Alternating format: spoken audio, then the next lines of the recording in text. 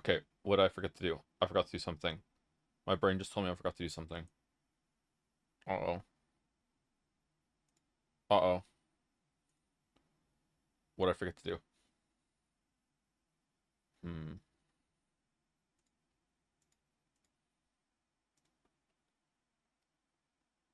Joe, did you eat fish balls or nah? I did not eat fish balls. I would though, because they exist, and I could do that if I wanted to. You know what? As a treat, why don't we get the stream announcement out before someone tells me to do it? We are live and exist with Umineko episode 2 finale starring me. Here we go. Hi Joe. Hey, epilepsy warning. I don't know when it's gonna be. I've just been informed that there should be an epilepsy warning for today's stream. So like there's probably gonna be some rapid cycling of images or like a strobe light effect or both. Yeah.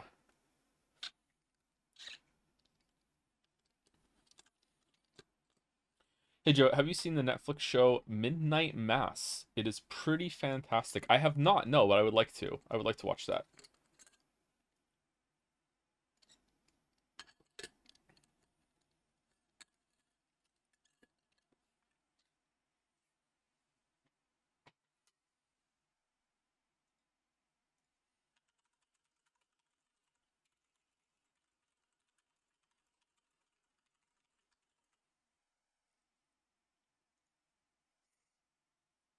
Are we still Umipiko? We are still Umipiko. We're doing Umipiko today, yes.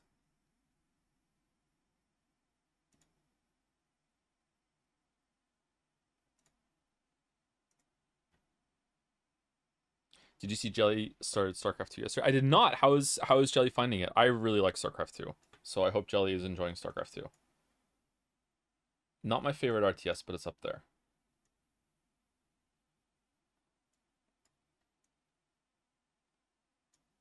Better Call Saul update. I haven't watched any more Better Call Saul.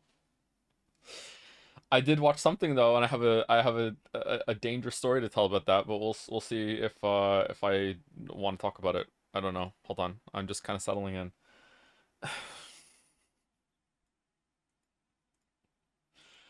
All right. Anyway, give me 1 second. Some were worried yesterday would be a cliff. Yeah, yesterday. Yesterday? What happened yesterday?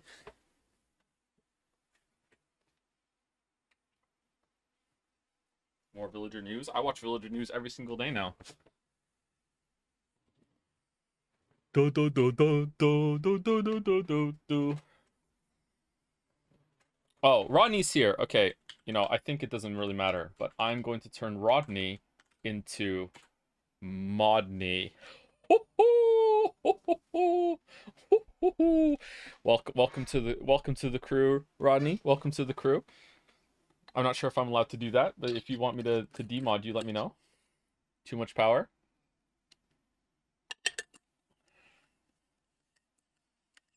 I just finished watching the VODs. Why the fuck does the furniture have swords now? I don't know. I don't know. You're allowed to do that? Sure. Okay, that's cool. That's cool. Okay, so I have two things to talk about before I potentially say a story. The first is, how do I sound right now? There is noise suppression on OBS.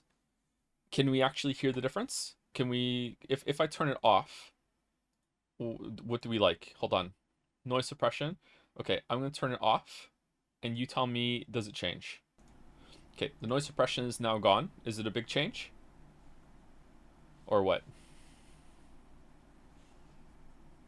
Can't hear a difference? It's literally the same. More background noise when it's off. Some people notice quite a bit. Noticeable? Okay. There's a hum. Yeah, it's probably the heat pump. Yeah. Okay, let me turn it back on then. Hey, Wuggy, how's it going?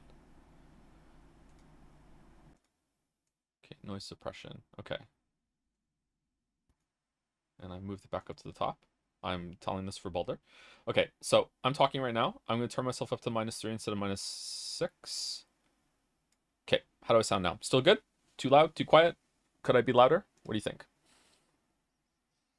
What noise suppression do you use? The NVIDIA one? I just use the one that is built into OBS right now. I couldn't get it working before, but now it's working for some reason.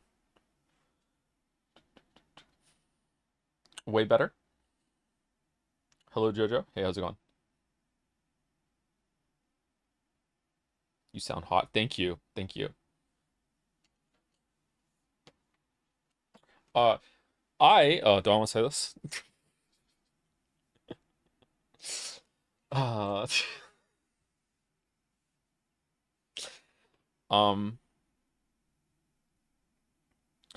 I posted a picture of myself on Discord over the weekend. So if you want to go and see what I look like, you can do that if you want to. So if you would like to have an image to go with the voice, you can post search my history if you want. Did you get a haircut? I did not get a haircut, no. Were you cosplay as Battler? Yeah, sure. Okay, second thing. Can you hear this?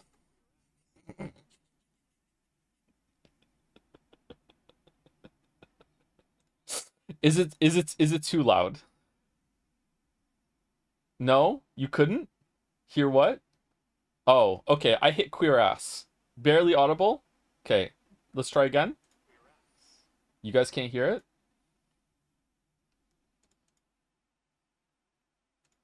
Very quiet. It's probably coming through my headset then. All right. Chrome browser sound is not working. Why is it not working? Okay, now it's gonna work. Here we go. Here we go. I'm confident. I'm gonna turn it down to -20 because I'm so confident it's gonna work. Queer ass.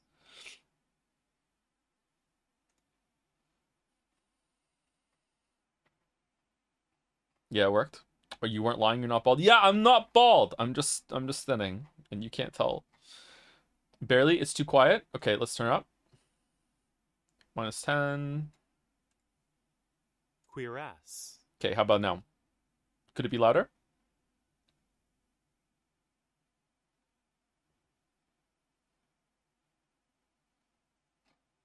Good would be drowned out by a game. Okay, let's go -6 then. Queer ass. Queer ass calibrating.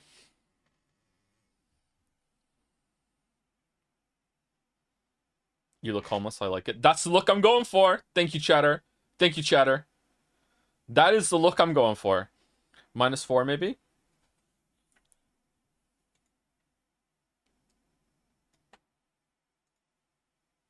Queer ass.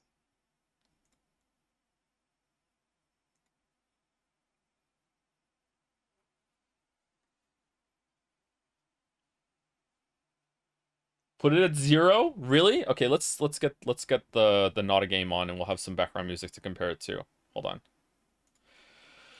Umineko. When the Persona 3 fans cry. Is this the first public Joseph face since co-optional? Yes. 6 years? 7 years?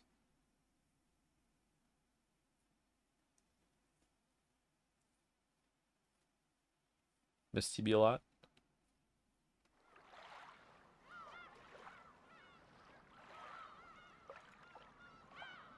Okay, now we can hear the crying, and now we're gonna add queer ass to the crying. Are you ready? Queer ass. It's too loud, right?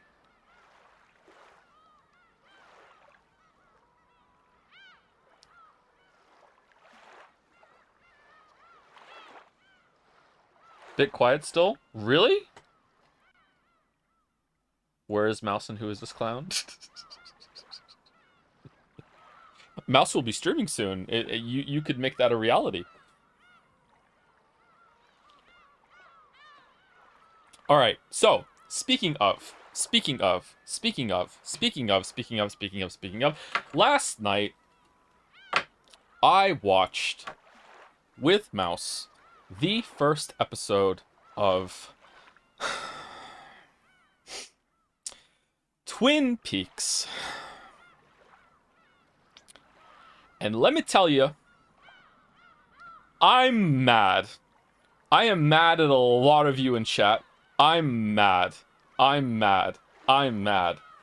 Mouse was cry laughing pretty much the whole entire time for the first half. I am so unbelievably owned and angry. You don't get it? Yo, you don't get it. You don't get it. Okay, let's go through it then, my weeps. Let's go through it. Getting a lot of Twin Peaks vibes from this game you're playing, Joe. Getting a lot of Twin Peaks vibes from the stream you're doing, Joe. Hey, do I have to watch Twin Peaks before I play this game? Nah, you don't have to do that. It'll be fine. Okay, did you consider what it's gonna be like going backwards through this fucking experience, motherfuckers? Do you know what it's like to have played Deadly Premonition and Alan Wake and Life is Strange before you watch Twin Peaks? Do you have any idea what it does to a person? Do you have any idea how many fucking like, oh, that's where they got it from? Oh, that's the location. Oh, that's the hotel. Oh, that's the lodge. Oh, that's the coast. Oh, here's fucking Cooper. Literally 1-to-1 is fucking Francis York Morgan. What are we doing? What are we doing? What the fuck are we doing? Balder, Alan Wake 2 is down from a 9 out of 10 to an 8 out of 10. I cannot believe, just like fucking hell. Fucking hell. All of the characters, the murder, even some of the shots were the same. The prison scene was like, oh, I've been here before. Like the fucking lumber mill, like the weird obsession with the fucking autopsy scene when he pulls the thing out of her nail. I said to Mouse, is there gonna be seeds? Like what the fuck? What the fuck? It was like watching like a show with Beatrice. She was cackling so much about the fucking like the what was coming up. It was like 20 seconds before Cooper hit the vibes. She like was.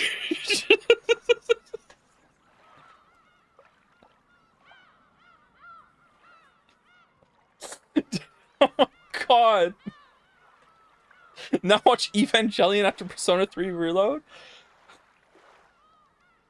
I've twinned these peaks before, yeah.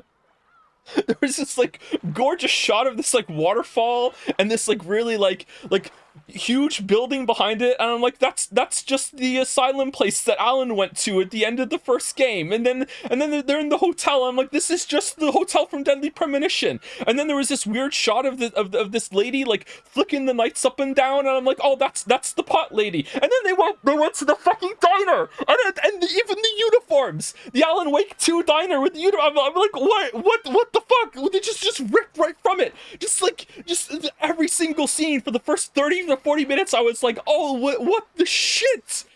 Nothing is original. I wish I had this experience before playing the games. So you watch one episode? I watched an episode. They homage from it? They do homage? What the fuck are you talking about? This goes beyond homage. For like, even the way Cooper was talking into his receiver and talking about bullshit, which I could barely hear, by the way, because cackle E was like just straight up. I thought he was gonna pull out a cigarette at some point. Now you have to replay all those games. I feel like I'm doing that in TV form.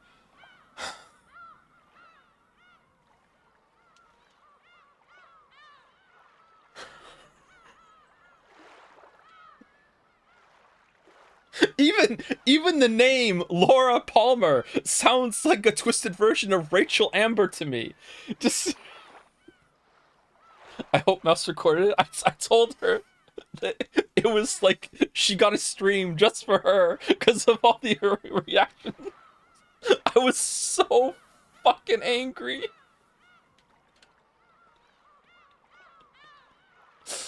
Oh my God. Oh man. Can't wait for episode 2. Are we gonna do an episode 2 after that? I don't know how I feel about the show. It was really weird. It was a weird experience. It was kind of weird. Oh shit. Okay, you can't hear that, right? Because that's audio. Okay, sorry. The Explorer Edge just updated or something like that. You haven't even got to the good part. Oh, we're animating Twin Peaks. Okay. It's Peak Joe. There's 2 peaks, 2 cliffs. Oh man. Oh, the Roadhouse was like the bar that you go to at the end of one of the chapters of Deadly Premonition as well, with someone singing there. Just the hits just kept coming, man. The hits just kept coming. Jesus. Oh. Okay. All right. I'm done. I got it out. Okay.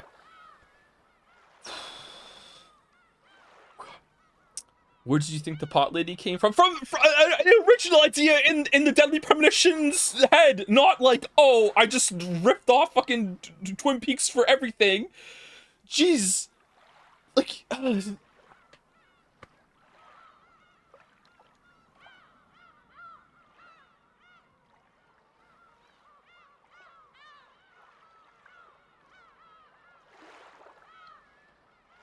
Should have told me. You should have told me to watch it first. You have ruined this for me. You have ruined this for me. We did. You did not. You did not. I think we made it better for you, maybe. Not for me. This is like before we started, I said to Mouse, as an artistic person, am I gonna be safe watching this? Is this gonna change how my brain works? You know, people that fucking reference this forever and it infects their art. Like I don't get to get that experience now because the whole time I'm like, oh, I see where everyone got their shit from. It's done. Even Hi-Fi Rush references Twin Peaks. I haven't got to that part yet then, I guess.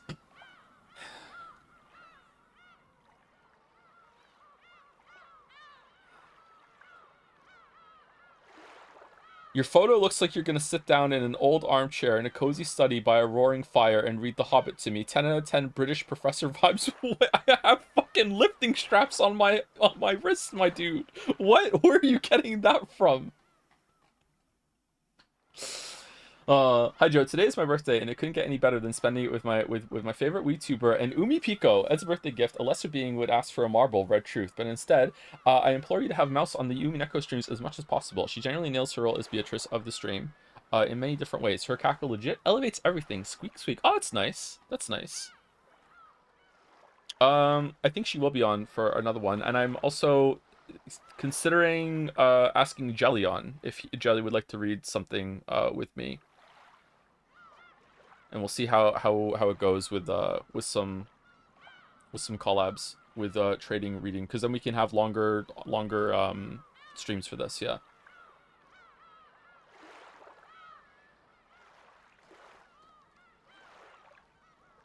What is Jads? That's your question. What is Jads?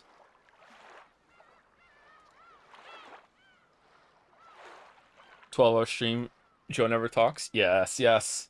There we go. Just get everyone to read it for me. Can't wait for you to watch Akira and go, oh, that slide with the Leo pointing meme. No, that's from Neon Genesis. You don't know your anime, Annie. Sorry. I've got a whole plan draft for Homestuck Day. I bet you do. I bet you do. Jelly has read Homestuck, by the way. Oh no. Oh no. How many voices would we need for Homestuck Day?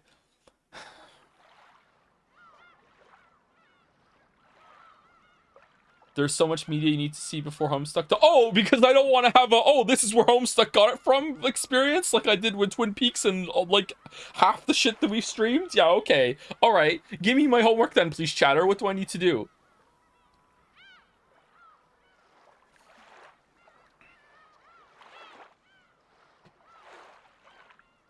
You genuinely look like an absolute Chad in that picture. Wait, no, I don't. What are you talking about? Way more so in the face cam stream a few years ago. Oh, I looked awful in that. Like, and I intentionally like shaved my head and my beard for that. Thank you for the compliment, but they make me uncomfortable. What was the best part of Umineko so far? When Beatrice finally showed up, or the shed scene. The shed scene really got me off guard. Yeah.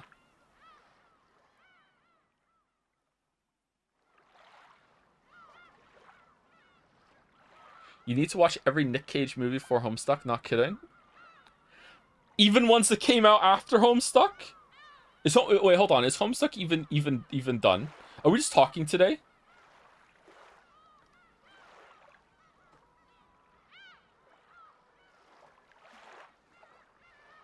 Also the movie Armageddon. I've seen that already in the theaters.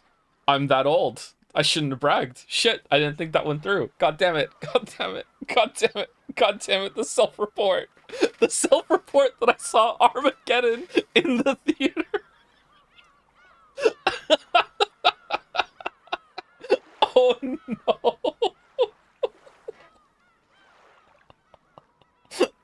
no. Red truth is a red truth, yeah. Oh no. Oh no. Oh no. Holy Joe, are you like 50? Or I'm 40 this year. This year. It's mainly talking about your hair, beard. If you wear a tweed suit or wool sweater and was holding a pipe, then you fit an archetype of an older British professor. Okay, I could try that look out. Yeah, sure. Have you ever seen Hook? That's seen it too. I have seen Hook. Hook was a movie I watched a lot when I was a kid. Yeah, I really like the movie Hook. That's with oh, what's his name? God damn it, who's in Hook? He is unrecognizable to me even today. Dustin Hoffman. I do not see Dustin Hoffman in Hook at all. I can't see it. Even right now with the picture in front of me, I don't see Dustin Hoffman. I can't see it as Dustin Hoffman. I don't know how he just disappeared into being Hook. Yeah, that's a good movie. I like that movie a lot. I watched that a lot when I was a kid.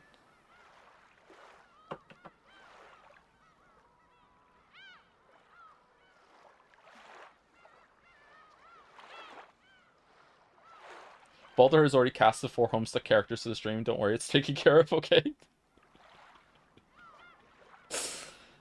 Sounds like you have all the prerequisite knowledge to read Homestuck. Okay, alright. Do I need to watch The Land Before Time for Homestuck? Okay, keep Hook in mind. That'll be important for Homestuck about 3,600 pages in. We're not getting that far, Baldur. We're not getting that far, unless there's only like one word on every page. Joe reading Homestuck will be disastrous for his enjoyment of Undertale.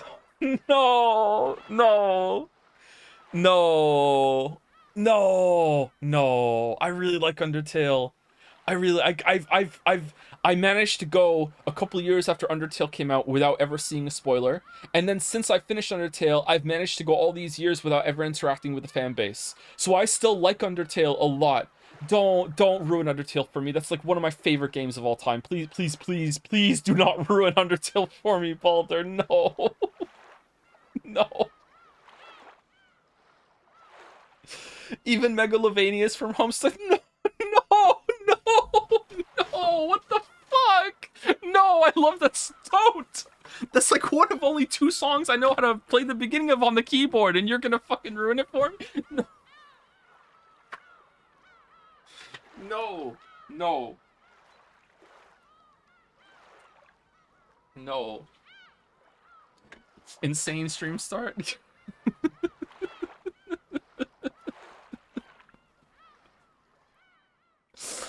Man whose job is media analysis realizes media draw from other media. Yeah, but I like it when they do it in the way that I like, not in the way that I don't like.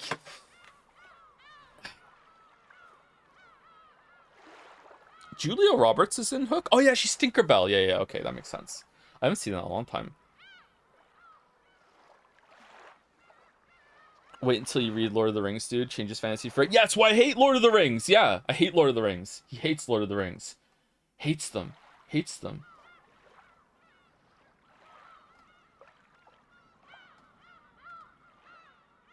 Megalovania predates Homestuck. Ignore the chatter. Okay, alright. It was a mod, but okay. I'll ignore the mod. Yeah.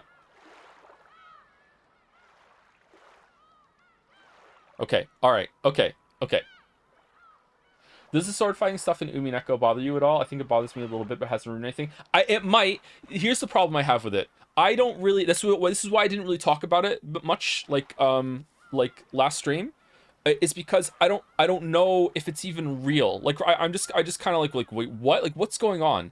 I find it strange that they're using dramatic irony when we're so connected with Battler most of the time in order to show us what happens and then make Battler try and figure it out when we know what happened and Beatrice is acting like it happened in a different way. So I don't know if that's like part of her attack. I don't know how like meta this gets. Like it's like this is like it's really interesting to me that it says here, right? Oh shit. No.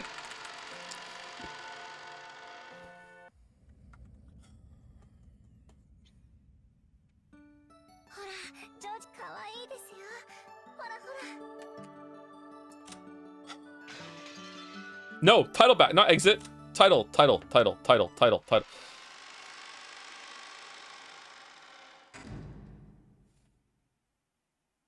have a new computer coming on Friday, by the way. I was gonna replace some parts, but I decided to just do a new build, except for the GPU. So it's only gonna cost 20% of a normal computer build. So yeah, I'm not going hard on the specs or anything like that. It's mostly just like a repeat of what I have right now. But yeah, I'm just not getting another. Well, this is in red. That means it's true. Okay, yeah, this is interesting to me. It says, "Good morning. The Golden Witch eagerly awaits your arrival. Please do not Please do grant her that wish. Were you able to get a good rest and perfect your strategy? The witch expects a lot from you and is more than ready to launch an assault right from the start. I also look forward to seeing your strategy. The difficulty level is extreme. The witch intends to make you surrender all at once." Right? So, yeah, I don't know what this means. I feel like there's some untrustworthiness going on. Are you a PC gamer, Joe? Yes. Yes.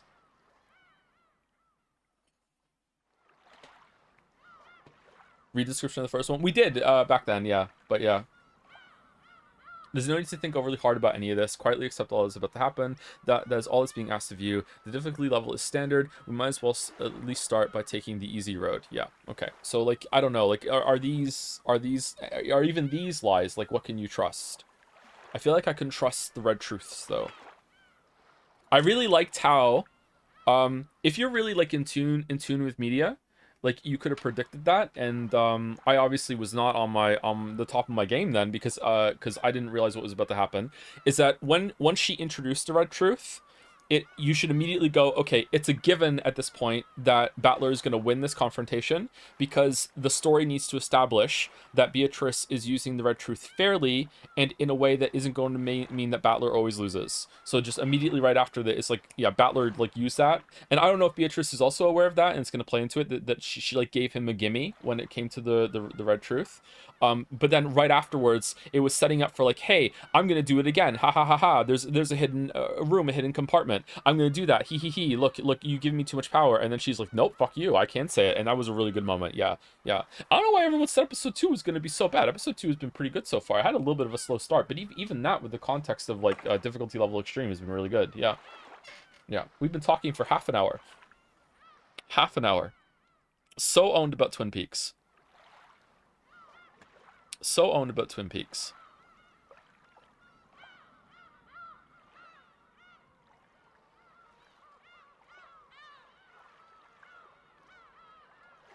Did you know jazz existed before Persona 5? one year ago, 1 year from now, sitting in a jazz bar, getting really angry, pulling out my phone, hitting up the 10. You motherfuckers didn't tell me to listen to jazz music before I played Persona 5. How could you do this to me?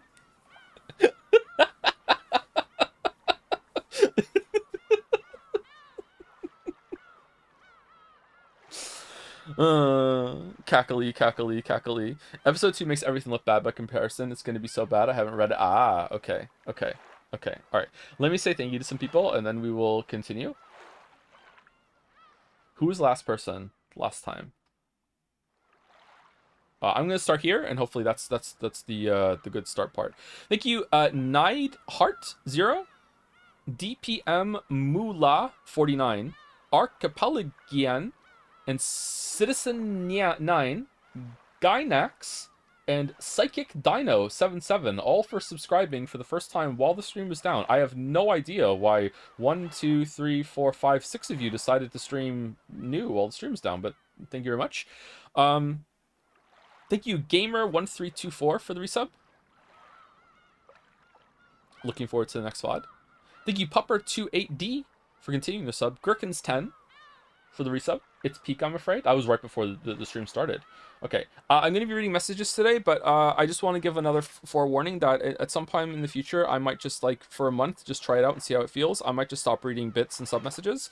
I like reading them, but it does make it so that the show is delayed a little bit. Especially if I end up yapping for the first, like, 40 minutes of chat. I like yapping, so that's something we might have to institute for a little while. I don't know. If there was a way to like cap the messages, that would be good. Gotta give more time to fan art, right? I think we're doing fan art. Are we doing fan art tomorrow and Friday? I think there's gonna be 2 fan arts this week. I'm not sure. Definitely on Friday, unless we finish Persona 3 on Thursday and then Friday ends up being a new game. Then I'm not. I never do fan art when we do a new game. So I don't know if that is what it is. Maybe we should start the answer on Friday and then take a break after we see what the answer is all about and see if people want to come back to it. So we're not starting like a new game on Friday. And I think we're also gonna have an Umineko fan art day. I'm not sure if it's gonna be this Saturday or next Saturday. We're gonna have to have all the Umineko fan art on an actual Umineko stream, so people don't have to have spoilers for Persona 3. I think that's what we're going to do. Yeah. I think so. Anyway, I think so. We have a lot of fan art, and I'm upset that the Persona 3 fan art we only just started showing, because a lot of the Persona 3 fan art was very topical to the playthrough that we were going through. Yeah. But once we're ahead of it, we're ahead of it. Anyway, thank you, Jay Duffield, for the resub. Finally in a position where I can sub after far, far too long. Feels good. Love what you do, and I'm wishing you the best in the future. Keep up the good work. Thank you, Jay Duffield. Thank you also to People. Say in Red Joe, I am not a weeb with jumps. I can say it. Red Truth, I am not a weeb. How do you do the sound? I don't know how you do that sound. Huffing that Nanjo Muffin has resubscribed. Hi Joe, love the Umineko streams. I read a lot of books, but 10 years later, I still think about Umineko, which is one of the best endings I've ever experienced in fiction. Oh, don't give me expectations. I love endings. Endings are the most important thing to me in all of like reality. Don't. There will be silly scenes though. Stay strong. P.S. Dr. Nanjo is my favorite. He is the modern day Aragorn of the visual novel medium.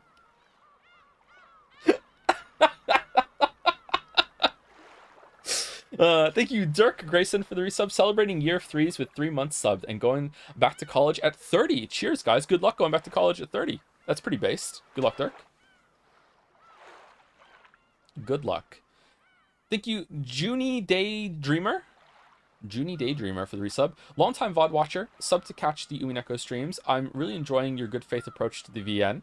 I'm really interested in seeing your opinions on a lot of the cast of this VN, considering a lot of them are parents like you, and it'll be a fresh perspective compared to the relatively young fan base. I hope you enjoy till the end. I think I've had some comments about that yet so far, like a parent's perspective. It's been a little the scene with Rosa on the train was pretty emotional for me. I'm not sure if it showed, but yeah, and it's really really rare that anything we stream gets to me like that. So yeah, definitely from a parent's perspective, it's interesting. Yeah. I do want to say about the characters that are showing up that Umineko is guilty itself of preemptive chanting by chanting the stakes. So that's a red card against it, I think, chat, right? Thank you, Swazi Magic, for the resub. That Nitum for the resub as well. Thanks for all the streams, Joe. I'm up to episode 6 on my own Umi read-through. A while ago, you talked about how you can't get British bacon. Is butcher's cut bacon or center cut bacon more in line with what you meant? I believe the bacon I'm talking about is just called Danish bacon in the UK. I know that Danish somewhere else, yeah, Danish bacon. I think it's more it's a cut of meat that has more fat on it than more meat on it than fat. And it's slightly thicker. It's not pea meal that's up here, but it's definitely not strip bacon that they have. There's been some bacon here that I get that's kind of close to it, but it's not really the same. I think it's not just about the cut; it's about how it's smoked. Like a rasher, yeah, like a rasher. Like if you're in the UK right now and you can just go have like a bacon Sammy or a bacon biddy or whatever the hell you guys are calling it nowadays, you can't get those in Canada. So that kind of bacon just isn't here. So condolences accepted from you on my behalf, because it's like just amazing to have that, right? Yeah, they don't have that here. You mean back bacon? There is back bacon up here, but it's just not the same thing. It must be how it's smoked as well as how it's cut. Yep. You're Welsh, Joe. It's a bacon butty. Oh, is it butt? All right then. Where are you from? Thank you, Pace5. I don't know why I did that. Thank you, Pace5H, for the resub. Parkir and Honda also for the resub. Thank you, Neodunks, for the new sub. Welcome. Hugs and misses. Fish my balls. Okay. Thank you, Liquin, for the resub. Almost 2 years making this mistake. Love you, Joe. Thank you, Charlie Jan, for the resub. Mr. So Much, chat. Mr. So Much. Charlie Chan is Jomsing. Thank you, Tick Dickler. New name just dropped. 1,000 bits. I humbly submit for your consideration a formal petition for an Umineko stream where every time Maria says "ooh," you play the gnome sound effect. Gnome sound effect.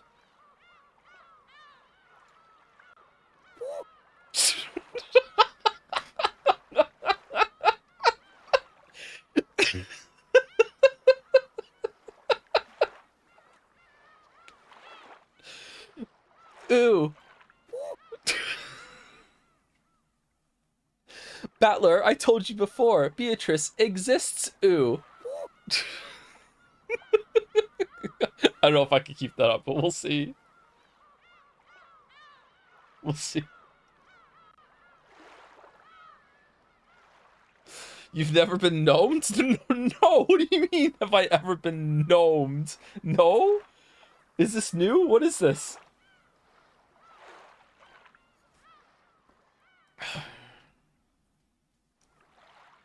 I guess I just got gnomed. Boomer? What do you mean boomer? Okay, chat's going mental. Okay, I'm moving on. Thank you, CG or Siggy3 for the resub. Haven't been able to keep up with Twitch, but so happy we no longer have to wait until leap year for Umi Pico. Happy to see you seem to be enjoying it. I'm really enjoying it. Yeah, I'm really enjoying it. I'm in a good mood today. Thank you, No Tail or Not Ale 3 for the resub. Months keep passing. I know, right? Not enough time in the day. Thank you, I Am Janiro for the resub too. Love the stream. Love the streamer. Be back tomorrow. Ciao with a kiss. Oh, thank you. Thank you, DeBalder, for the resub. Happy 5th and 1/3 of having to put up with me. No, I love you, Balder. You're fine. Except for that one time. But I'm over that for a long time now. We're good. I love you, man. I love you. Thank you, Gavin Young, for the resub. Tom Berry Shortcakes also for the resub. Thank you, the Diaz guy, for the resub. I want Beatrice to step on me. All right, thank you very much. Thank you. Big Allen Gaming, Big Twin Peaks vibes for the resub. Glad to be watching some more Umi. Who gives a fuck? Oh, hope you have a good day today. I didn't realize that the red truth, you are incompetent and cackling, was what I read off of the store page. That's how much I was into it last stream. It didn't, not on any level did it process that I had read that before.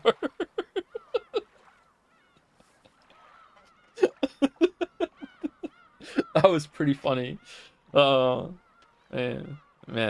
Anyway, thank you, Sunny JC, for the new sub. Be a Pick 3, also for the new sub. Welcome. Capri Sun Sue for the resub. Mark Lord 45 with the final episode 2 cliff could happen today. All these cliffs. You can't have the cliff without peak. Thank you, Ciacid. Fucking hell. Ace, god damn it. For the bits, quick aside, does Beatrice exist? Yes, no. This will not be the last time chat asks this, I bet. I think right now that Beatrice exists. Yes. I think she exists. I don't necessarily believe in magic and everything that she's saying, but at this moment, I would say yes, Beatrice exists. Yeah, she exists. Yes. Thank you, Iron Raft, for the resub. Can we get a live Nanjo reaction in the corner whenever Nanjo is on screen, please? Yeah, I could possibly do that, but I would have to like set up the hotkey. So I'll see if I can get that set up for next stream. Iron Raft, that's a good idea. I'll put it on 5 because right now I have this one, right? Let's see. I have this one to mute the mic. And now I'm back. I said something really funny, and I can press 4, and I can make that show up, and then I can bring it back. Yeah, okay. I need a button to say queer ass whenever I press it. You should have a hotkey for the red truth sound effects whenever you say something that's true as fuck. Yeah. Like Odyssey being a 6 out of 10. Red truth. Thank you. Yuri was taken for the bits. Come on then, repeat it in red if you can. I like Umineko more than Disco Elysium. I can't. Not yet. I'm sorry, not yet. Maybe, if it holds up, maybe. But right now, no. Disco Elysium takes it. I'm sorry. I am really enjoying Umineko. It's surprisingly close, dangerously close. I'm worried. But yeah. Thank you, Kata Ben, for the resub. X Violet Void X for the bits. Me and my boyfriend watch every stream together, and I just wanted to say how much joy you bring us both. Oh, that's nice. Thank you. Couple watching. That's nice. Thank you, Violet Void. Thank you, Chud2112 for the resub. Ketrub for the resub too. Hi, hey, how's it going? Thank you, Numinatus for the resub. Hi Joe, glad I could be here for another hopefully fantastic Umineko stream. These has been an amazing series so far, and I'm glad you seem to be enjoying yourself too. Hope things have all been well. Things have been pretty good, yeah. Thank you, Numinatus. Hopefully I'm saying your name right. Glad you're enjoying it. Thank you, Dirkashid, for the resub. Umineko streams make my day. Thank you. And now there's 2 every single week. And, you know, maybe in 20 minutes we'll actually finally get to reading it. Okay. Like, I am only halfway done. Maybe I'm not reading bit messages that has to be instituted now. I'm not sure. I'm feeling rude about it, but I feel like I have to do it. What do you think? I think it has to happen. I'm sorry. I think it has to happen. Just say quick thank yous to people, read out names. Yeah. Because it's going to be another 20 minutes. Read them in head. That still kind of slows me down a little bit. You're a bad streamer now. You can ignore us. Oh no. No. Save it for break. But like they might go off the screen. Is the problem. Thank them with content. That's true. Are we even finishing episode Tuesday? Probably yes. I like your yapping to chat. I do too, but there's a limit to the yapping. Excuse me.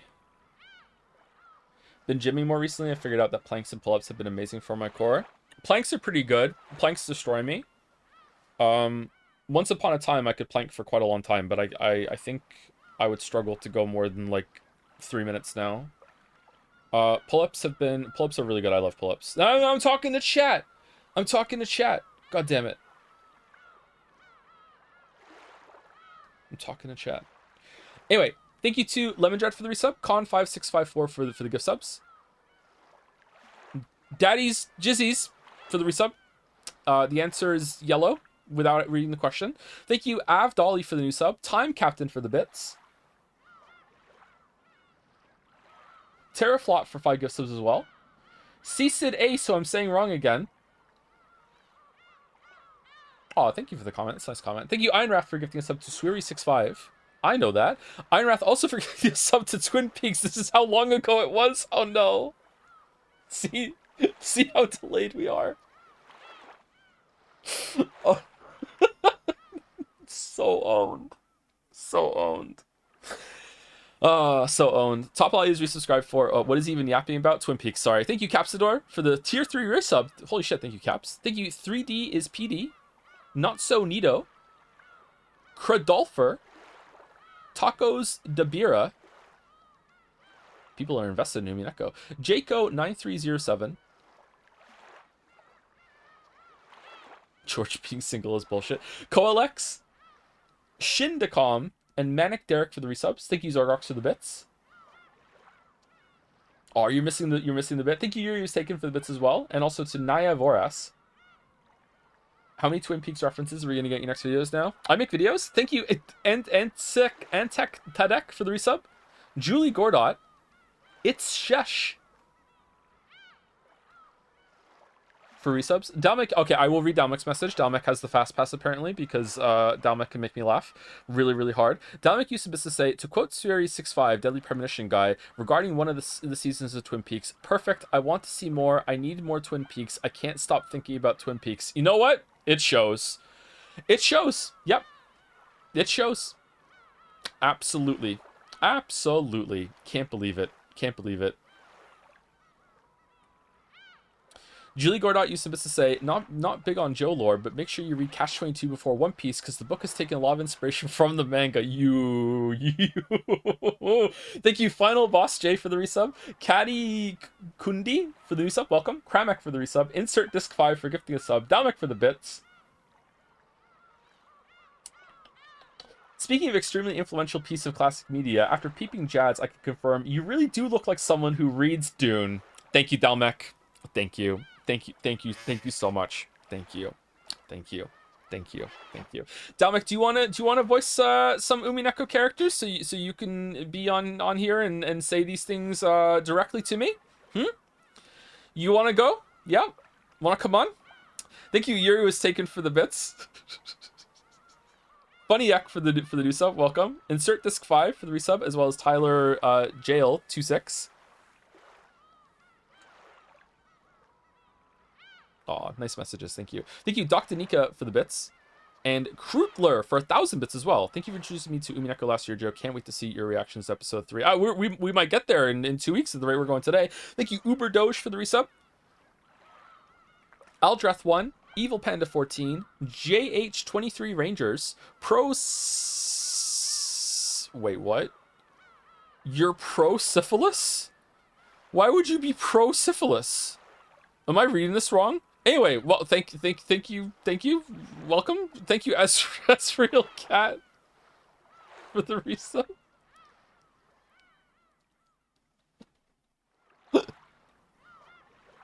I think I read it wrong. I'm sorry. Thank you, Paulin916_2 for the resub.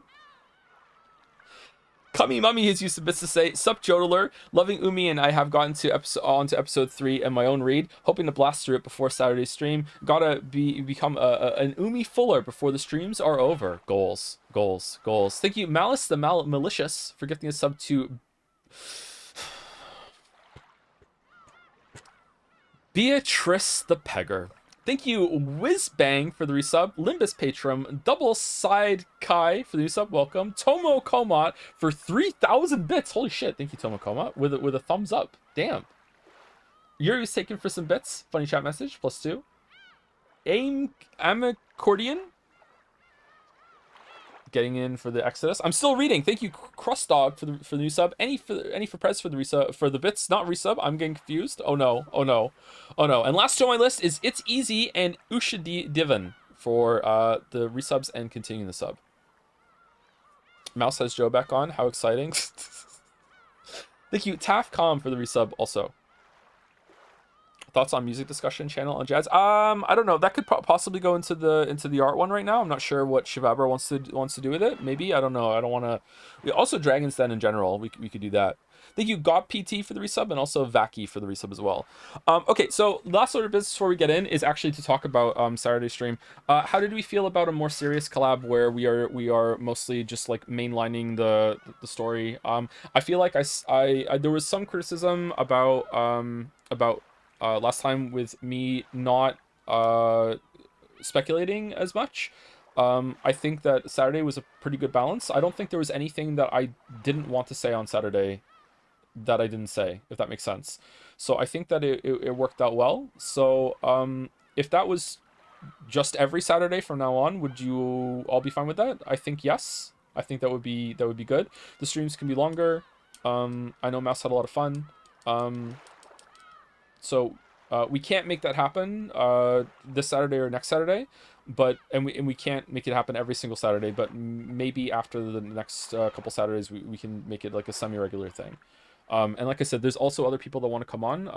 Jelly, I think, expressed some interest in coming on, so we could maybe try out some different rotations and see what it's like.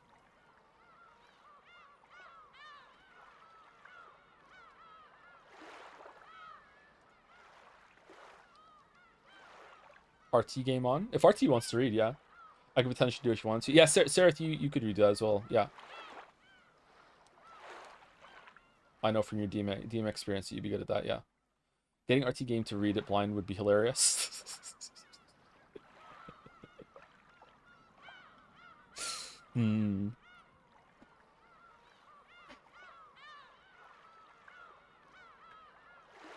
Poll is positive? Okay.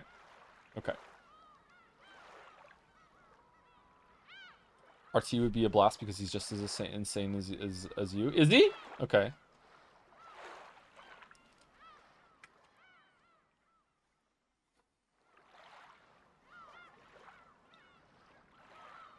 Get Mandalore on. Mandalore and I have already done some co-op reading together. Just a couple of lines. If you know, you know. Did you see his PowerPoint? Has he been here for the Umineko streams and seen ours? If there was a way, maybe we should move bit messages to only like 500 plus bits to be read. It's too easy for people to give $1 every time they think of a comment. Yeah, we could possibly do that. I feel kind of like scummy about it, but maybe for the good of like moving forward, we should do it. Yeah. Yeah. How about inviting Trudeau? I mean, like, he's got nothing else going on, so maybe. Yeah. We could bond. Okay, maybe we should start reading. First, though, thank you, TT Sunday, for the resub as well.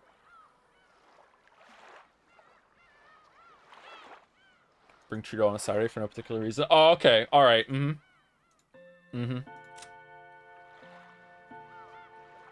Okay, so this is where we are, right?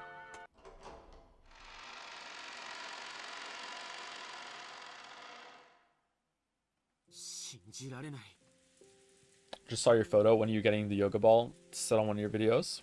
You think I look like Jakey? Really?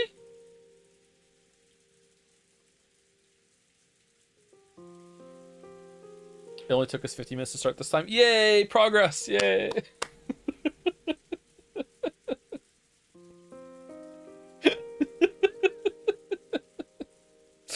You look really Canadian. I'm not Canadian though. I just live here. Can we have break? No, we have break in an hour and 10 minutes.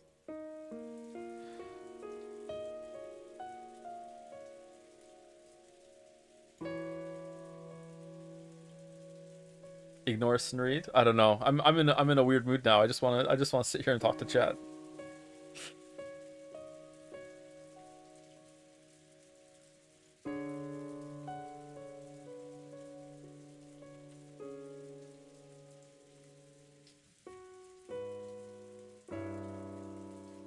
Queer ass.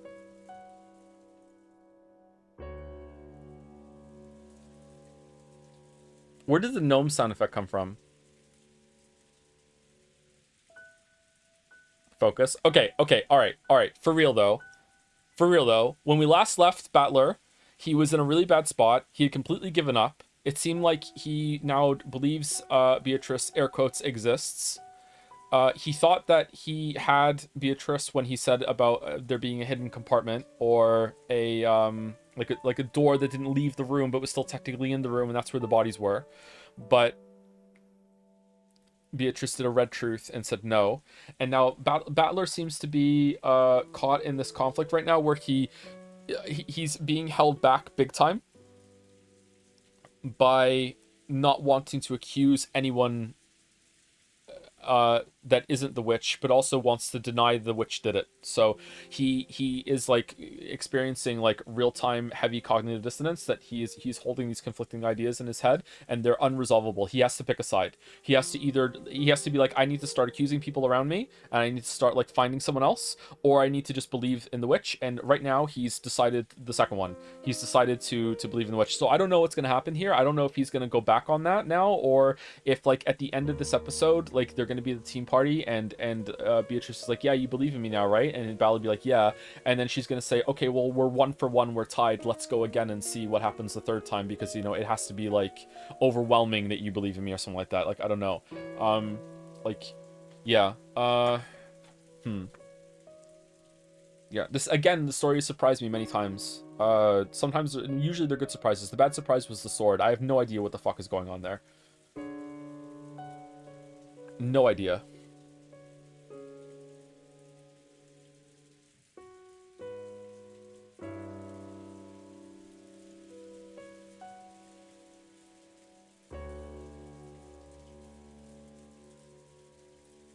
Okay. Is there anything else that we need to talk about? Oh, you know what we should do? We should review who's dead. Okay, so these 6 died in the chapel with the Halloween candy, and these 2 died in the in Jessica's room, and the corpse disappeared somehow after the fight. And then Nanjo and Kumasawa died in the servants' room when non-canon attacked and slit their throats.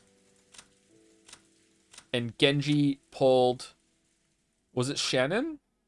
Genji pulled Shannon back to save her, while Gota, who's now Gota, I'm surprised he did this, by the way. I thought this guy was like a coward scumbag. He's gone up in my estimation since last scene.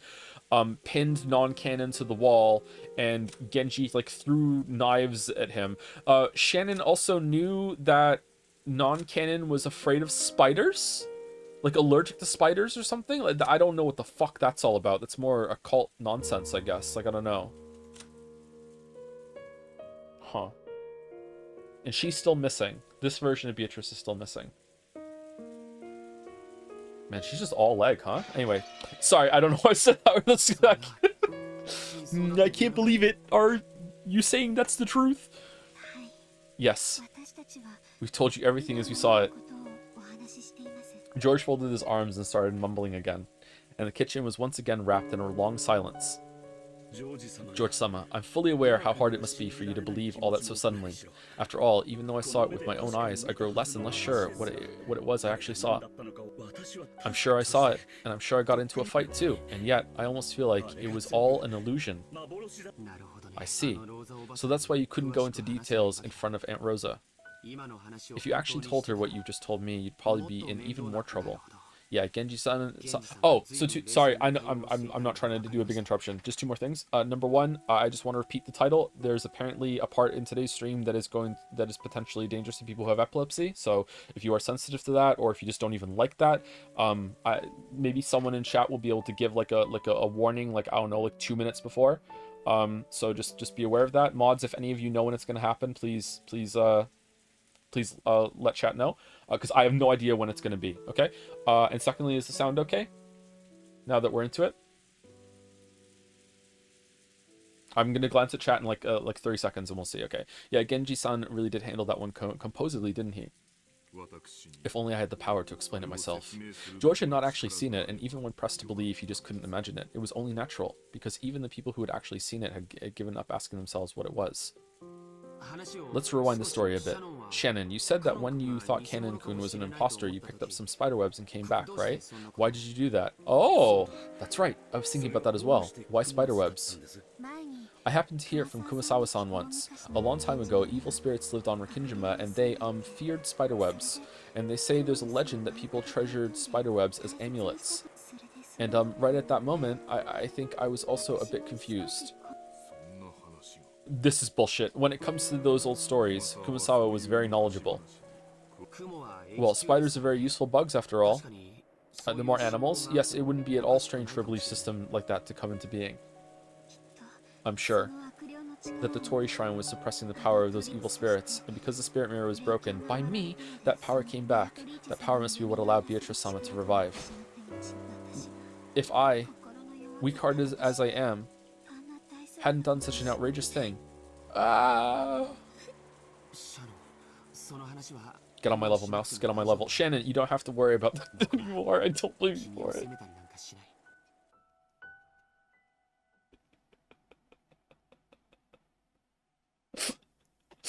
Since long ago, Shannon had often suggested that there was some kind of occult cause for her meeting with George. After listening to her, George had grown to think that she was being a typical girl associating love with fate, chance, and miracles.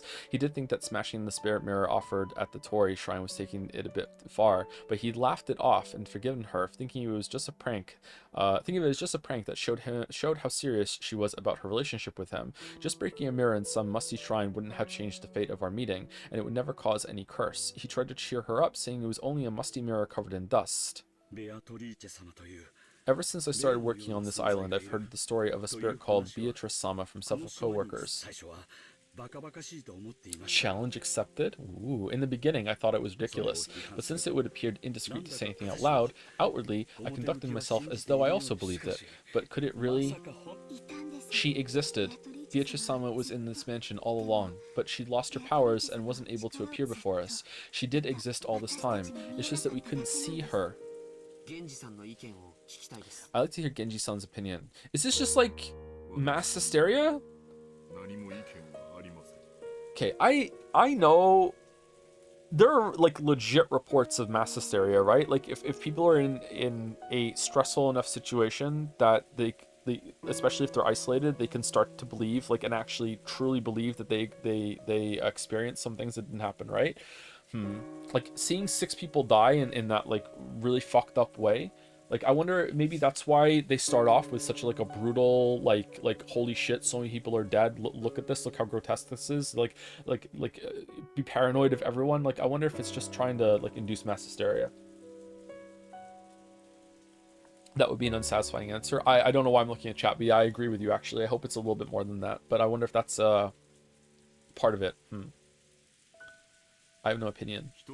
All I want to say is that at the time there were... Oh, it's like being Battler again. It's like, okay, like, well, I don't like that answer. That's kind of unsatisfying. So you know what? I'm just gonna believe in magic instead. It's just like no, that's probably it. Because if it's not it, then yeah, I guess there has to be some sort of level of spellcraft going on, right? I have no opinion. All I want to say is that at that time there were 5 of us in this room. Then I thought the canon had returned through the back door. After that, we carried him into the servant room. Something happened, and now Dr. Nanjo and Kumasawa will never come back to us. I mean, give it time. They might be at the back door soon. That is all. We have already explained everything we saw. I understand how unreasonable it would be to try and force belief from one who didn't witness those events, such as yourself. How could he believe it? I was sure it was Canon-san, but it got up from the bed. And that's right. When it started to grope about that wound in its chest in that manner, I felt sure that it wasn't Canon-san, but something else.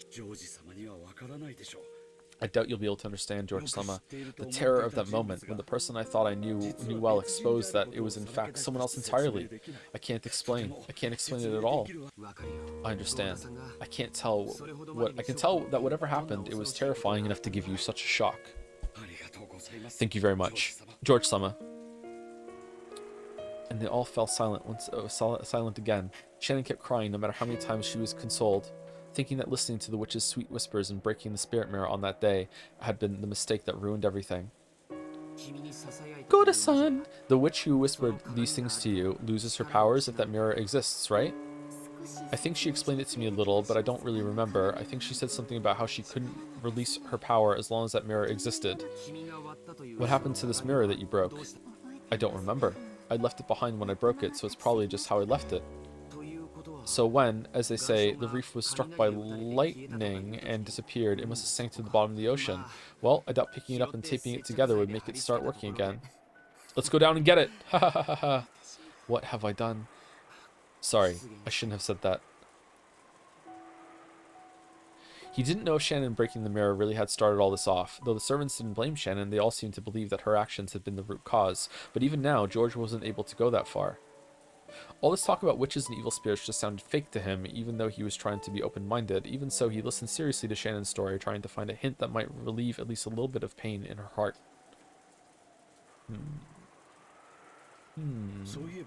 Come to think of it, though it's surely different from the one in the Torii, I have heard that Madame keeps the spirit mirror as a charm. Really? Aunt Natsui? Yes, I believe she received it as a memento from her grandfather or something, and that it functioned as a powerful ward against magic. A spirit mirror of high pedigree, I think. I have also heard the same story, something about the mirror having the power to reflect that which is not good and send it back. Ooh, lightning when we talk about the mirror. If we had that spirit mirror, could we resist Beatrice, since she's a witch? This is just giving her more power, George. Huh? When George proposed this, the servants looked up. The shrine in the Torii where it was kept are gone now, but the important thing is that there's still another spirit mirror. I've heard that Aunt Natsui's family is descended from Shinto priests. Maybe that isn't just a simple mirror. I'm sure I've heard Madame say she keeps it in a treasure box. It might not be very large. I don't think it's a size problem. Turns to George. Even the mirror I broke was just a small, insignificant looking thing. If our opponent is a cult, then we'll have to use the occult to fight back. No! Opposite! No! Sitting around here won't solve anything. It's worth trying, if only for some peace of mind. Of course, this didn't mean George had accepted the witch. However, he thought it'd be necessary to have some kind of purification ceremony to heal the wounds in Shannon's heart. So this story about Natsui's spirit mirror was really convenient. Let's go. I won't say anything crazy like, let's go get it and finish off the witch. However, I think it'd be useful to have some sort of charm that can protect us from her. Maria-chan told me about it earlier, but the door to grandfather's room was supposed to be able to repel magic, right? That's our grandfather for you. It means he was pretty good on defense when it comes to the occult. Let's go. To Aunt Natsui's room. But I think Madame's room is locked. We returned the master keys to Rosa-sama, and even the key box in the servant room is now locked away. In that case, Aunt Natsui should have had a key on her person. Aunt Natsui's corpse should still be in the chapel. We probably shouldn't be disturbing it before the police come, but we can give a full explanation later.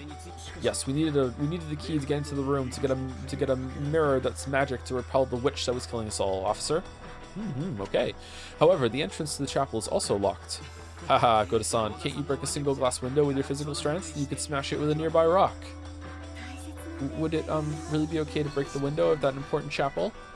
Okay, what's gonna happen here? I have a sense of foreboding. When grandfather gets mad at us, I'll take responsibility. From the beginning, I've been ready to fight the whole Ushiromiya family today. Gee, I wonder why. I've got to get them to accept my engagement to you. So I've been prepared from the start. Let's break the glass. Then let's borrow the key from Aunt Natsui's corpse. George's announcement that he'd take responsibility seemed to have given the servants a great deal of courage. Shannon and Goda looked at each other, then looked at George's face again. Grandfather knows everything about the occult. I'm sure he'll understand if it's the power of Aunt Natsui's spirit mirror we're talking about. Don't worry, he won't get mad at you. I wonder if Madame's mirror will really be able to seal Beatrice-sama once again. I don't know, but I think it's worth trying. So let's go. It's getting darker and darker outside. Quickly! To the George Mobile. Shannon, get a flashlight. Goda-san, find something that looks like it can break the glass. Sorry, Genji, but can you be on umbrella duty? Yes, sir! The servants, who had been rejected by Rosa, gained a new master and started to move. George, who was normally calm and gentle, was now radiating dignity. Shannon checked the emergency flashlight, just in case she changed the batteries. Okay. Goda was testing several heavy-looking cooking tools. Normally, a highly praised chef like him wouldn't want to use them for something other than their intended purpose, but now he was frantic to fulfill the orders of the one he accepted as his master. After some worrying, he took a large, thick-feeling frying pan. Thick-feeling? Genji removed several umbrellas from the umbrella stand set in the corner near the kitchen door. He took 3 of them. Genji-san? I cannot go with you. It would be embarrassing for me as the head servant of the Ushiromiya family if we were all gone when an order is given. But Genji-san, you're being dumb. Even you must understand how dangerous it is to be alone in this mansion now. I cannot go. I must remain here so that the master can call for me at any time. Genji-sama! Go and obey George-sama. Be careful not to make any blunders. Goda, I'm counting on you to set an example. Yes, leave it to me. I will surely fulfill my duty. Well, Genji's dead. You sure about this, right, Genji-san? Yes. I'm already at this age. All the days of my life until now have been spent repaying the debt I owe the master. The roulette will decide the fate of a senile old man like myself. I will sit here and see what the result will be with my own eyes. As Genji said that, he sat down. As though saying he didn't intend to discuss this anymore, his gaze fell on the chessboard that he played Nanjo on. When George saw this, he decided to leave Genji there. Let's go, everyone. It looks like the wind has died down a bit for now. When George took an umbrella and dashed down the hallway, Shannon and Goda chased after him, each holding a tool. Interesting. What's going to happen here? What's going to happen here? Glass shatter? No. After they flew out of the room, Genji quietly stretched his hand out to the side of the chessboard. He softly pulled something there towards himself, covering it with his palm. Genji killed his breathing even more than before. As he did, something flashed gold. From inside an ice pail on the counter, a small gold butterfly appeared softly and silently. It was almost as though it had seen George and the rest off and was trying to secretly chase after them. Did he just Witcher knife throw? It happened in an instant. The elegant gold butterfly flapping its wings was pinned against the wall by the knife Genji threw, just like a butterfly in a bug collection. Alright, Genji's based. After the gold butterfly beat its wings several times, looking like it was in pain, it accepted the fact that it couldn't break free, became fine gold powder and smoke, and disappeared as though it had melted into water. Genji still gazed down at the chessboard as though nothing had happened. Maybe he would think up a brilliant move very soon, but no matter what move he made, his opponent would not be able to respond for all eternity. Even though he knew that, Genji searched for a brilliant move. It must have been the perfect way to kill time during the short period before some fate would be given to him, before time killed him. He didn't know what result the roulette would bring about, but that decision would be made very soon. No one could interfere with the tumbling roulette ball.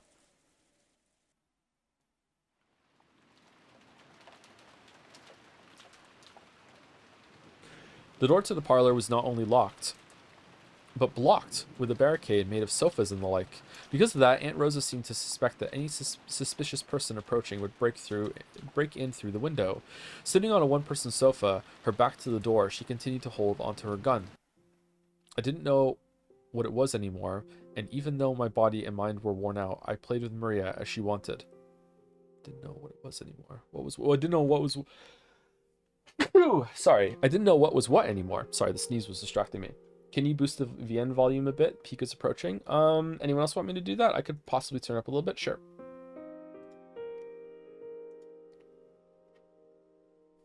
I'm furniture. Yeah. I'm a furniture. No. It's the options I want. Okay, so you want music up to 15 or 20? Okay, it's up to 20, okay? Stop talking about peak coming. They say that for every scene. They say that for every scene. Don't worry about it. I'm being told I missed an important announcement at the start of the stream. I watched Twin Peaks, Jelly, and I'm so owned. I'm so owned. I'm so owned. Maria had said it. Beatrice was testing us to see if we could solve the epitaph of the gold, and so we had to try and figure out this riddle. In the beginning, I was a little interested and tried to solve it, but I didn't even have a clue where to start in this weird text. Jelly me. Oh yeah, Jelly. We should talk about if you want to come on and read some of Umineko at some point. I'm already in DMs with you, so I can just bring up in DMs, Jelly. But yeah, we spoke about that earlier in the stream. Yeah. I didn't doubt that there was some riddle. Oh, by the way, is it too loud now or what? Want it down to 15? Music too loud? Okay.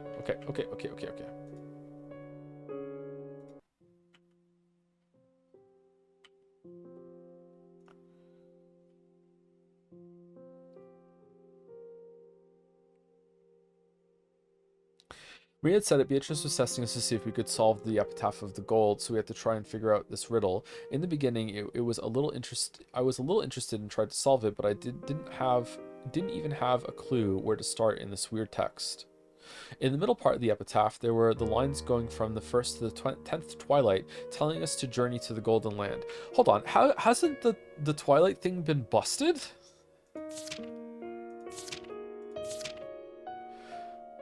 Six chosen, tear apart. All right, on the third twilight, those who remain shall praise my noble name. When did that happen? Fourth twilight, maybe it did. Fourth twilight, gouge the head and kill. Nope. It was the neck. On the fifth twilight, gouge the chest and kill. I mean, like the neck is between the head and the chest, so maybe that's fine. Maybe it's like a gray area. I don't know. Huh. I wonder if did she take the corpses and then gouge the head and gouge the chest somewhere to make it fit? Is that important, or is it just flavor? IMO, keep the music and the voices the level they were at and just the general VN volume in OBS instead. I can't turn that up. Oh wait, no, I can. Hold on.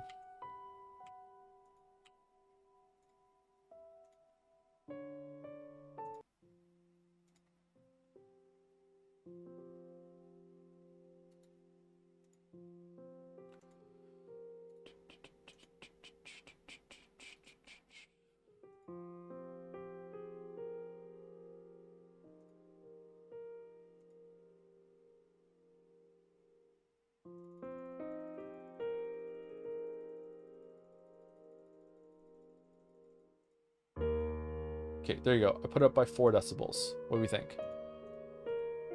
On the first twilight, offer the 6 chosen by the key as sacrifices. On the second twilight, those who remain shall tear apart the 2 who are close. It was obvious that this hinted at the first 6 murders that had already occurred in the chapel and Jessica and Ken and Kuhn's murders. If those who remain, though, if this was being followed, we still had to prepare for 5 more people to be killed. On the 4th twilight, gouge the head and kill. On the 5th twilight, gouge the chest and kill. On the 6th twilight, gouge the stomach and kill. On the 7th twilight, gouge the knee and kill. On the 8th twilight, gouge the leg and kill. Dr. Nanjo and Kumasawa Ba-chan's corpses still haven't been found. However, if this follows the pattern and there's sacrifices for the 4th and 5th twilights, I still think this is kind of like some sort of referring code where you have to go through and like find out what the twilights mean in respect to the epitaph itself, and then like you remove something from here, and it kind of like spells something out in some way.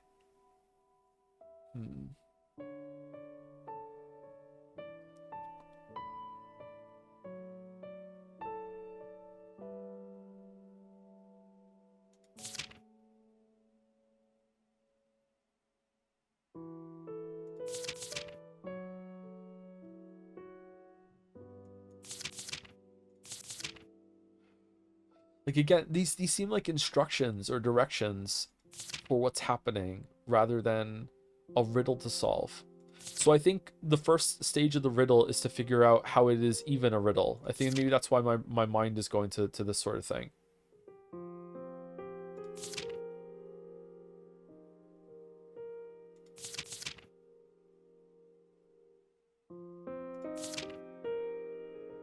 Gouge the head and kill. I did paragraphs before, right? I did like 1, 2, 3, 4. No.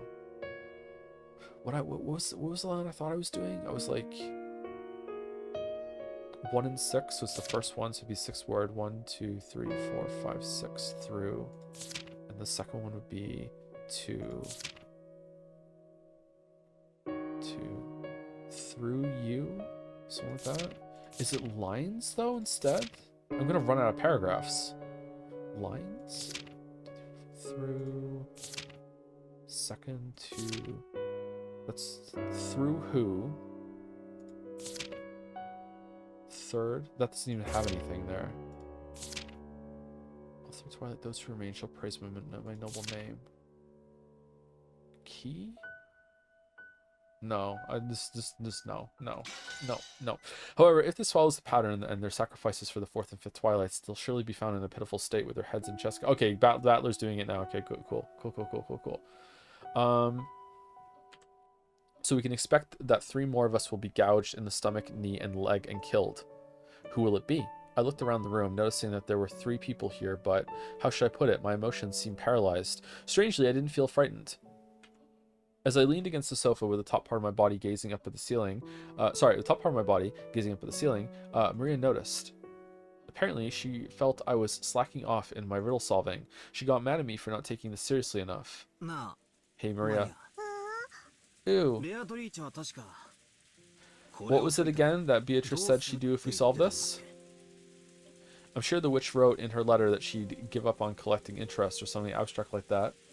I optimistically took that to mean she'd given up on killing the whole family. But was it really written with that meaning? For some reason, I couldn't convince myself that solving the riddle would really save me. I'm sorry this is obnoxious, but I just want to check. Did we even read Rose's letter? I don't remember that being opened.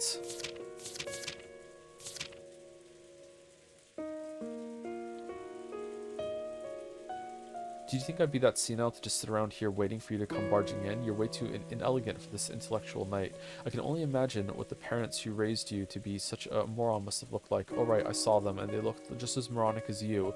Now their bellies are full in the land of sweets. That was the one on Jessica's furniture. Members of the Usurian family and its household, have you now reached the climax of the riddle of the gold epitaph? Okay, and this is what we found in the servants' room, did we not? Yeah, I borrowed these 2 corpses from a ceremony. When did Rosa open her letter? Is that just implied to have happened during one of the adults' discussions, or what? I don't remember Rosa opening the letter. I guess right now that's the assumption I'm working with. Okay. Yeah, okay. For some reason, I couldn't convince myself that solving the riddle would really save me. I feel like maybe even if we do solve it, we'll just be doing what the culprit wants, and it will all be a wasted effort. No, that's not true. If you saw the epitaph, Beato's ceremony will end. So after that, no more people will die. Really? Isn't that rule just something she made up? Whoever solves this riddle will probably learn the location of grandfather's hidden gold. Then she'll definitely go after it and... Ooh. She won't go after it. How can you be so sure? The gold has been Beatrice's from the beginning.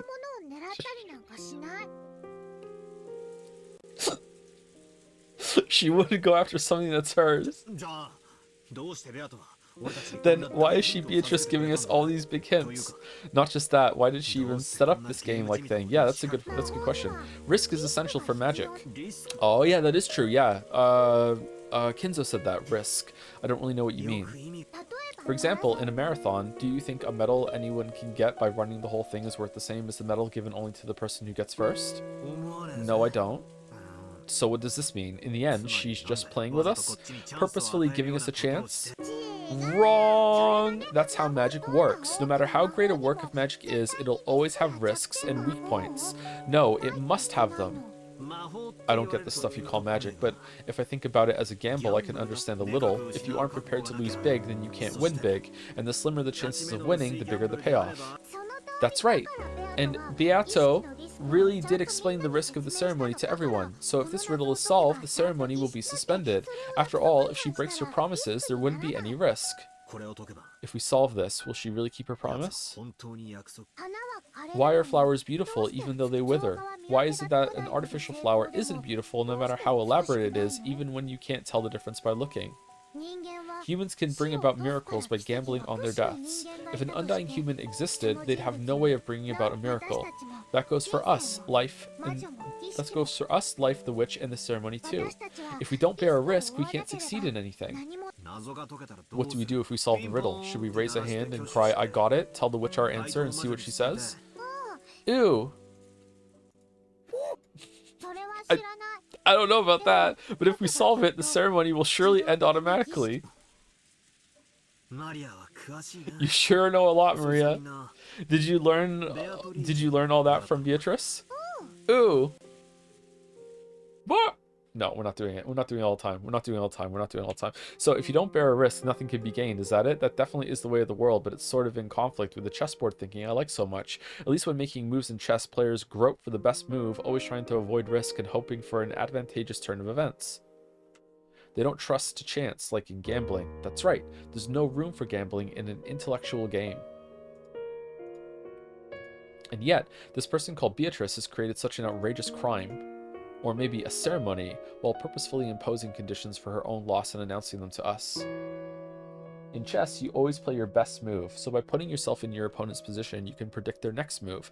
However, we can't be sure that Beatrice's moves are always the best moves possible.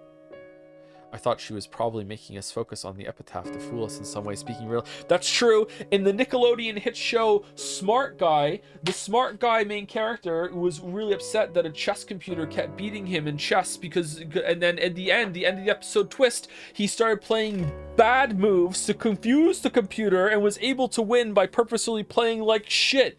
Yeah. There we go. Smart Guy was a Disney show that there wasn't Disney Channel in the UK when I was growing up, so it was on Nickelodeon for me. I'm sorry.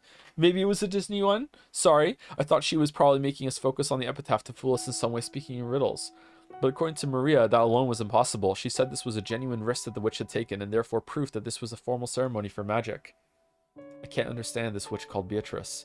If she's committing this chain of murders with some goal in mind, why did she go to all the trouble of exposing the conditions for her defeat? No matter how I spin the chessboard around and think from my opponent's perspective, I can't understand why she'd give up if this riddle is solved. Isn't it almost as though Beatrice doesn't care whether she wins or loses? Of course chessboard reasoning won't work against an opponent like that. I don't understand. I don't understand. What is Beatrice after that's making her carry out this crime? She just wants to have fun. If she just wanted to massacre us all, she could have done it quietly without this whole crazy setup. There was no need for that kind-hearted advance notice, all this self-aware closed room stuff, or any of the rest. It's all overacting. I've got no clue what it means. Will I be unable to understand everything as long as I keep thinking of Beatrice as a greedy human culprit?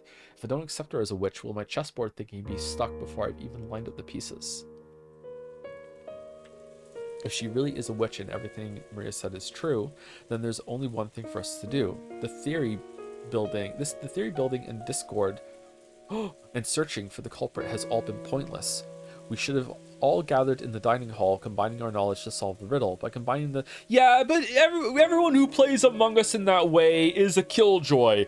Alright, I've decided I'm gonna be king shit of shit mountain here for this Among Us playthrough. Okay, we did a report. Everyone shut up. Hey, you, what did you do this round? Okay, you, what did you do this round? Hey, you, what did you do this round? Just the fucking worst way ever to play fucking Among Us. By combining the knowledge of that many people, we might have been able to grasp at least a thread of the answer. The greedy humans, each desiring to gain something over their opponents, were getting offered up as sacrifices one by one without gathering their knowledge together. In the end, did the humans get what they deserved? They thought they were using their brains, but were they actually thinking only of their greedy selves? In the end, chessboard theory is a thinking technique where you project yourself on your opponent, so greedy people see their greedy selves inside their opponents. Oh, Rosa's here. I looked lazily at Aunt Rosa. It's just the three of us in here, right? Eating Dominoes upstairs, going to the chapel with Shannon and Goda, being killed in the kitchen right now, and in the parlor, being hot somewhere. Okay. I looked lazily at Aunt Rosa. She was probably tired from being under all this tension the whole time. She couldn't sleep, but she kept staring vaguely at some point off in space. Aunt Rosa had announced that we couldn't trust anyone who hadn't been killed. Aunt Rosa's chessboard thinking saw herself inside her opponent. In other words, maybe Aunt Rosa was an isolated woman, unable to trust anyone and unable to let her guard down. Long ago, I think I heard a bit about it from my dad. Aunt Rosa was originally a very obedient child, but her age was too far separated from the other siblings, and they often made conflicting demands of her during their confrontations. Thanks to this, she'd undergone a lot of psychologically harsh experiences in her youth. Often, when she copied one of her siblings, another sibling would give her a hard time. Oh, that hard, huh? True, Aunt Rosa said many things today that could be taken as abusive, but that means those words were once showered upon her, which is why they were engraved in her vocabulary. The many abusive words that she'd spoken were also words that she'd been showered with in the past. Now that I think about it, I've had the feeling that her style of speech sometimes has traces of Uncle Kraus or Aunt Eva in it. I'd understood it as them being similar because they were siblings, but maybe it wasn't just that. For the first time, I truly sympathized with Aunt Rosa, whom I'd always assumed was just quiet and gentle. Then what about Maria? Maria's been making a certain claim for a while now. If we can solve the riddle that the witch displayed for us, the ceremony will be halted and will definitely be saved. I thought Kinzo put it on display. Is it like a teamwork between the two of them? And I think she also said that Beatrice will never break a promise. But this is Maria we're talking about. She herself never breaks promises, and she has the most innocent heart. So she believes Beatrice won't break her promises. She's able to believe that. Yep, but isn't that just an image of Beatrice in Maria's mind? There's no proof that the real Beatrice always keeps her promises, right? I keep my promises.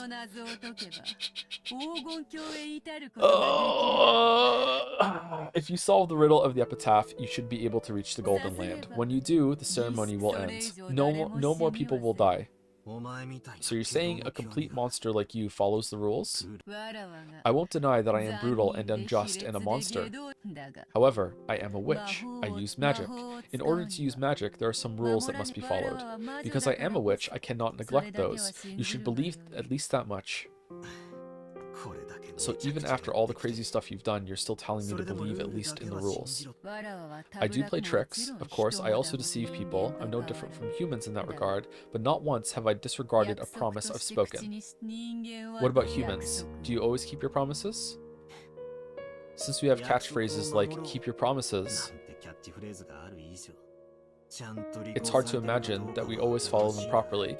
Is that true? Did she not break a promise with Shannon? Or did she, like, technically not break any of her words, but kind of still manipulated her? I'm guessing that the technicalities matter a lot for what exactly she's allowed to do.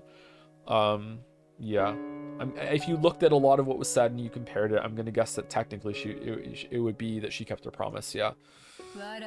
From my perspective, humans are truly selfish monsters. There's nothing as dubious as a human's promise. Even I sometimes make contracts with humans, but you wouldn't imagine how strict an agreement must be made just to grant a single foolish wish. Are we bonding? What's going on here? If there's even a small loophole, they'll immediately say something like increase the number of wishes to 100 or go turn yourself into a bean. Okay, there's this thing Dad always says. He says there's nothing as scary as contracts. According to him, it's only natural that people who sign without reading them thoroughly will get chewed to the bone. He's made a killing through vice. Imagine it. When people are born, they know nothing of fraud. They get it from somewhere, and so they learn it. Yes, the crimes of the human world where people must press up against each other. Let me see, I've heard that from a witch somewhere. Oh well, I'm not as heartless as you think, you see? Cackle, cackle. Liar. You killed so many people, and you did it in such horrible ways too. How could you not be heartless? You say you keep your promises. Don't say stuff like that. I won't accept you, ever. I believe my only way to resist you is never giving up on that. Oh, so we've done another 180? Okay.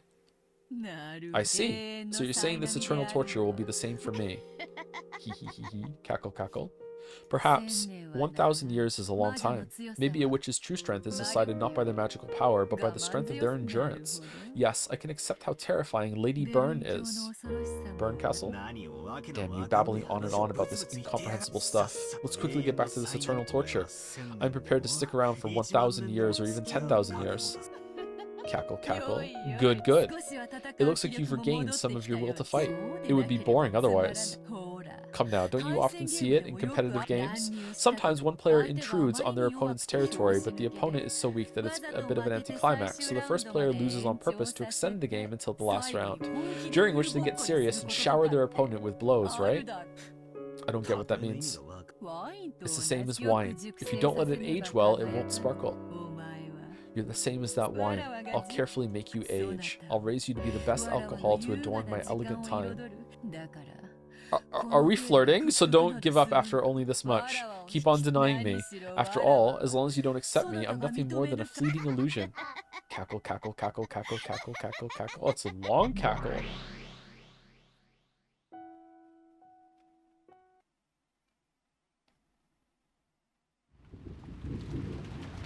Groomer Beato.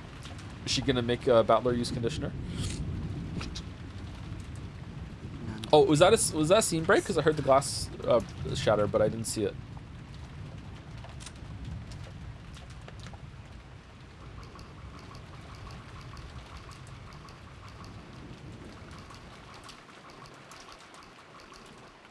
George is back.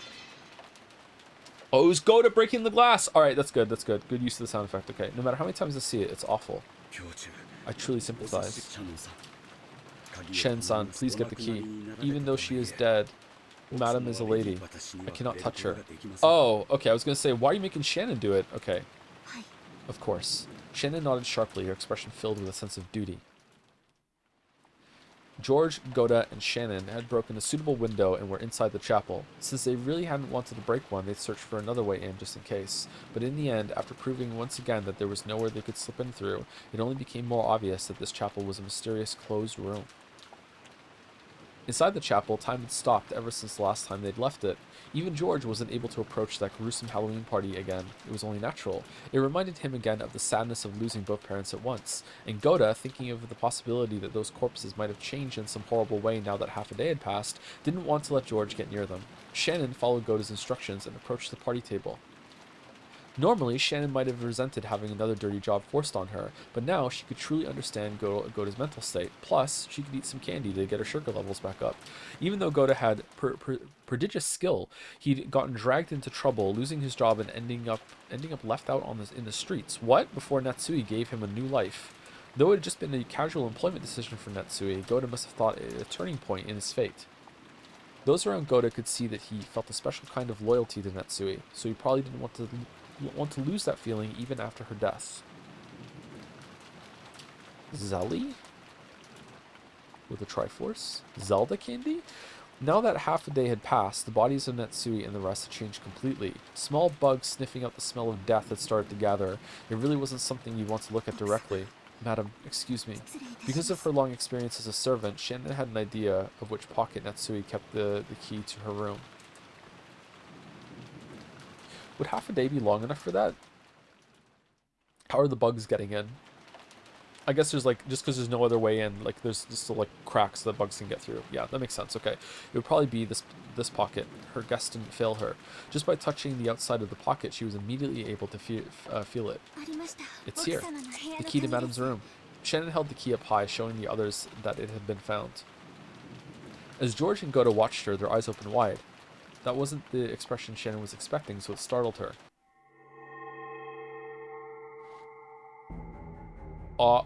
Oh, after all, Shannon hadn't noticed.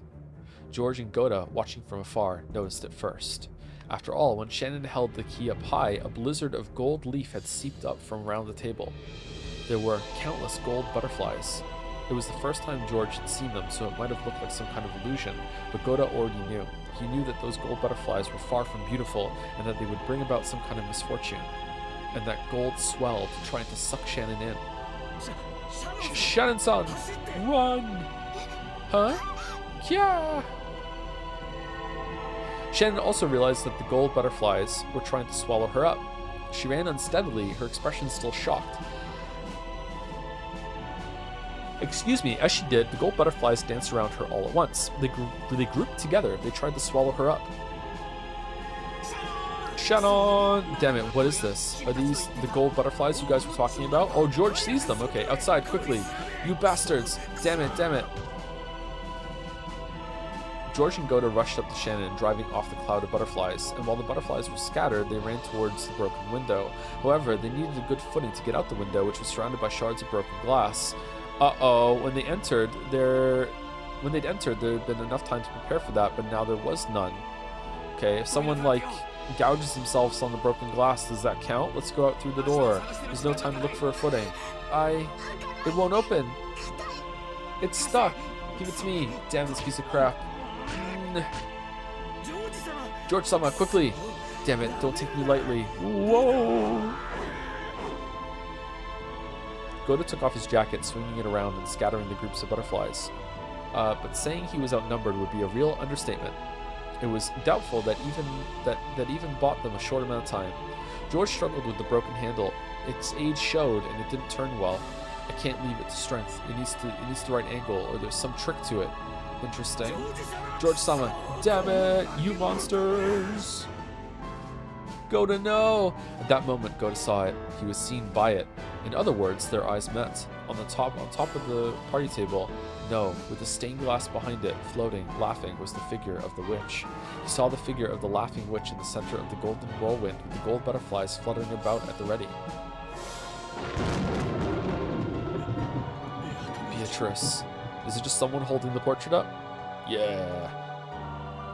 It should have been Goda's first meeting with her, but he knew her at a glance. Just like the other servants had said, this was certainly the witch of the portrait herself. Cackle, cackle, cackle. Okay. Different clothes, alright. It's almost time for dinner, is it not? I am the host of this mansion now, so I must give you a warm reception before your wonderful dinner. And look, we even have 3 people fit to order. My, how truly, truly convenient. Wow! It's open! Goda-san, quickly! Beatrice-sama. Huh? Are you sure it's a good idea to just stand there? If you think this place will make a fitting cemetery for yourselves, then be my guests. Cackle, cackle. I must praise your spirit for wanting to stay by your former master's sides and serve them even after death. The golden whirlwind that wrapped around the witch burst. It was like an evil hand had literally spread its fingers and was trying to attack them. The cloud of gold butterflies attacked with a fluttering sound. Hurry! We can't stay here. George's voice brought Shannon and Goda back to their senses. Standing here now would make them like frogs getting stared down by a snake. They had to resist. They had to fight this incarnation of the new, brutal, and frightening order in which Rokkinjima had been enveloped. There was no time to take out their umbrellas. But For a split second, they still considered it. The three of them dashed out into the pouring rain. The three of them never realized because they didn't turn around, but the gold butterflies apparently couldn't handle the rain too well, and this hampered their ability to chase after the humans. The three people ran from their golden pursuers and flew into the mansion. Cackle, cackle, cackle, cackle. How nice, how nice. It wouldn't be as fun any other way.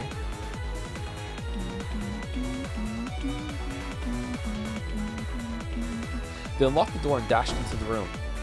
A bit of the scent from Natsui's favorite gentle incense remained in there. However, there was no time to let that calm them down.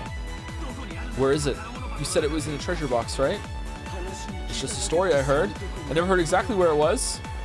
It might not even be a mirror. I think it'll probably be in her dresser or next to the bed. Shannon's womanly sensibilities led her to conclude that, but next to the bed there was only an incense burner, a half-read novel, and glasses. However, the dresser was elegant and had many drawers, and it would be understandable if she kept some of her valuables there. And Natsui, sorry. He began to violently open each one of the drawers. He had to hurry. He couldn't actually hear footsteps, but he had a feeling that the witch was approaching. He had the feeling that her laugh was approaching. He emptied the drawers one by one and examined their contents. Focusing on the laugh, okay? Every small box for makeup looked like a treasure box. And the amount of effort it would take to inspect all of them made him feel a little dizzy. What is this music? Maybe it's this box. It's locked, but I can't open it. At a glance, it looks slightly larger than a music box. When shaken, it rustled as though various small objects were inside, but it was locked and didn't open. Normally, you'd hide the key somewhere nearby, though some people would always carry it on their person. I don't know. There's no choice. Break it. But we can't do it with force, right? We might break the mirror inside. Could there be a tool to pry it open? Damn it. Go to look all over the room, trying to see if there was some tool that they could use. And he noticed the door, which had been left open ever since they'd entered.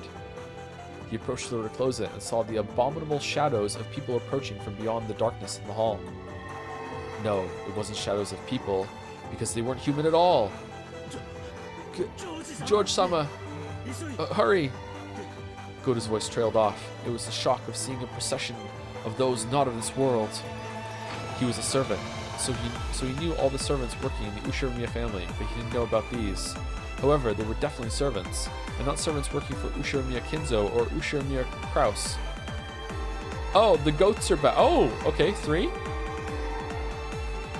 These new servants who worked for the new master of the mansion, the Golden Witch Beatrice, had goat heads and bright red boiled eyes of lava.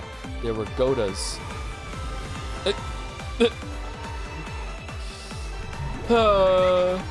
As the new master laughed loudly and trimly directed 6 of the new servants, he saw them approach, piercing the darkness as they came. Of course, she was clad in the gold butterflies that were her symbol. Goda hurriedly closed the door and locked it. However, just as he locked it, it returned to normal, just as though a spring or something had knocked it back. Okay, just... Boing, boing, boing, boing, boing, boing, boing. Okay, just hold the key in. It gave the illusion that some prankster beyond the door was unlocking it every time he locked it. They couldn't have reached the other side of the door yet. So who was doing it and how? It almost felt like playing with a broken toy. Click boing, click boing, click boing, and then inside the simulation room, like she keeps hitting Battler over the head where they're piping, like, see, look, I can open doors and unlock it with magic. Look how trivial it is, even with the key. And boom, it did it again. Boom, I'll do it again. Boom, I'll do it again. This is the whole point right now. I'd be like, maybe you just have a really strong magnet that you can turn it with. You prove that you don't have a really strong magnet. Oh, I can't. Oh, I love it. It won't lock. Even if I lock it, it unlocks. What's going on? Damn it, damn it, damn it, damn it. Yeah. Did you think a lock would stop me? Did you think the doors to that room could hold back that room's new master? It was like the witch could see Goda's frantic effort through the door. Even now, the footsteps continued to approach. And when not just their footsteps, but even their breath could be heard, Goda gave up on the lock and slammed into the door, locking it using his own large body. And then she unlocked that too. George-sama, quickly, quickly, quickly. George-sama, what about this? The letter opener? That's better. Let me have it. The fountain pen isn't working. George took it and once again dug into the crack under the lid of the treasure box. It looks like it's working. Quickly, quickly. Gua! The pressure from across the door grew even stronger. Goda screamed. This wasn't a war cry during a test of strength. He was terrified. He was simply terrified that nothing but a single wooden door was stopping him from touching something not of this world. But he was still lucky. He wasn't touching the things directly, because they were on the other side of the door. So if he were to touch them directly, Goda's cry would surely turn from something brave into a pathetic, piercing scream, and therefore one that was more real. Quoi? Goda couldn't believe what was happening right before his eyes. Coming through the door, an arm was slipping straight through the wood like it was water, as though doing this was the most natural thing in the world, and it rubbed the back of Goda's head as he frantically tried to hold the door shut. It slid up his arm, to his chest, and then up to his chin. And Goda said, "Mommy?" By now, Goda's scream wasn't even audible anymore. He could hear a sweet whispering voice from across the door. It wasn't coming from the witch, but it sounded like a young woman. However, that didn't change the fact that came from someone not of this world. I am not reading that properly, maybe. Beelzebub, giggle giggle, so cute. Hey, you see it right? Your life flashing before your eyes? Let me know when it's over, Kay. Thanks. It's over already, isn't it? Goda's one weakness. A woman. Oh no.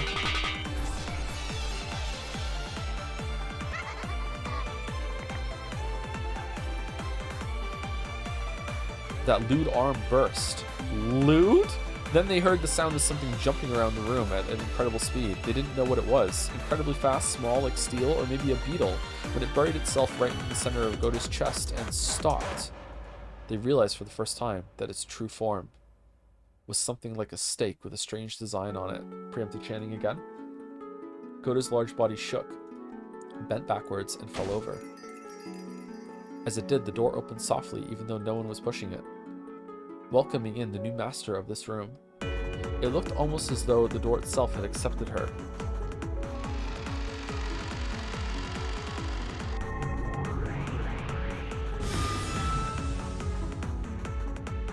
The goat attendants came in one after another, 6 of them.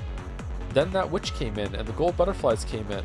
And then Santa Claus came in. Everyone's here. Kinzo's here. What are we doing? The room was wrapped in a blizzard of gold leaf, which fell and piled up, turning it more and more into a world of gold. Oh. Shannon, the roulette has chosen you and George. Thank me for your day of release. Do you have any regrets? You don't, do you? Receiving the engagement ring for the man you fell for and then being killed before spending your first night together? That hardly counts as a regret at all, right? You wanted him to hold you, didn't you? You wanted him to teach you a woman's joy, right? Oh no. No, Shannon. You're dribbling, see? Your regret is dribbling down from your mouth. I can see it dribbling down from your mouth, Shannon. Crack. It was the sound of the lid to the treasure box breaking open. When George turned it over, accessories, charms, various small objects that Natsui had treasured when she was a girl fell out. Mixed in with that was a pouch that stood out from the rest. He picked it up and was immediately sure. This was it. I found it. This is it. So close and yet so far. Cackle, cackle, cackle, cackle. Die. Damn it! All at once, the gold butterflies attacked George, who was hurriedly trying to remove the contents of the pouch. What?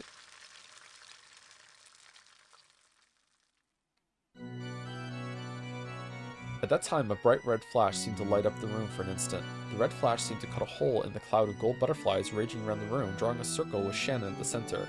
So the resulting scene looked truly divine. Wish I could see it, almost as though a single streak of light had cut through the clouds in this world of gold.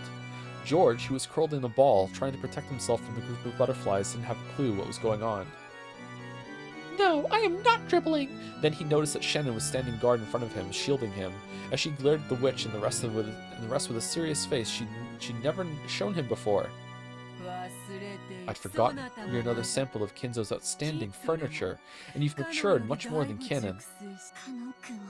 How could you do that to Kanon-kun? I don't mean killing him. How could you erase his remains, and even try to disgrace his honor?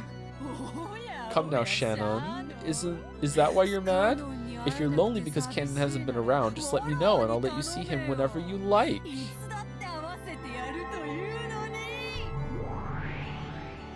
Uh-oh. When the witch snapped her fingers, one of the 6 goat attendants glittered gold and changed into Cannon.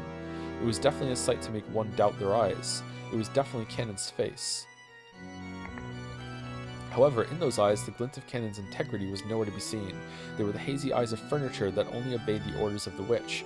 George couldn't understand the scene right before his eyes, and he finally understood why Goda and the rest had been unable to talk about what they'd seen in the servant room. Can't wait for them to go downstairs after this and talk to Genji, and George would be like, "Wait, Shannon, how did you know to stand in a circle and make your arms go like that?" Oh, George-sama, one time Kumasama said that if the butterflies are around, you just strike this pose and just say something, and then maybe that would work, so I just thought of trying it, and it did. Oh, yeah, okay, yeah, Kumasawa did know a lot about shit. Yeah, that's true. Yeah, yeah, okay, thank you. Good thing Kumasawa told you about that.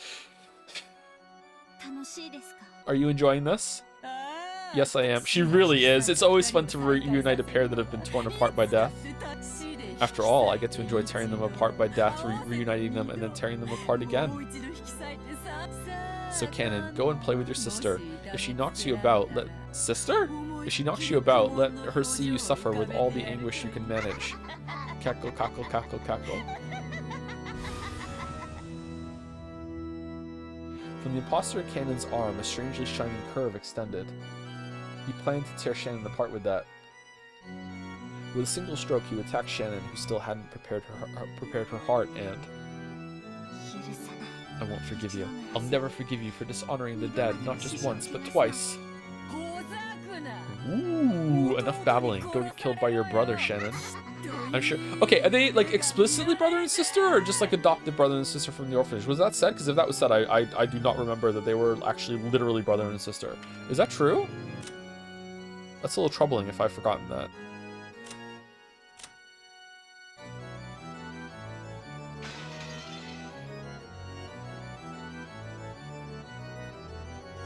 Okay, I'm sure you'll bear witness to a wonderful dream.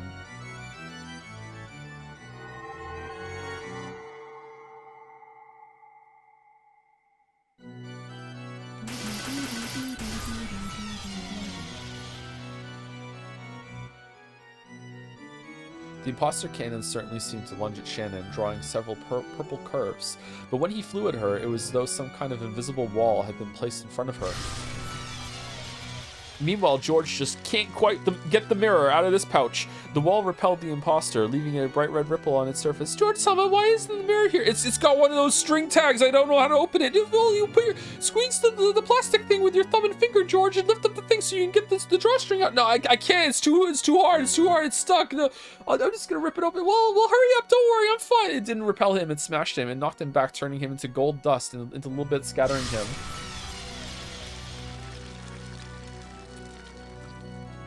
That foolish furniture who had taken Cannon's form and even disgraced his honor after death broke into countless gold butterflies. And then those butterflies themselves broke into pieces, and those pieces were broken into pieces until they were no longer butterflies but a golden splash that faded away. Shannon. George-sama, please don't move from that spot. I don't want to shift the central axis. That's what Kumasama told me. Well, this is certainly a surprise. So, though your face makes it look as though you wouldn't hurt a fly, you can display such power? I see. So that spirit mirror is lending you strength, but you don't have the tools or the time to draw out its true power. I won't let you have either of those. Cackle, cackle, cackle. The spirit mirror George gripped had let out a divine glow, displaying a strength powerful enough to not to submit to wicked forces. But that glow was no match for the witch's sinister nature. This is why furniture can be frightening. That feeling like unexpectedly stubbing your little toe on the corner of a cabinet. I hate doing that. Yes, this is why furniture can be frightening. Your furniture. I am not furniture. And right now, you seem very pitiful to me. Ooh, what? Oh. What did this furniture, who hasn't lived even 100 years, just say to a 1,000-year-old witch? You're a very pitiful person. Of course, two people in love will have regrets when they're separated. But they'll feel none of the kind of regret you're hoping for. You dare to speak, furniture? Have you forgotten the days when you were so desperate to be tied to George that you licked my shoes? Living with love and crawling through the muck is what humans do. When did you lick her shoes? If you sneer down and look on them for that, then you're, or is it like symbolic licking of the shoes when you went and broke the mirror? If you sneer down and look on them for that, then you're far inferior to them. especially now, I pity you. How precious is it for a loving couple when they bring their love to fruition by sleeping together on their first night. It does have meaning, it definitely does, but it's completely different from what you're saying. It means something so sacred that one such as you has no right to speak of it wickedly. So I no longer have any regrets. George-san and I have sworn our love to each other. As proof, I accepted his ring. With that, our eternal vows were completed. No matter how you torture us with your wicked magic and your malice, you cannot disgrace eternity. Ha! Don't speak in cheap ideals like some poet. Love is lust, totally meaningless unless you're sleeping together. Dude, what? Men are mere flies and maggots that get drawn to your female scent and crowd around you. Do you still not understand that at your age? You'll despair the very first time you witness the dark lust of that glasses man behind you. You'll be crushed, shocked, dumbfounded, stupefied, and it's all useless, Shannon. Yeah, that's enough talk out of you, you furniture. Who the hell do you think you are, talking like that? No matter how beautiful you try to make love sound, in the end, it's a fraud because love is filthy filth. Don't people become adults when they realize that? Die you trash furniture scrap. Okay, so who hurt you? Chat, I can fix her. Chat, I can fix her.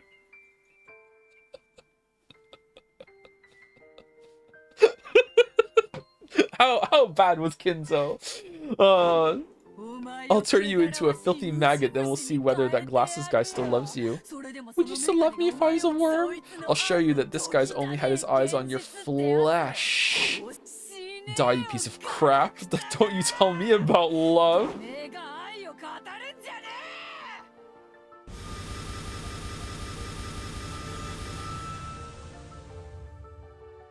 The invisible column of light with Shannon at the center started to have bright red ripples drawn all over it at once. The wall did its best to withstand the unseeable malice that tried to corrode in on them from all directions. What, do you actually think you're resisting? You're insignificant, you're frail, just like your cheap ideals, just a frail pretense. She's fucking mad. You're just hiding what you don't want to see by covering it with a veil. Do you still not understand why you're furniture? You furniture?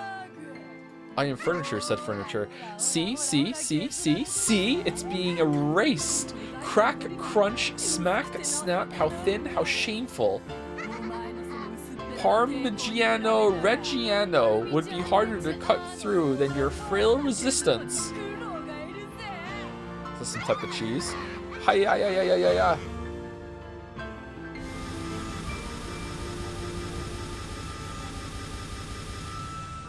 The golden windstorm that covered the room gradually began to shave the walls off the column that protected Shannon and George. The bright red ripples frantically drew a resisting pattern, but that just turned it up into a red wall of despair that began to wrap the two of them up. Meanwhile, in the lounge, so first Twilight. Ooh, we already solved that part. Yeah, we did, but I still don't understand it. Ooh, do you want me to explain it again? It only took me 20 minutes. No, it didn't really fucking, like, I don't even know what's going on. So third Twilight, we praised her name. Did we even do that? Ooh, I did. I praised her name. And I praise it on your behalf. Okay, all right. 1 second. I need to go to my mind palace. Woof. Hey, Beato, what's going on? And she's like, fucking not now, Battler. I'm having a fight. You fucking, like, piece of maggot shit. Get the fuck out of... Whoa. Okay. And it's all in red. She's like, okay, all right. Back to Ria. Ooh. George-san, I'm sorry. It was too much for me.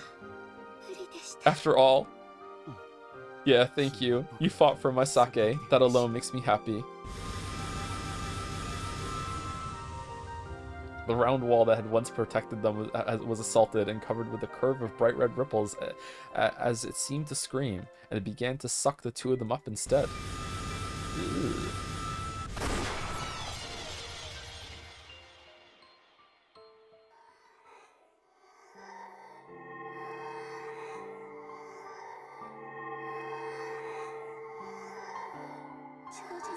George-san, can I ask a favor? Shannon grasped George's hand behind her, so George hugged her shoulders just as strongly. What is it? In the end, please let me hear you say, I love you. Yeah. Sayo, I will forever. Yeah, she's not gonna let that happen. Yeah. Oh, was that it, by the way? Was that the warning?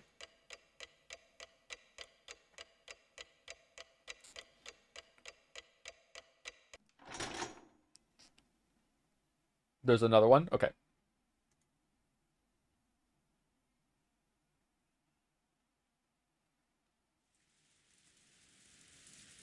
Okay, good time for a break. Almost exactly 2 hours. Almost like I planned to yap for the time that was required for this to be the break moment. Don't ask me to say it in red. Meanwhile, live Genji reaction.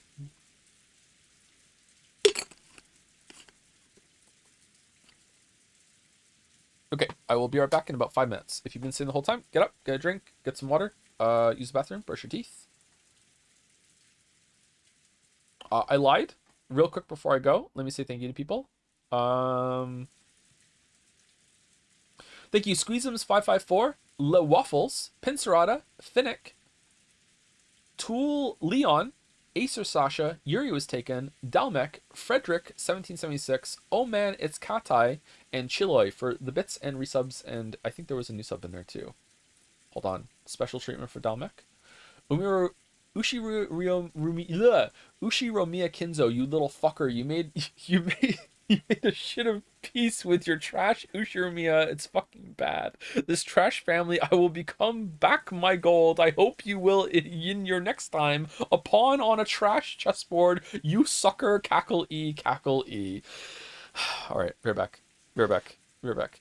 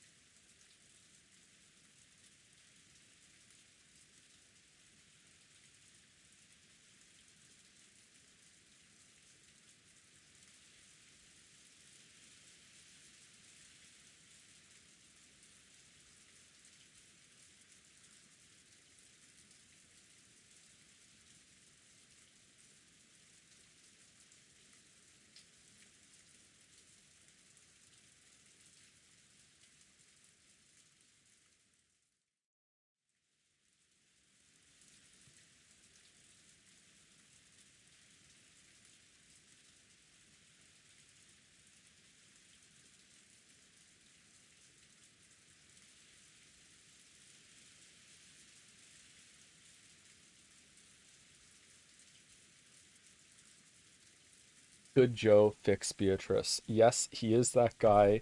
34%. No, 66%.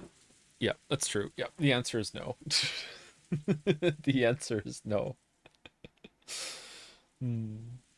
Have you seen the Lies of P trailer? Hey, yeah. No, not only have I seen it, we played that game. Yeah, we saw that trailer together live on one of the Game Awards. Yeah.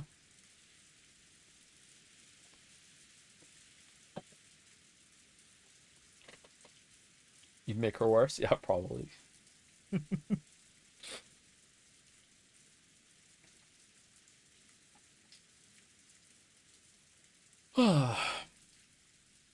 Thank you, Just Hash or Just Hi Tanker 358 for the resubs while we're on break just now.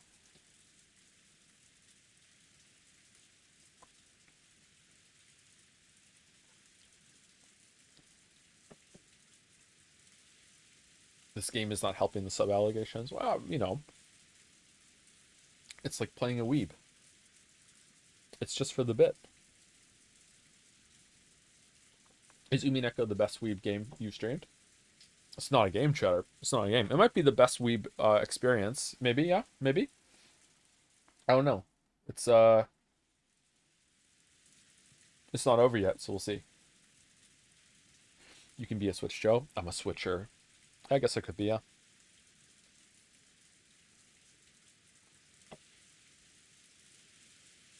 I guess it depends on what turns me on. Get it? Because it's a Switch? 13 Sentinels? Yeah, 13 Sentinels was really good, but the ending, it disappointed me a little bit. So, like, I don't know.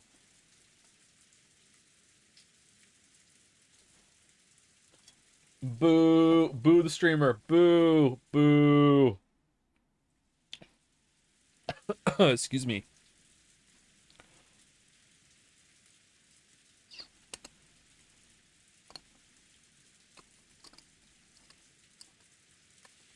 Are you a weeboo? I just play one on TV. What do you think about Ghost Trick? Ghost Trick was good. I enjoyed it. It was interesting, but you know, Ghost Trick is, and I hate to say it because it's such a wild statement to me.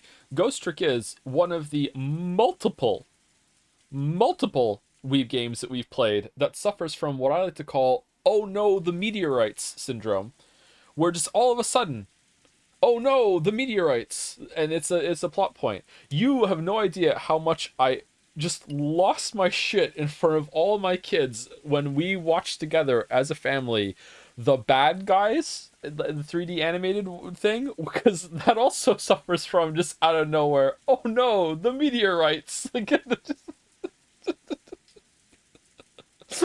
Loved me. It was actually a pretty good movie. Yeah, it was a good movie. Yeah. Then meteor happens. Yeah, meteor happens.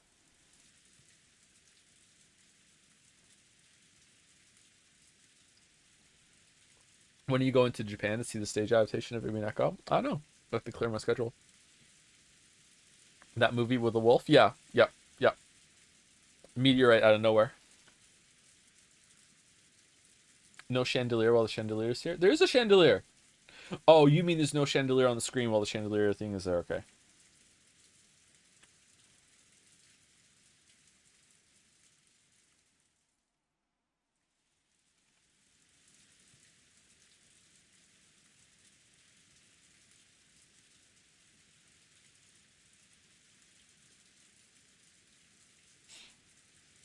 You can watch the Umineko stage play on YouTube. Yeah, but I'd rather like watch it live.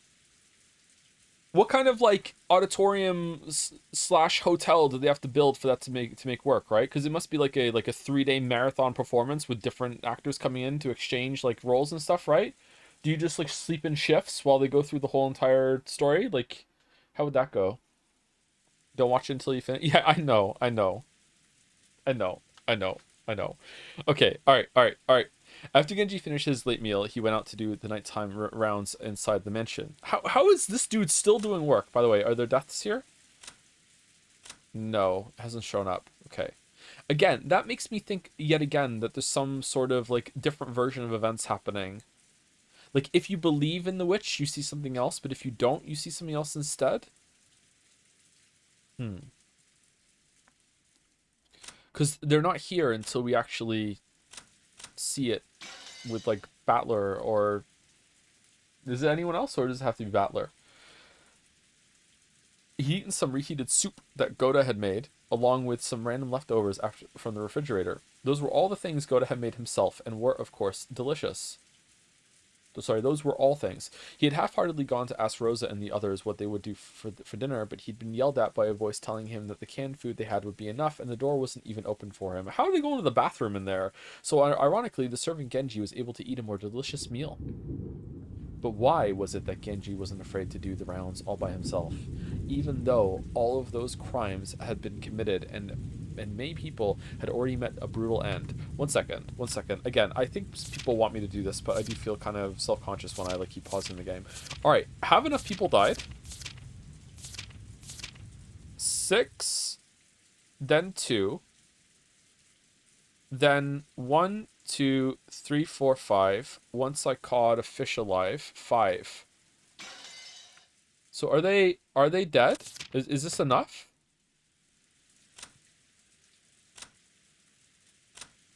Oh, she's actually 1 over, isn't it? She went over quota. Am I wrong? Did she go over quota last time? No? Oh, did I miscount somewhere? Can you show the epitaph again? Yeah, sure.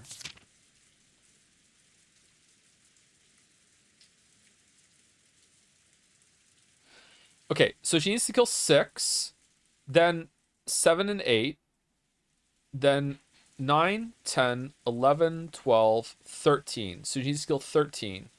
And she's killed 1, 2, 3, 4, 5, 6, 7, 8, 9,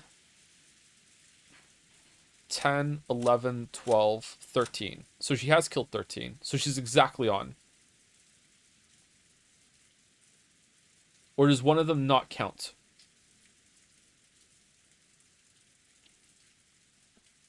Or did I miscount again? None will. Yeah, that's at the end though. I think that's like the last scene what it was last time, right?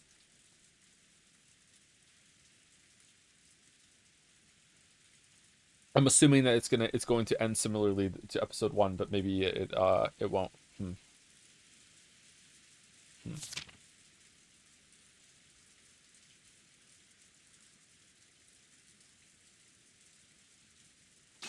Okay.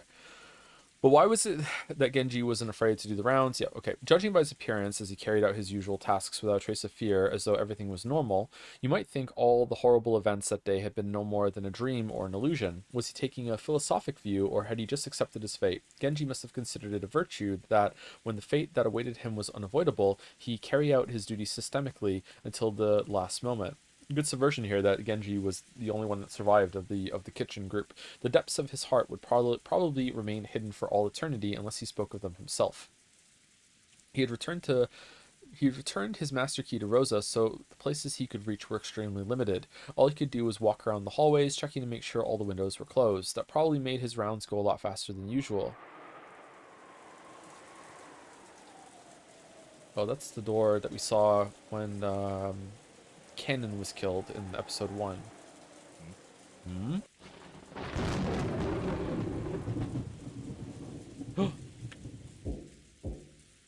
At the sound of a reserved knock, Aunt Rosa, who had been falling into a doze, jumped and woke up, pointing the barrel of the gun at the door. She yelled, "Who is it?" I was napping on a sofa, and that voice also brought me back to reality. Rosa-sama. It is I, Genji. Do you have some business? Don't worry about opening the door.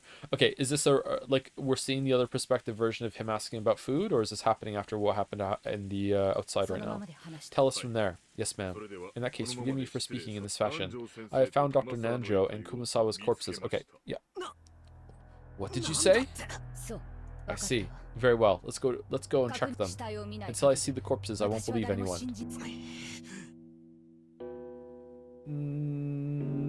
No, let's not do that. Let's not do that. Ooh. It's okay, Battler. If you stay with me, it'll definitely be okay. Maybe my face seemed to be darkened with anxiety. Maria grasped my hand with her small hand and spoke softly, trying to give me courage. Since it was Aunt Rose's job to ready the gun and stand guard, it fell to me to remove the barricaded sofas. When I finished, I took a backwards glance at Aunt Rosa, who was pointing the barrel of the gun over my shoulder, and opened the door. Genji-san, where are their corpses? In the courtyard. I shall guide you. Battler-kun, wait. Just in case, let's check the doors and windows of this room. Wait a second. Aunt Rosa called me to a halt to prevent me from going on ahead, and began to carefully check the locks on each of the windows, but those locks had already been checked once. It felt kind of unpleasant, as though she suspected that I might have secretly unlocked them when she wasn't looking. No, maybe Aunt Rosa was right to be this cautious. Yeah, Aunt Rosa's the only one that's taking this seriously, but she should be leaving the room. Though it was called the courtyard, it wasn't really a pretty place you could take a walk in like the Rose Garden. On the contrary, since it was surrounded by the mansion on all sides, it made you feel a little uncomfortable, as though it was telling you that there would be no escape from this mansion no matter where you tried to run. On the other hand, that meant that even though we could still hear the violent winds, the wind itself was blocked. Genji-san held out an umbrella, but Aunt Rosa ignored him. She was probably hinting that the gun took two hands, and it would be dangerous if she took the umbrella. Yeah, that guy who was trying to steal my PlayStation 5 that time. Yeah, I remember that. We didn't need Genji-san pointing for us to notice. Right in the center of the courtyard, we could see where Dr. Nanjo and Kumasama-san lay. Aunt Rosa entered the courtyard without even opening an umbrella. So Genji and I also entered the courtyard without opening one. Only Maria opened hers. Well, okay, real quick. I got a PlayStation 5, like, luckily at a store one day. Like, someone had just, like they had just gotten one while I just happened to be there. And I'm like, okay, I'll get a PlayStation 5 then. I'll probably use it for work at some point. Because they were really hard to get back then. So I had to, like, impromptu just carry a PlayStation 5 home with me. All the way home, walking down the street. And this guy stopped me in the street and was like, hey, where did you get that from? And he just kept asking insistently over and over again and asked me to point in the direction that the store was, so I would take my hand off of it so he could grab it. That was my vibe. That was my vibe. He probably wasn't, but that was my vibe, because I was paranoid that someone was going to try and steal my PlayStation, even though I brought it home, put it in the corner, and didn't, like, open the box for 3 months or something.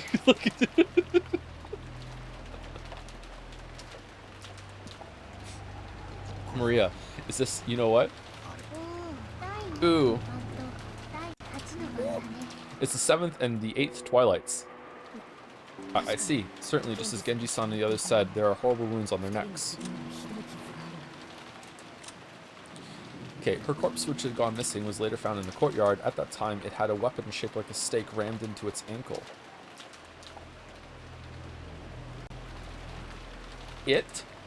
With this, even the 8th Twilight is finished. Nanjo. His corpse, which had gone missing, was later found in the courtyard. At that time, it had a weapon shaped like a stake rammed into its knee. With this, the 7th Twilight is finished. Okay, did they not die right away from this? Or what's going on? Like, this counts? This is kind of fuzzy rules here, I'm not gonna lie. I'm a little disappointed in the, oh, you can kill then gouge. Okay? The cuts are quite sharp, almost as though they were sliced with a katana or something. Those gaping wounds on their necks definitely made me want to avert my eyes, but after seeing that Halloween party in the chapel, even though they looked horrible, they were no longer enough to make me feel sick. More importantly, our gazes fell to their legs, to Dr. Nanjo's knee, to Kumasawa's ankle. Driven into each of them was something like a knife or a stake with a demonic design. They must have been the same thing that had pierced Jessica's back. What is this? It's just like what happened to Jessica-chan. Is this supposed to be some kind of occult ceremony, I wonder? I do not know. The last time I saw their bodies, there was nothing like these. Maybe it was done after they were carried out of the servant room. The one stuck into Dr. Nanjo's knee was still standing erect, but the one that had been thrust into Kumasawa-san's ankle might have been a little shallower. It had come out and fallen over. So, by looking at the one that had fallen over for the first time, I realized that it wasn't a knife, but something like a stake. It was Goda! It's full... I'm sorry, that's a really dumb joke. Its full length was probably about 30 centimeters. It was probably made out of bronze or iron or something of the sort. Even without touching it, I could tell it had some weight to it. It was composed of a grip and a cone-shaped part, and it was obviously made to be a piercing weapon. Maybe it was like a miniature version of those lances Western knights used on horseback. The spiral-shaped ditches in it made it also looked like a small drill. However, the grip had an occult design modeled off a demon or something. So instead of a weapon used in war, it felt like something that would be used in a ceremony to offer up living sacrifices. There's no mistake. They're meant to be sacrifices. On the 7th twilight, gouge the knee and kill. On the 8th twilight, gouge the leg and kill. Wait a sec. That means they've left out the 4th, 5th, and 6th twilights. Could it be? Of course. Why is Genji-san alone? If something like this has happened, why aren't George, Nikki, Goto-san, and Shenin-chan here? Why was Genji-san alone? What's going on? Where did George-kun and the other... Oh, Rose is about to shoot Genji in the face! They said they wanted to search for something in Madame Natsui's room, and they left. They have not returned yet. What did you say? You say they left, but when was that? 2 or 3 hours ago, I believe. No way. Why didn't you tell us something that... Wait, no. Why didn't you think that was suspicious? There must be at least one servant on standby at all times. It was my duty to await orders, to wait for orders until they returned. Was Genji-san really this much of a robot? This is bad. This is bad. It's really bad. Dr. Nanjo and Kumasawa-san were killed like this. Which means that 3 people have already been killed. We ran towards Aunt Natsui's room with a touch of anxiety and just as much resignation.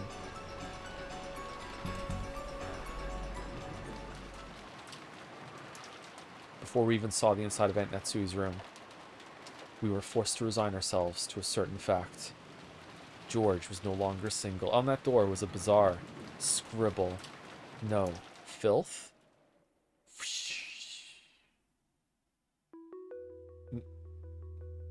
Anyway, the room wasn't in an ordinary state, and without even opening the door, we could imagine what we find inside. On the face of the door, how should I say it? Handprints done heavily with the same red paint as the magic circles from before. Had banged on the door, scratched at it, dirtied it. It looked like the aftermath of a kindergartner playing in the mud. I didn't know what it could mean. The bright red paint that had been slathered on was dripping down, and even though no one said it, it made us think of blood. Genji-san, please open it. Aunt Rosa held her gun up high and ordered Genji-san to open the door. Genji-san approached it without seeming particularly troubled by that stuff on it and turned the knob, but immediately turned around, shaking his head.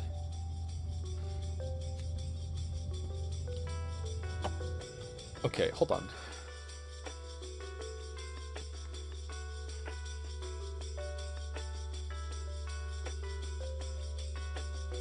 Who could it be then? I'm so magic pilled all of a sudden since last stream. Who could it be? Hold on. Let's just assume that there is no magic, because like what the fuck? Why am I just like accepting that? Hold on. Who could it be? If the other ones were dead, and they were they even not dead? Were they not dead yet? Did Nanjo and can we even trust that Nanjo and Kumasawa were dead? Can we trust that Canon and Jessica's dead? We can trust that. Can we trust that Canon was even dead?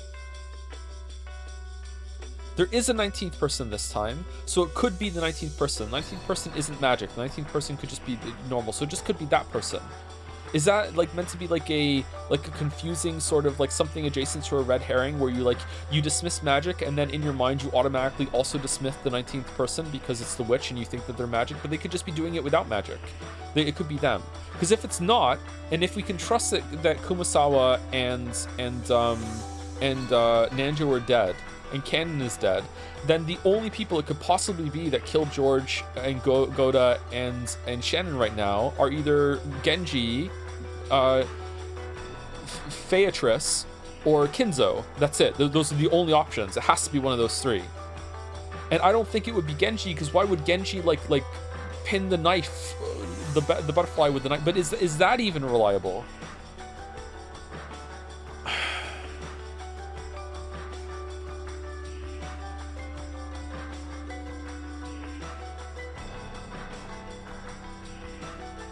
Kinzo seems like maybe too obvious an answer, but also Kinzo is like the furtive patriarch, so easily forgotten. I forget he's here sometimes. Like, it could be him, but why would he do that? I can't even see him leaving the room. So it's Genji? I don't think it's Genji. If it's Genji, then a lot of the information we have can't be relied upon. Okay, this is, yeah, holy shit. The amount of, like, The amount of like problems that are presented by all of the fucking possibilities here is just insane. Because if it's Genji, then why did he pin the butterfly? Which means, can we even trust what happened there? But if we can't trust what happened there, that means that someone else has died previously, not even be dead. So it might be them that's doing it right now. But if it's not Genji, then it has to be Kinzo or a 19th person. But would Kinzo ever leave his room? And does that mean he left the room last time? Like, why would he even do that? Why does he keep saying he's not leaving the room? But if it's not Kinzo, then it has to be the 19th person, and it's Featrice. But if it's Featrice, then it's already wrapped up in like, well, she can use magic, can't she? Well, what if she can't? What if she's still doing this other thing? But how would she even be able to do that? How would she be able to kill 3 people in a room like this? But did it even happen how we saw it? Was there even a barricade? Is that even reliable? Oh my god. Who the fuck is it?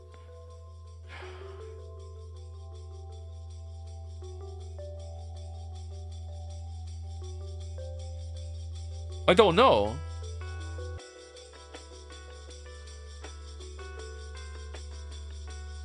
I feel like this is the most information we have ever had about where everyone is at the time that someone's been killed, and it's harder.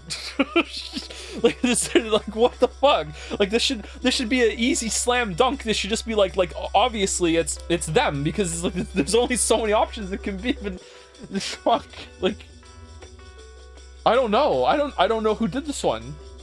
It was locked. At that moment, there was only one person in this man.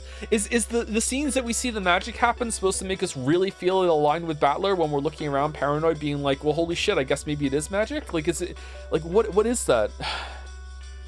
What is that? There's no way that they would show scenes where it's like, ha ha ha, the reader knows that it's magic and Battler is just a fucking idiot and is stuck on this like this dichotomy between the two when he's fighting with Beatrice, and we're just gonna waste time doing that. It still clearly is about like, is it magic or is it not? So I don't think that's true. But is there a different version of it if you believe you see something else? Oh man, I feel like I'm so close to getting something and I can't get it. Shit. Oh, I'm usually good at this. I usually solve the mysteries. I usually get these things. Fuck.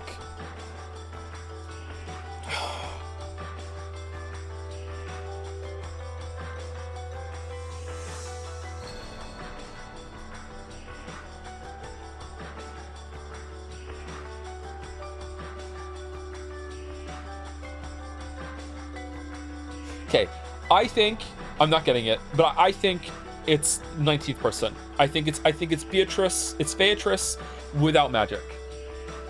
It's Triss. It's Triss without magic. Okay. It was locked. At that moment, there was only one person in this mansion who could lock and unlock doors at will, Aunt Rosa. At this time, Genji-san asked Aunt Rosa to unlock the door instead of the other way around. Oh, it's locked! Oh shit, what? After frowning slightly for a second, Aunt Rosa handed me a master key and told me to open the door. Okay, but you could still use Natsui's room, the key room, after you left. Battler-kun, would you open it for me with this? The key's gonna be inside. The key's gonna be inside. Just trusting Genji-san with something like that wouldn't... Aunt Rosa glared at me intensely. Getting into a fight here would only make the mood turn even more sour. What are these moods? Without talking back anymore, I approached that creepy door and tried the knob. It didn't open. It was definitely the resistance of lock. I stuck the master key into the keyhole. Clunk. There was a slight resistance. Aunt Rosa told me to be on my guard, and I opened the door without really guarding myself in any way. So last time, Aunt Natsui's room was safe, but this time it's a murder scene. And then there was a scene laid out before us that didn't betray my expectations at all.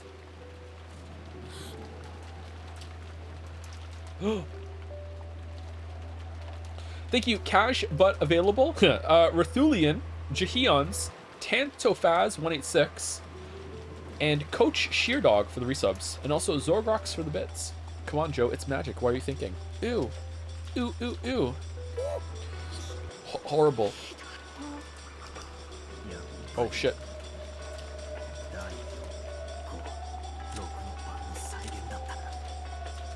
Servant Shannon died in Natsui's room with her forehead pierced by a weapon shaped like a stake. At the fourth twilight, gouged the head and killed. She spent her last moments with her beloved. How are you allowed to kill them out of order? Yeah, like Goda died before Shannon. Even in this room, this is out of order. What? Died in Natsui's room with his chest pierced by a weapon shaped like a stake. At the 5th twilight, gouged the chest and kill. The cook was cooked. Wait, why is there an L in there? Because he took the L? Why is there an L? Died in Natsui's room with his stomach pierced by a weapon shaped like a stake. At the 6th twilight, gouged the stomach and kill. It was possible they would have ended up as the 2nd twilight. As I thought, it's a reproduction of the 4th, 5th, and 6th twilights. Ew. The inside of the room looked as though a robber had just broken in. Drawers had been flung open, pulled out, and had their contents thrown about all over the place. Leaving the room so cluttered, you never believed belonged to the methodical Aunt Natsui. But the very first thing that caught our eyes was Goda-san's corpse lying face down right in front of the door. Right in the center of his chest, almost as though it had been stuck there to finish off a vampire, was one of those demon stakes from before. Exactly how far it could have reached after being stuck that deeply into his chest. Just imagining it would make anyone's chest hurt. Wasn't gouging the chest the 5th twilight? Ooh. Maria grabbed my hand. Her expression looked just like normal, but maybe she really was afraid of the aura in this room where 3 corpses lay. And along the wall farthest into the room, George and Nikki lay dead. This time, one of those stakes had been rammed right into the center of his stomach. Wasn't gouging the stomach the 6th twilight? Is this unique art? Shannon Chan's corpse was face down in front of the dresser, lying in a sea of blood.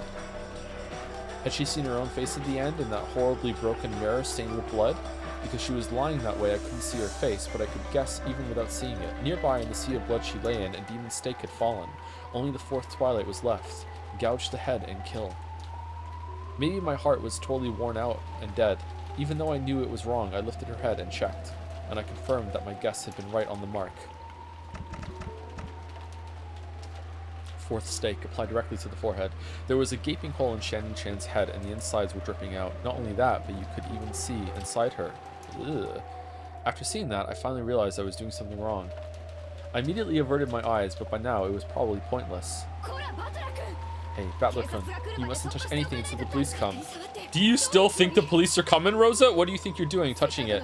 What will you do if our precious evidence on the scene gets disturbed? Aunt Rosa got violently mad at me and even tugged at the back of my collar. I tottered limply and fell on my butt, gazing dimly up at the ceiling. Maria. Ooh? With this, even the 8th twilight is over.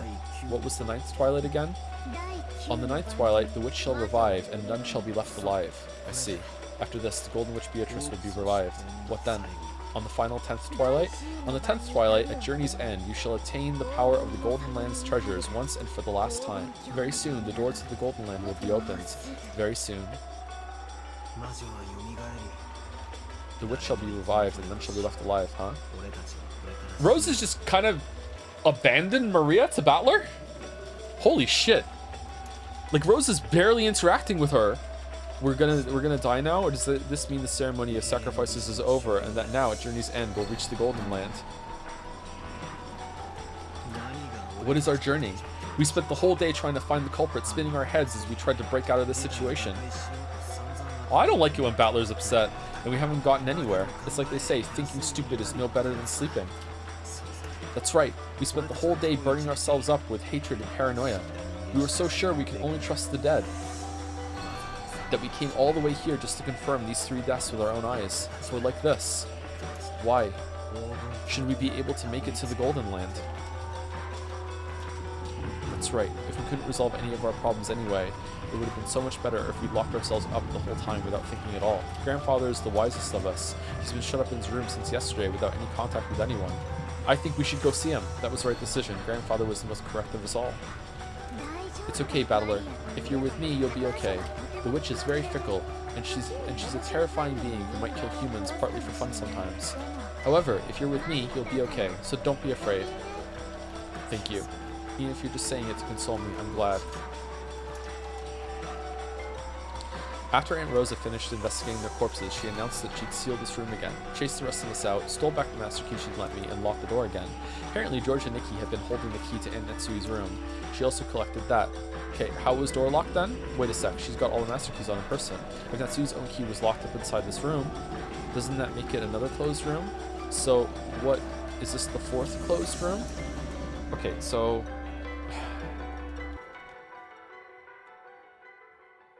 One of them killed themselves? Now that suspicion surrounded those three had been cleared, we returned to the parlor once more. I don't have a clue what's going on anymore. If only the dead are innocent and everyone alive is a wolf, that leaves only me, Aunt Rosa, Maria, and Genji-san. And besides us, there's only grandfather and that 19th person, the guest we've seen no trace of, Beatrice. 13 people have died and 6 are left. Okay, I did count properly then. Okay, how would a wolves and sheep puzzle with only 6 people end? Even though a puzzle that started with 19 people has been reduced to 6. I can't think of an answer. You just don't want to.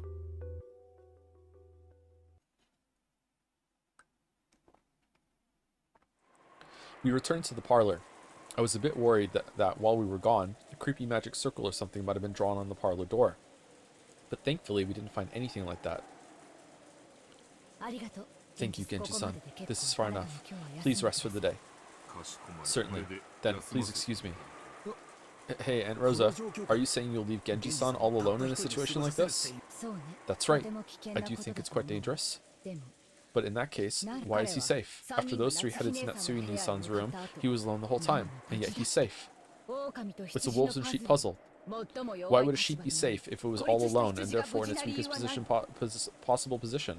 Genji should be thanking me for not blasting his head off right now. You're right, thank you. Probably because, by coincidence, there weren't any wolves around. Wrong. It's because it wasn't a sheep. Are you saying Genji-san's a wolf? Yeah, look at his hair. He said he was alone in the kitchen, but that's impossible to prove. The only ones who could have carried Dr. Nanjo and Kurosawa-san's corpses, who could have killed George and the rest, were him and Beatrice, right? But wait, with that argument, anyone... Battler-sama, thank you for your concern. I believe trust is won, not with 100 excuses, but with simple faithfulness. Even if I am not able to gain your trust, I wish to be faithful until the end. Genji-san. Genji-san! Then we've decided, if you truly are innocent, the police will prove that for us when they come tomorrow. So I think Fuka's gonna be around for a long time from now on, Chad. I'm sorry. I think Fuka might be the most enduring thing to come from Persona 3 Reload. So until then, we cannot remove you from suspicion. After your long years of service, I find it truly painful to treat you so poorly. But please understand about tonight, and when tomorrow comes, please let us make up again. And then as soon as we're in the door, the mask comes off. You know what? I don't care for Genji-san. Goda's cooking's way better. And also, you know what? I wasn't gonna say it. Genji-san's not very good at cleaning. Genji-san gave his head a small shake. Today and tomorrow, I will continue to be a servant of the Ushiromiya family. If you need anything, please say so at any time. Then, if you will excuse me. After hearing all that, there was nothing left to say. Genji-san bowed deeply and left down the hall.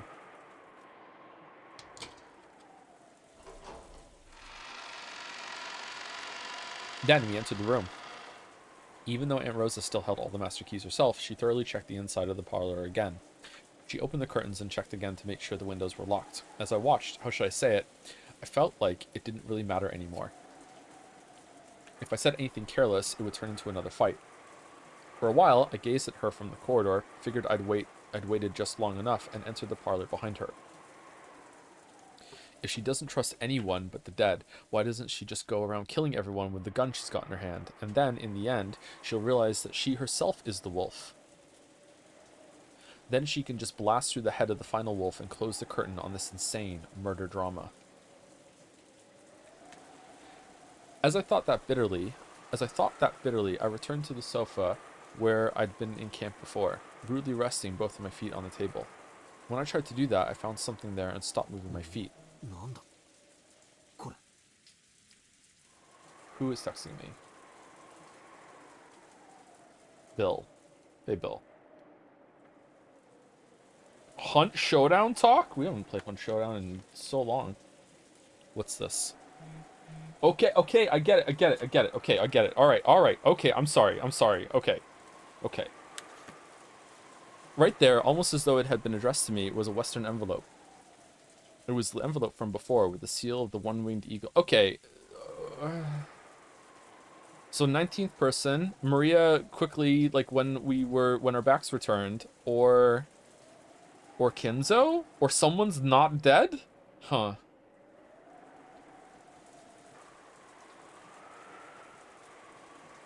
What?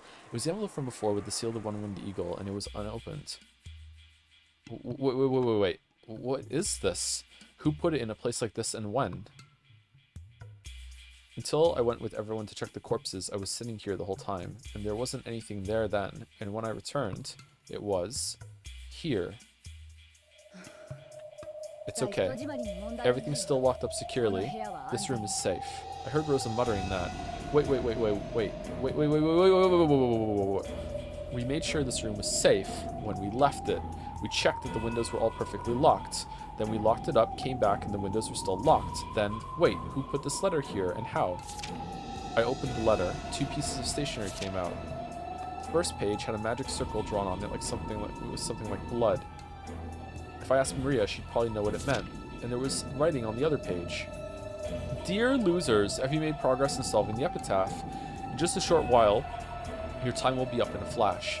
The 9th twilight will begin quite soon. There was no mistake. It was a letter from Beatrice. Is it? Because it doesn't sound like Beatrice. The Beatrice we talked to seems like a completely different, much more playful person than this. Ooh. Fowler, what is that? When we came here just now, it was sitting right here. What happened, Maria? Huh? Battler-kun, that letter? Wait, it was sitting right here. Why? Even though we checked to make sure this room was locked. Why? Why? Maria, come here. Aunt Rosa closed her eyes a little, and after thinking silently for a moment, told Maria to come. Maria obeyed her mother's words. As she did, something unbelievable happened. She hugged her. Aunt Rosa pointed the barrel of that gun at me. Battler-kun, I've concluded that you are a wolf. Why? When I came into the room just now, I saw that there was nothing at all on the table, and I know that Maria did not approach that table. We're talking about a short stretch of time, but the only one who claims to have approached the table and found the letter is you. Okay, so if she actually did see the table and there's nothing on it, that's a good conclusion, but it means that either we're Katie or it is Maria. Okay. or it's Kinzo completely prone under both double coffee tables right now, who just like snaked his hand up, like put the letter on after Rosa turned his hand, and then put his hand right back down again, opened his domino box in front of him, and is now munching some pineapple pizza, like trying to stop himself from laughing. He's like, because how can you wait? That's all screwed up. Why would I put something like this here? Wait, I just found something suspicious and reported it, right? Why are you suspecting me? Because only you could have sent that letter there. That's right, this is all a charade. You pulled an envelope from your pocket and then it acted as though you just found it. To create the illusion that the witch entered a closed room, set down a letter, and left. Dumbass. Are you thinking like that again? Are you going to suspect me? I mean, I suspect Maria. Because of something like that? Cut it out. My dad and everyone else were killed. Why would I take part in the culprit's scheme? True. Even if you were offered a large sum of money, I don't want to believe in the existence of the sort of demon who could sell their own parents. Then again, maybe such a demon does exist. No, that's a bad way to say it. What if you didn't view Rudolph Nissan and Kyrie-san as your parents? What? Think about what you're saying. I have thought about it. You've been staying with your grandparents for 6 years, like maybe you don't even like them anymore, and who knows what really happened to your mother. Oh shit, dad is dad, right? I love how this is so much more paranoid than episode 1. Dad is dad, right? Of course I'm not related to Kyrie-san by blood, but she's like a big sister to me. No way in hell I'd let a comment like that slide, you bastard. Ooh. Stop it. Ooh. Stop saying ooh. I'm sorry, that was a bad way to put it. True, Ushiromiya Battler-kun may be Rudolph Nissan's child. But are you really that Battler-kun? What the hell are you talking about? If I'm not Battler, who else do I look like? All of us, including Rudolph Nissan, are seeing you for the first time in 6 years. This is so good. No one can prove that you really are Ushiromiya Battler, right? Yeah, that's true. Maybe you aren't Battler, but someone who snuck in, making a skillful bid to steal the wealth of the Ushiromiya family. Can you clearly prove that you're Ushiromiya Battler? Right here, right now? Do you have ID? Cut it out, damn it. I'm me, Ushiromiya Battler. If we're going to suspect even things like that, are you really Ushiromiya Rosa? I'm myself, no one else. Yeah, that's right. It's just as you say, you can't trust anyone but corpses and yourself. If you're going to go that far, let me make an objection. George and Nikki and the others were found dead, and Aunt Natsui's room was locked. George and Nikki had the key to that room, right? And by now, the only one with the master key is you, Aunt Rosa, right? Aren't you the only one who could have unlocked that room? My theory goes like this. While I was asleep, you moved all the sofas, opened the door, snuck up there, killed them all, then posed the corpses, fucking locked the door, came back downstairs, closed the door, locked it, moved all the sofas back over. You're in contact with the real culprit. Oh, okay. And while I was looking, you let one of the 5 master keys. Okay, okay, all right. Sorry, I was more unhinged than Battler for a second. Oh no. You... Batshit insane. Battler shit insane. I didn't do something like that. See, there are 5 of them here, right? As if that matters. You could have had them set it in a prearranged spot and collected it, right? And weren't you the one who doubted whether there were really 5 master keys? So how do you suggest that someone other than yourself placed that letter there? Until you find someone else did it, you're a wolf. Shut up. You're the one who said it wasn't there before. Then why don't you show me some proof? How do you claim the culprit killed George and Nikki and the rest in that closed room? How did they lock it? That's exactly right. Natsui's room was exactly the same, just like usual. The door... What? Why is this red? Like it's usually been ransacked for a mirror? I don't like this red statement. The door and the windows were locked from the inside. There were no frauds or tricks, no means of secret passage, no places in which to hide. Natsui's own key was in George's pocket, and the inside of the room was sealed off. Only the 5 master keys were left, and Rosa was holding all of them. And let me say this, the parlor is the same. The key to the parlor itself is sealed away in the servant room, so unlocking it without a master key is impossible. The definition of a closed room remains the same as always. Come on, now there's only one suspect. Or are you still playing innocent, Ushiromiya Battler? Shut up. You shut up too. You're the one who should shut up. How do you claim the letter was placed here by anyone other than you? Unless you can prove such a thing happened, you're a wolf. I feel like the gun is gonna go off. If we can suspect me, then we can suspect you too. So try. Is it gonna hit Maria and then she's gonna kill herself? Is that what's gonna happen? If we can suspect me, then we can suspect you too. So try showing me some proof yourself. And anyway, weren't you the first person to enter this room and start checking the windows, Aunt Rosa? Then you guessed I'd go back to where I've been sitting and secretly put that letter there. It's possible for us to suspect that this is a trap of yours, right? Why would I use a trap like that? If I was a wolf, I'd shoot you with this gun without question. Maybe you're stupid. That proves nothing. Maybe you chose the roundabout way of setting a clever trap because you couldn't commit murder in front of Maria. All the master keys are in your hands. So what happened? Both here and in the last room was all you're doing, right? If you think you can talk your way out of this, then let's hear your excuses. That's right. You've been suspicious from the start, Aunt Rosa. Why is it that even though 6 adults in the family conference were killed, you were the only exception? And why haven't you told us that you had the meeting and you saw the witch? Yeah. Why were you the only one not in that chapel? There could only be one reason. You invited Dad and the rest there and killed them. Damn it, damn it. That explains everything, doesn't it? Don't fuck with me. Don't fuck with me. Stop saying things that don't make sense. I can sing. We're gonna do some theorizing like always, except this time, we'll sing it. Ooh, stop it. You mustn't fight. Mama too, Battler, stop it. Stop it. It's no one's fault. It's not Battler's or Mama's fault. The witch did all of this. It was done with magic. It's no one's fault. Ooh, ooh. Maria thrust herself in between Aunt Rosa and me as the blood started rising to our heads. I was taken aback by Maria's crying voice and returned to my senses. I had acted shamefully just now, my eyes filled with tears.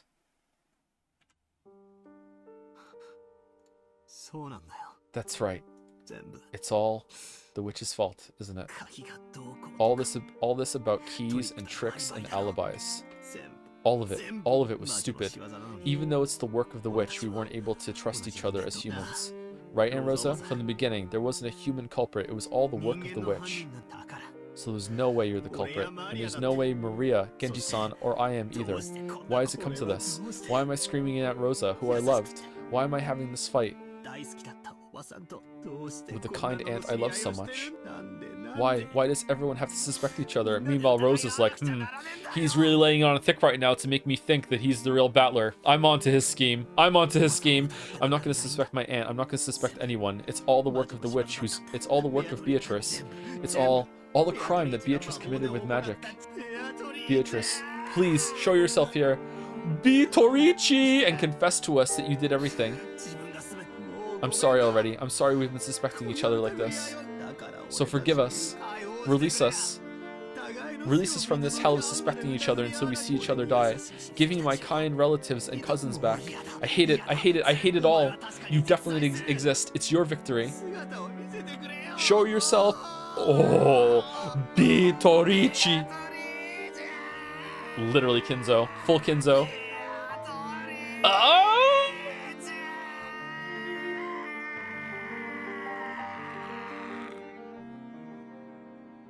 At what point does he go back in time and he's actually Kinzo for real? When does that happen? Episode 7?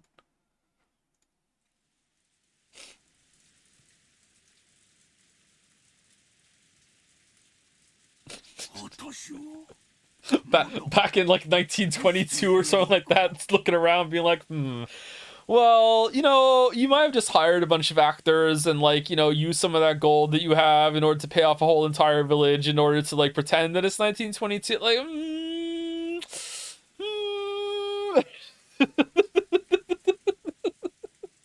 Am I still alive? This was a really good cut back to Kinzo after Battler started screaming for Beatrice like Kinzo did. That was really well done.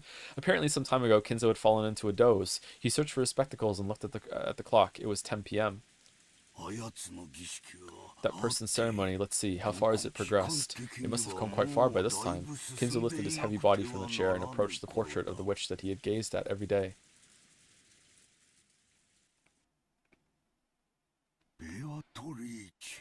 Torichi.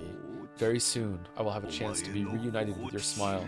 I care not if I die. If I can just see your smile one more time, I will not regret this life. So, for heaven's sake, let me meet with you one more time. Then, let me swear my love to you. Let me apologize for my crimes. Oh, but I won't let you escape. You are mine. From your hair to your toenails to the dirt under your toenails, you are mine. Dude is down bad. Every fragment of your flesh is mine. Even the broth of your corpse is mine. I won't let you escape. This time you won't slip from my hands. I'll make you mine for all eternity. I will never let you escape a second time. I will never let you escape a second time. Kinzo howled in rage, then suddenly fell to his knees as he shook and scraped at the wall. In an instant, he had started sobbing. So, Beatrice made all her gold selling her bathwater to Kinzo, I'm guessing? Ah, hick, that's wrong. I didn't want to say something like that, like this, Beatrice. Oh, he's feeling bad about it, please. Let me see you one more time. Even if you only let me apologize. Ah, Beatrice. Hick, hick. Wah.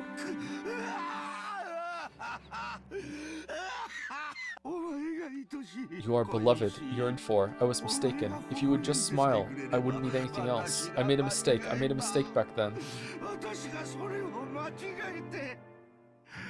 I did something that cannot be taken back. What about the thing Shannon wrote? In atonement, I offer all that remains of my life. In order to apologize to you, in order to atone for my crimes, I offered everything. Please, even if it must happen as I die, at least let me apologize. Just once, Beatrice.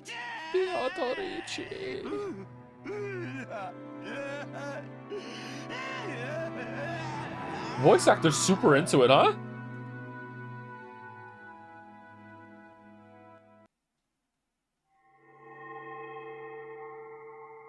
As Kinzo shook and cried, a butterfly appeared out of nowhere behind his small back, like a flake or of gold leaf, and softly descended. You fool, Kinzo. Did you think any woman out there would fall for a man's tears? Well, even if it wouldn't make a human woman fall for you, it might do the trick for a woman who is not human. Kinzo, do you remember? That game of chess you played with me, which is still ongoing. Wait, she's Nanjo? Kinzo, as though he had suddenly remembered something, approached the chess set. It was as it had been during the game he played with Nanjo until yesterday. After knocking all the pieces off the chessboard, he began to line them up one by one. It was a setup for an ongoing game. Oh! Okay. That's right, like this. I advanced my queen, who I call Beatrice. That was quite a spectacular move. Perhaps it was a little too intense for you. I worried whether you'd abandon your peace or not. Worried for so long. Kinzo waited, with the opposite seat empty. Surely very soon his opponent would appear there, and he would be able to restart this game again. You fool, Kinzo. You want to apologize? You want to see my face again? You want to make my smile an eternal thing? Why can't you say a much, much simpler word?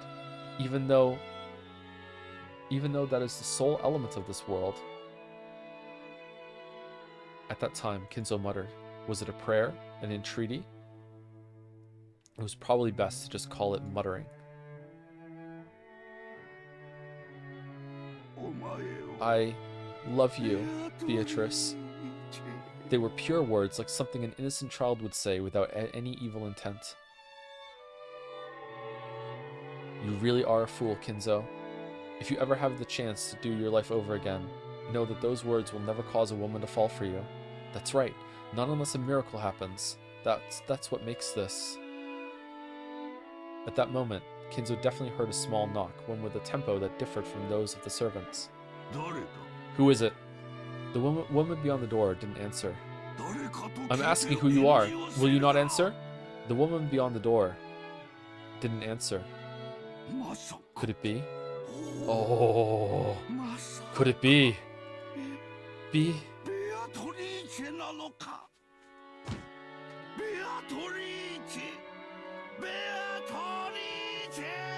Oh, dude got cut in half. The woman beyond the door answered, On the ninth twilight the witch shall revive, and none shall be left alive.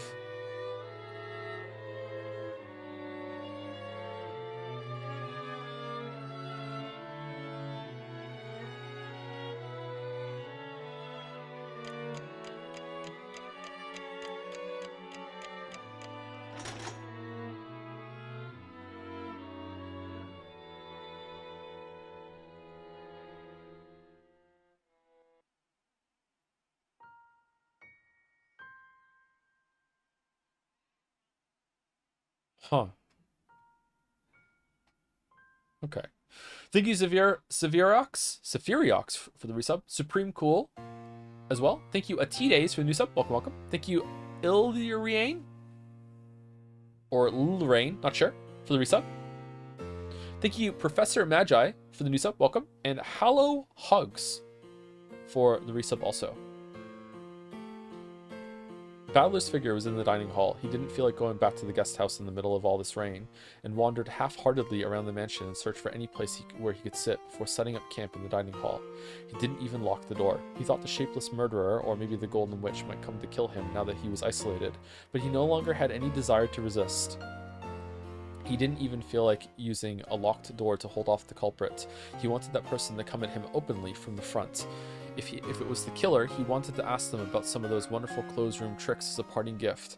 If it was the witch, he hoped she'd at least take his life with some spectacular magic. However, ironically, neither of these two came to meet him. Battler opened the liquor cabinet on his own and enjoyed the liquor to his heart's content. No longer was there anyone to scold him for drinking alcohol. He boldly rested his legs on the extravagant tablecloth and savored the high-quality liquor, which probably had a mind-boggling price, drinking it down straight from the bottle. This would make a great image. Then someone knocked. Battler realized that someone had finally come to greet him. Hey, it's not locked. Whoever you are, please come in. It's going to be Genji. And go ahead and introduce yourself. If you're human, please give me your name. If you're Beatrice, please tell me your bust size.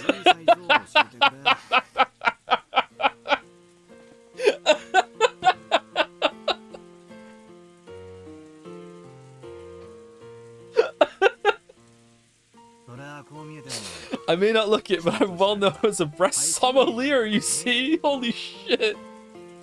Hick. It is Genji, Battler-sama. Did I stutter? What's your bust size? Again, you know what? You did murder, my whole entire family, but you are pretty hot. Genji-san, huh? Sorry, but I've got no interest in your bust size. Please come in, it's unlocked. Excuse me. Genji-san opened the door and bowed. So, is Genji-san the criminal after all, or maybe an accomplice? That theory would probably explain most of the tricks. Did you come to give me my last rites? Nothing of the sort. I apologize if I am disturbing you. Hey, saying I'm sorry without even telling me what you want is actually pretty creepy. What do you want? Are you going to tell me that drinking alcohol is forbidden for minors? I'll just die anyway. Please, let me do what I want, now that it's all about to end. Battler-sama, do you love alcohol so much that you would spend the little time you have left drinking? Those words pierced me. That wasn't true. I just can't cope if I don't drink. I can't even taste the alcohol at all. You were just like the master. Indeed, you inherited the master's blood strongly. You mean grandfather, the heavy drinker, was drinking to drown his sorrows the whole time? First I've heard of it. After several sad incidents, the master's life was reduced to one of atonement alone. What is it you know?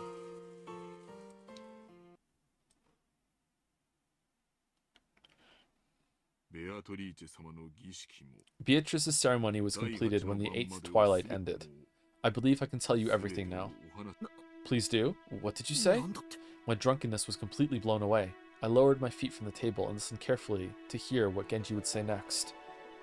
Battler-sama, I shall guide you to the master's study. It would probably be best to hear it directly from both the master and from both grandfather and. Hey, what in the world do you mean by that? Come, this way. I shall guide you, Battler-sama. After Genji-san told me to follow him, he started to walk down the corridor. I threw my drunkenness off completely and went after him. We climbed a big staircase towards the 3rd floor. Genji-san stopped walking halfway. He then turned back and spoke. Battler-sama, from here on, you will probably see things you will not be able to understand. Don't think that'll scare me. I've already seen enough incomprehensible things today to make me sick. Please, accept what you see as you see it. There are so many Domino's boxes up there, and accept what you hear as you hear it. Why? What? There is no need for questions like that. You will learn the truth, and that is all. I will leave it completely up to you, Battler-sama, whether to accept it, believe it, or deny it. Genji-san checked one last time to see whether I was prepared to know the truth. The 8th twilight had already ended, and on the 9th twilight, the witch would revive, and nobody would be left alive. It meant that Beatrice had already been revived, and it probably also meant that none of us would be allowed to return alive. If I was going to lose my life anyway, I wanted to know the truth in the end. It didn't matter how hard it might be to accept. Yeah. Even if a demon or a witch shows up, I'm prepared. Indeed, you are just like the master in his youth. Battler-sama, please be diligent in your studies. In the future, you will surely have great aspirations, like going on a time-traveling hot air balloon and going around the world, and you're just gonna vanish one day, but you're totally dead. And when that time comes, see to it that you are never forced to regret a lack of studying and training. I'd be happy to, assuming I ever get a chance to work hard in my studies. Genji-san's silence felt like it was further confirming a certain resigned feeling I had.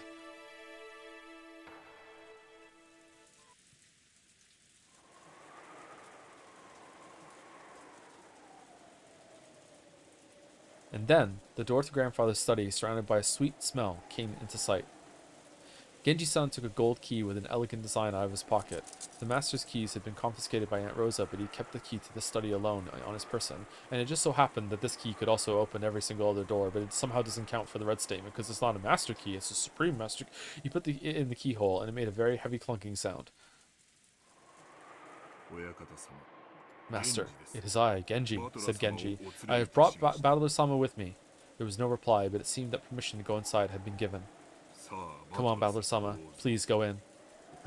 Okay, I'll go in. I readied myself and threw the door open. Kinzo's dead. Kinzo's dead. He's dead. He's dead. Calling it. He's dead. Dead.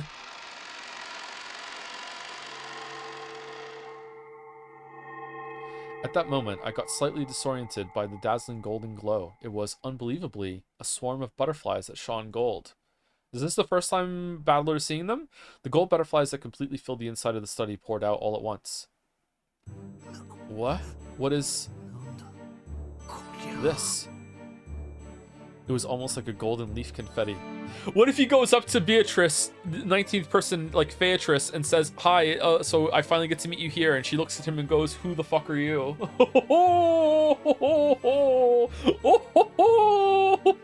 And then he goes to his mind palace, he goes into Somnium, and Beatrice is there like cackle, cackle, cackle, cackle, cackle. It was almost like gold leaf confetti. The interior of grandfather's study was filled with a golden glow. And on a sofa like a reception chair in front of the study desk, I could see grandfather's back. There was someone on the side opposite from grandfather. It was in shadow, so I couldn't see it well. Master, I've brought Battler-sama. Battler, is it? I'm busy thinking now. Be silent for a while. Kinzo declared that unhappily, his back still turned. It seemed he was enjoying a chess game with a visitor. Apparently, the opponent had counterattacked with a superb move. Kinzo seemed to be enjoying himself as he thought deeply, while occasionally laughing and groaning. I have thought for 30 years. I have thought for 30 years about how to counter this move. Have fun with the move. I have fermented for 30 years. Indeed, this is a deeply matured move. What fun, what fun. I see I'm no match for you. What is this? This is insane. So you came, Battler. I've been waiting for a while. Be silent for Kinzo's sake. Shit!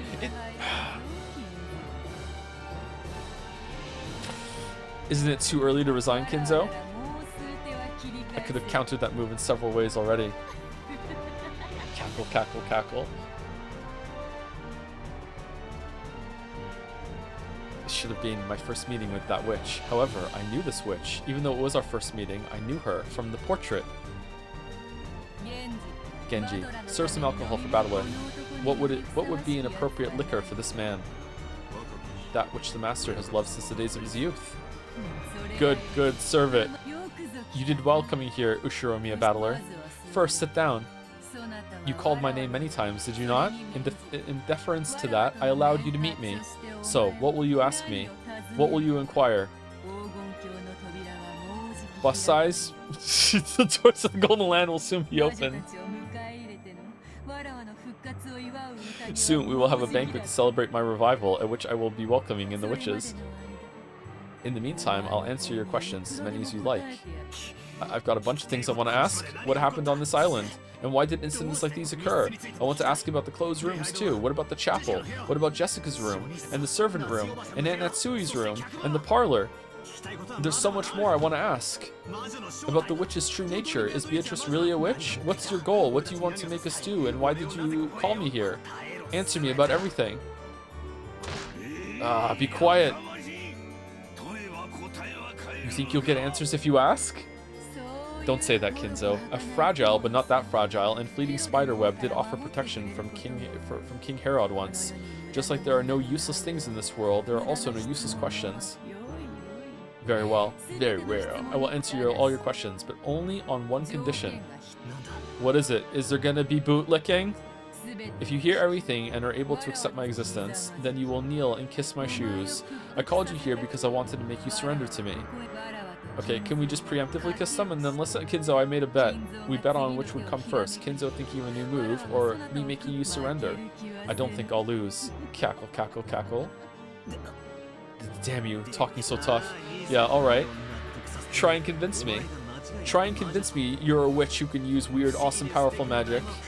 If I surrender, I'll kiss you, or do anything else. You know, anything you want. You know what? Here's all the things I will do. In no order in particular, I will. The witch cackled gloatingly. Then she glared at him unpleasantly with eyes that said a man can't go back on his word. Well said. So, from what question shall I begin? I'll answer everything. Come, what will the first one be?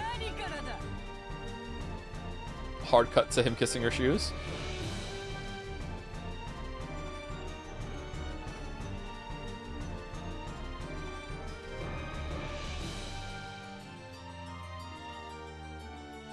Wait, what? And then the witch started to tell everything. She began answering all of Battler's questions. Everything made sense. He was convinced by all of it. And then Battler had no choice but to admit it. The witch certainly did exist. He made sloppy noises while he kissed her shoes. It was really gross. Even Genji left the room. Okay, more to read because it's awkward. I thought there was going to be more to read right away instead of my joke just hanging in the air. What followed is a story that needs no retelling. I wish you would, though. When the king falls and you are defeated, it's time to start reflecting on your finished game, and then all you can do is set up the pieces one more time.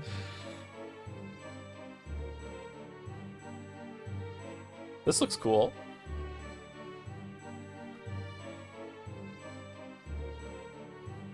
X. Second game, Turn of the Golden Witch. Results. She is gonna say we've won one each. She is gonna do that. Let's go again. That is gonna happen. Oh, shit. Usher and Mira Kraus died on the first Twilight, chosen by the Key of the Golden Land, offered of sacrifice. Okay, Netsu's the same. Died on first Twilight. Rudolph. Yep. Okay. Kyrie, first Twilight. This is very Final Fantasy VI music again. Jessica died on the second Twilight, pierced through the back by the stake of Asmodeus. Canon. Stake of Satan through the chest. Okay. Wasn't Goda killed in the chest too? Servant Shannon died on the fourth Twilight. No, out of order! This order is out of... There's not a Stake of Mammon. Fifth Twilight, Stake of Beelzebub. Beelzebub, Stake of Lucifer for George. Belphegor for Nanjo. And Leviathan for Kumasawa.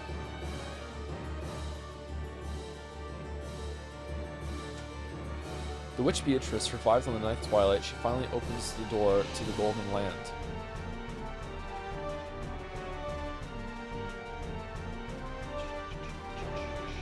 Ushimiya Kinzo, missing on the 10th Twilight. After he acknowledged the existence of the witch and prostrated himself, the witch invited him to the Golden Land.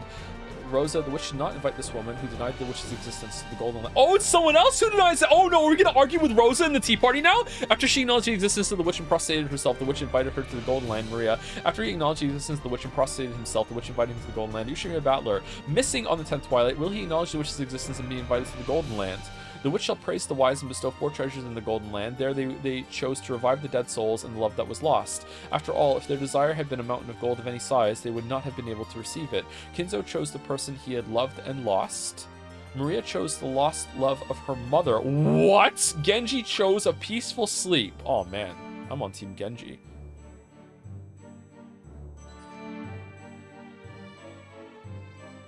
Sleep peacefully, Beatrice. Let nothing disturb your slumber ever again.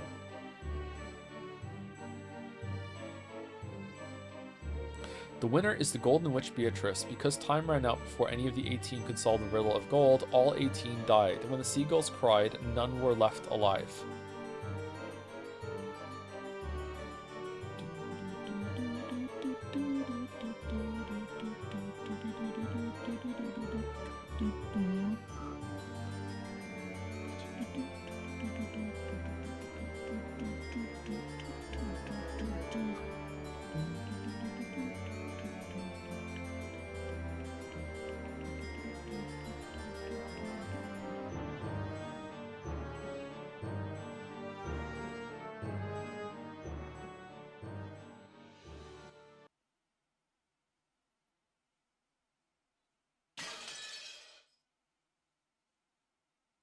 Is that a heart shape in the glass?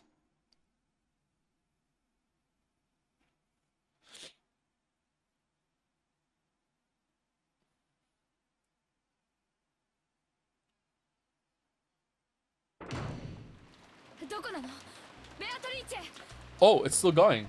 This chapter will also have a number of flashing animations. Epilepsy warning, leaving this up for 30 minutes. Okay. Where are you, Beatrice? Show yourself. Beatrice! Rosa finally arrived at the chapel. She pointed her gun around, screaming the witch's name, but there was no way she would receive an answer. After grimacing slightly, she noisily approached the table where her siblings' corpses still lay exposed, and stretched her arm toward a golden gut. Last time the credit said people were not found, and the police came, and then someone found a bottle with a story in it and everything like that. It's different this time. It's got nothing like that. Is Rosa gonna get the gold and just go home? She's gonna be paid 3 gold bars to fuck off? It was very heavy, but Rosa didn't mind. She wrapped that one up in a blanket and threw it over her shoulder. At least just this one. This alone should be worth over 10 million. Without letting go of her gun, Rosa picked up the gold as well. Her shoulders were screaming, but Rosa didn't mind. It will happen very soon. Very soon, the door to the golden land will open. Stop laughing with that creepy voice. Where's Beatrice? Yeah, I know. She's around here somewhere, right?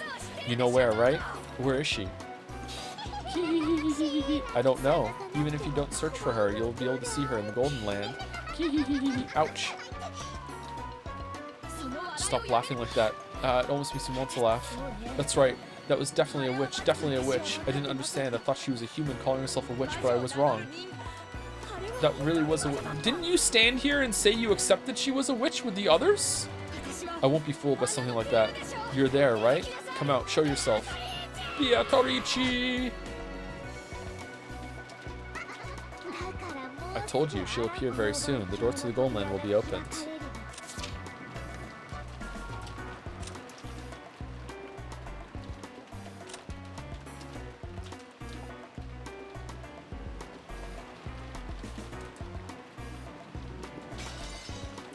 Wait, hold on. I don't remember reading that before. When did she manages a design company, but she's yet to start taking it seriously, and its financial situation isn't far from favorable. I don't remember reading that. I guess I've read a lot. Maybe I just don't remember reading it because it was so long ago. I told you, she'll appear very soon. The door to the golden land will be opened.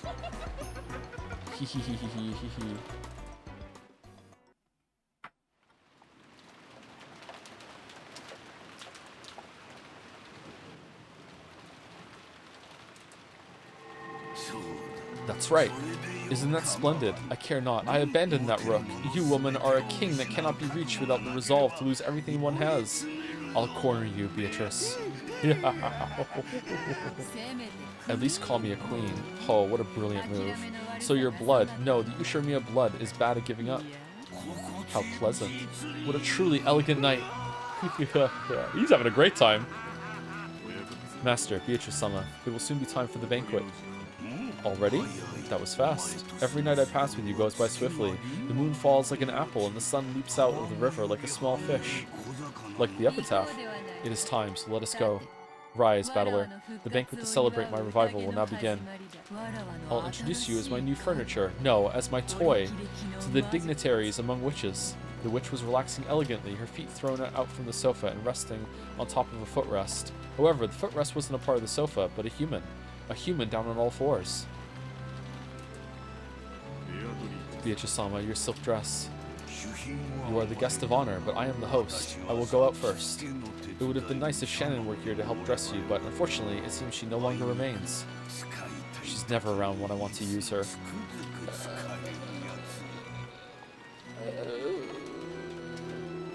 What? An entirely useless person. However, you did well to remain here. I'm happy, my friend. I am grateful for your words. Good. Wait downstairs, you two. Genji, good work. Set the dress down over there. Certainly. Well then, master. We will go first. Beatrice, I will see you later. In my host suit, indeed. Kinzo and Genji left the study. After that, the witch and the dress and the furniture remained. Do you know why I'm not embarrassed to show myself to you naked? It's because you're furniture. Furniture. Understand? Furniture. Just furniture. Who would feel shame in exposing their body to furniture? So there's no reason for me to feel shame in front of you. Cackle, cackle, cackle, cackle. Battler's like, darn, this is so bad. Who would talk to furniture? The witch rose and... Okay, I talk to furniture sometimes. The witch rose and her jacket slipped off just from her shoulders. After that, the jacket fell to the gold with a thumb. When the furniture respectfully approached to pick up those clothes, the witch gave it a small kick and it fell over. The furniture was afraid of what misconduct it might have shown.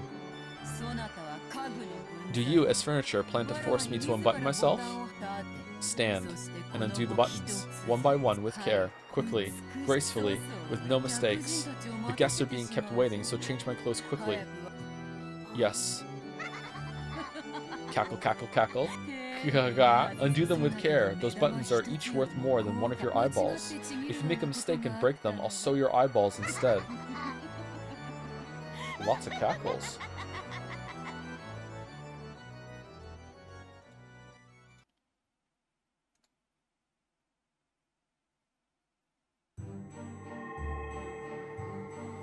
The entrance hall was bustling with a crowd of shadowy people, and it sparked gold with the gold butterflies flying about. The gentlemen in suits and tuxedos and the ladies in dresses looked like they were having a great number of friendly chats. At a glance, it might have looked like a fabulous medieval ball, but they all had one thing in common, and that thing was exceedingly bizarre, because all of them had goat heads. Was it a goat masquerade? Or did they really have goat heads? Where's Dijkstra? It probably couldn't be the latter, but in this bizarre world, I really didn't know which was true. Kinzo was amongst those goat nobles, greeting them. Kinzo's greetings were more respectful than would have been expected, as though these were all honored guests. At that time, Genji's voice rang through the hall. It was a voice calling for silence. That voice stopped the idle chatter, and everyone turned to face Genji. Tonight, we celebrate the appearance of our golden witch who has achieved her revival, the Lady Beatrice. Everyone, please welcome her with your applause. Is she not mad that you killed one of her butterflies? Or is that all the game was going on then you had the right to defend yourself or whatever? I guess so? When Genji began to applaud, it quickly spread through the guests and became a roaring ovation. Then, the Golden Witch appeared from the top of the large staircase. As she gracefully waved her hand, followed by a piece of furniture she was fond of, she slowly descended the staircase. The goat nobles offered unanimous words of celebration in some long-forgotten language, and those who were deeply intimate embraced, filled with joy at their reunion. As the witch offered greetings of reunion, the witch's furniture followed behind her the whole time. There was a chain around its neck. The other end was gripped by the witch's hand like it was a trained dog. It wasn't there to restrain him. Those chains were a restraining device whose only purpose was to wound the furniture's dignity. He wasn't permitted to wear anything else on his body. Whoa! One of the young women goats mixed in with the goat nobles quietly removed her goat mask as the furniture passed in front of her, and she spoke with eyes that had no light in them. That face seemed to belong to a long-haired young girl. Holy shit! How pitiful! Oh, Lady Burncastle, welcome. Do you like my furniture? That's a nice hobby. After saying only that, the witch called Burncastle once again put on her goat mask and was swallowed up by the shadows of the other tall goats. Ahahahaha. Sore loser. She's ticked off, isn't she? You're not wrong. Cackle, cackle, cackle. Cackle, cackle, cackle. The young women goats giggled, and the witch once again let out a high-pitched laugh. Thank you for gathering here for my sake. Why don't we enjoy to the fullest this banquet of the witch, where old friends have gathered from past and present, east and west. Come, we will eat all night, drink all night, slurp all night, and chew to bits all night as we enjoy ourselves. Look at the clock as it marks when the ending hour and the beginning hour melt together. Come, let us begin the banquet of the witch. When the witch announced the beginning of the banquet, the large clock pointed to midnight, and the sound of a bell began to ring out. Come, now is the time. Open the golden door.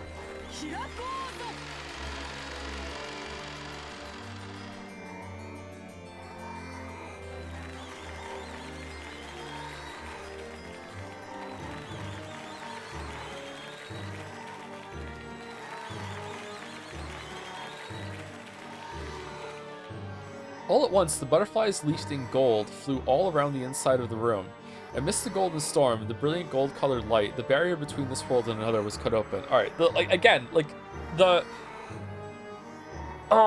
harmony between like reader and like protagonist, like reader's stand-in surrogate is like so strong right now because like she really did win. Like I have no idea how any of this was pulled off. Like she completely like I have no fucking clue. Like. Are you naked, Joe? I could be. I have no clue. I don't even know how to get started.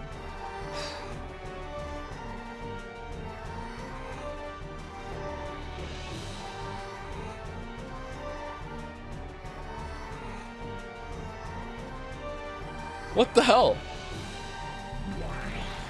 Okay, the world was cut open. Did I read that? Amidst the golden storm and the brilliant gold-colored light, the barrier between this world and another one was cut open. Surrounded by the goats' delighted voices, the mansion of the human world and the mansion of those not human overlapped, and the members of the household who praised the resurrection of the golden witch scattered into gold butterflies and poured out of the depths of hell. It was a golden tornado, a rondo of golden demons. Come, tonight we will put aside rank, throw open the wine cellar, Drop the snake's head into the liquor pot. Throw cows and chickens into the furnace alive. Drink and eat and sing and dance. Sneer and kill and desecrate and degrade. And that's just Battler. Ah, Beatrice, take me to the Golden Land now. To the Golden Land! Oh, ah. The goat nobles were suddenly crushing in around Kinzo, almost like they were kids demanding the signature of some famous movie star. There were only two differences. First, these were witches, not kids. And second, what these witches demanded was not a signature, but blood. The sea of goat nobles began to drown Kinzo. Only Kinzo's laughing voice echoed throughout the area.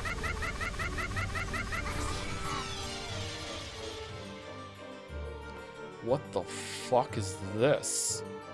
It was a grand mixture of laughter and his death throes, and Kinzo became wine and meat and bread.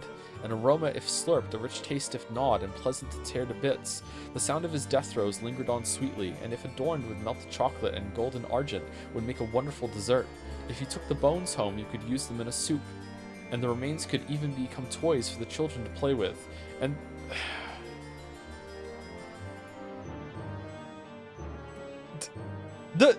the fucking, like, Grand Canyon of quality between the worst lines in this game and the best lines. What the fuck? Who, like, goddamn. How? For the love of God. What the shit? And they could also become splendid tools for fortune telling that always brought misfortune. That entire scene was watched by the furniture. It was all fantastical. It was all demonic. Was the quaking of its supposedly paralyzed heart proof that it could still feel fear? And at that time, its knees buckled and the furniture's body fell down in the middle of the carpet. After all, the witch had kicked those knees from behind. Kneel and show your respect. Rub your forehead against the carpet and show how vulgar you are. Put your hands behind your back and swear that you will offer all your flesh and blood to me. The furniture let out a painful voice. Fear is the most basic emotion humans have.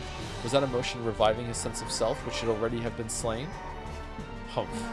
So you are still far from suitable for my furniture. Very well. I will carefully finish you, making you into the kind of furniture I like, the kind fitting only for me.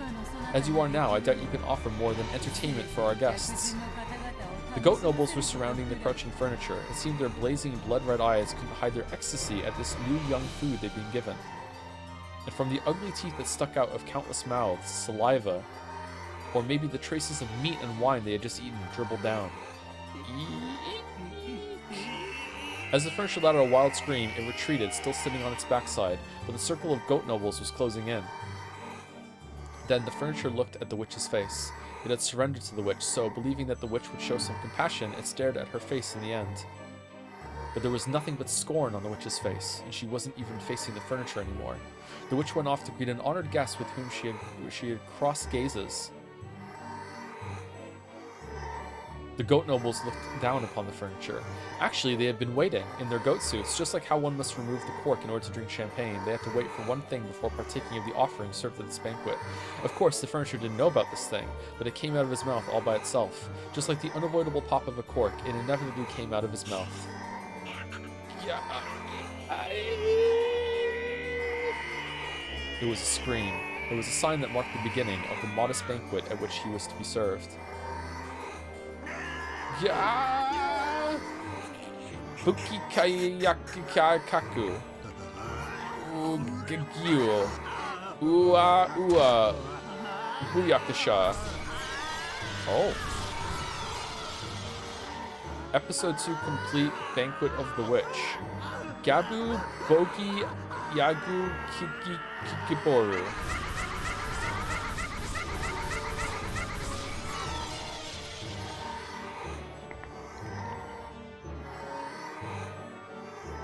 When does Hopes and Dreams start playing?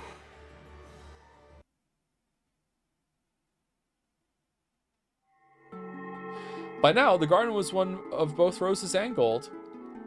A gold-colored garden where gold butterflies, gold fairies, and gold lizards rampaged and flew about wildly. Maria, quickly, run! Quickly, quickly, quickly, quickly! Rosa grasped her gun and the blanket wrapped around the ingot, and ran at a speed Maria couldn't match, sometimes pausing to call out at Maria to run faster. So she saw it every time. She saw the golden pursuers chasing them from the mansion. As the rain stopped, the massive gold butterflies was chasing after them like a massive crawling hand, and strange-looking shadows with goat heads were chasing after them. There was no need for her to strain her eyes, because those blazing pupils told her what would happen if she was captured. Mama, wait. Mama, wait. Ooh, ooh. Ow. Maria fell down. For just an instant, Rosa was ashamed by thoughts of abandoning her daughter and running away, and at the instant her feet touched ground, she ran back. The goat head that had sprinted over to get the first bite grabbed hold of the back of Rosa's own child's hair and pulled. Mama! No! Rosa rammed into the goat head with her shoulder, spun, bashed the back of her elbow into the goat's jaw, and buried her knee into its protruding I'm sorry, Rosa can fight? What the... As she thrust the barrel of the gun inside the goat's head mouth as it doubled over from pain in its gut. Fucking Rosa may cry? What the... Just try laying one finger on Maria in front of me. I'll show you just how lukewarm the hell you came from is. What the fuck? The blast from the Winchester .45 caliber long Colt bullet exploded inside the goat's head's throat, and its medulla oblongata was instantly pulverized. The goat head hadn't understood. Discombobulate. It had thought women were like pre-opened wine bottles. It had thought that turning them upside down would immediately make their deep red contents come out. Mama, Mama. Maria, who had been released, hugged Rosa. But the pursuers were still coming. They could see the giant goat heads, who had given up pretending to be human, running towards them across from the rose bushes. Rosa spilled several extra bullets, which had been in the pocket of her coat, all over the place, and told Maria to pick them up. Yes, pick up, pick up. Maria, if Mama falls down, run.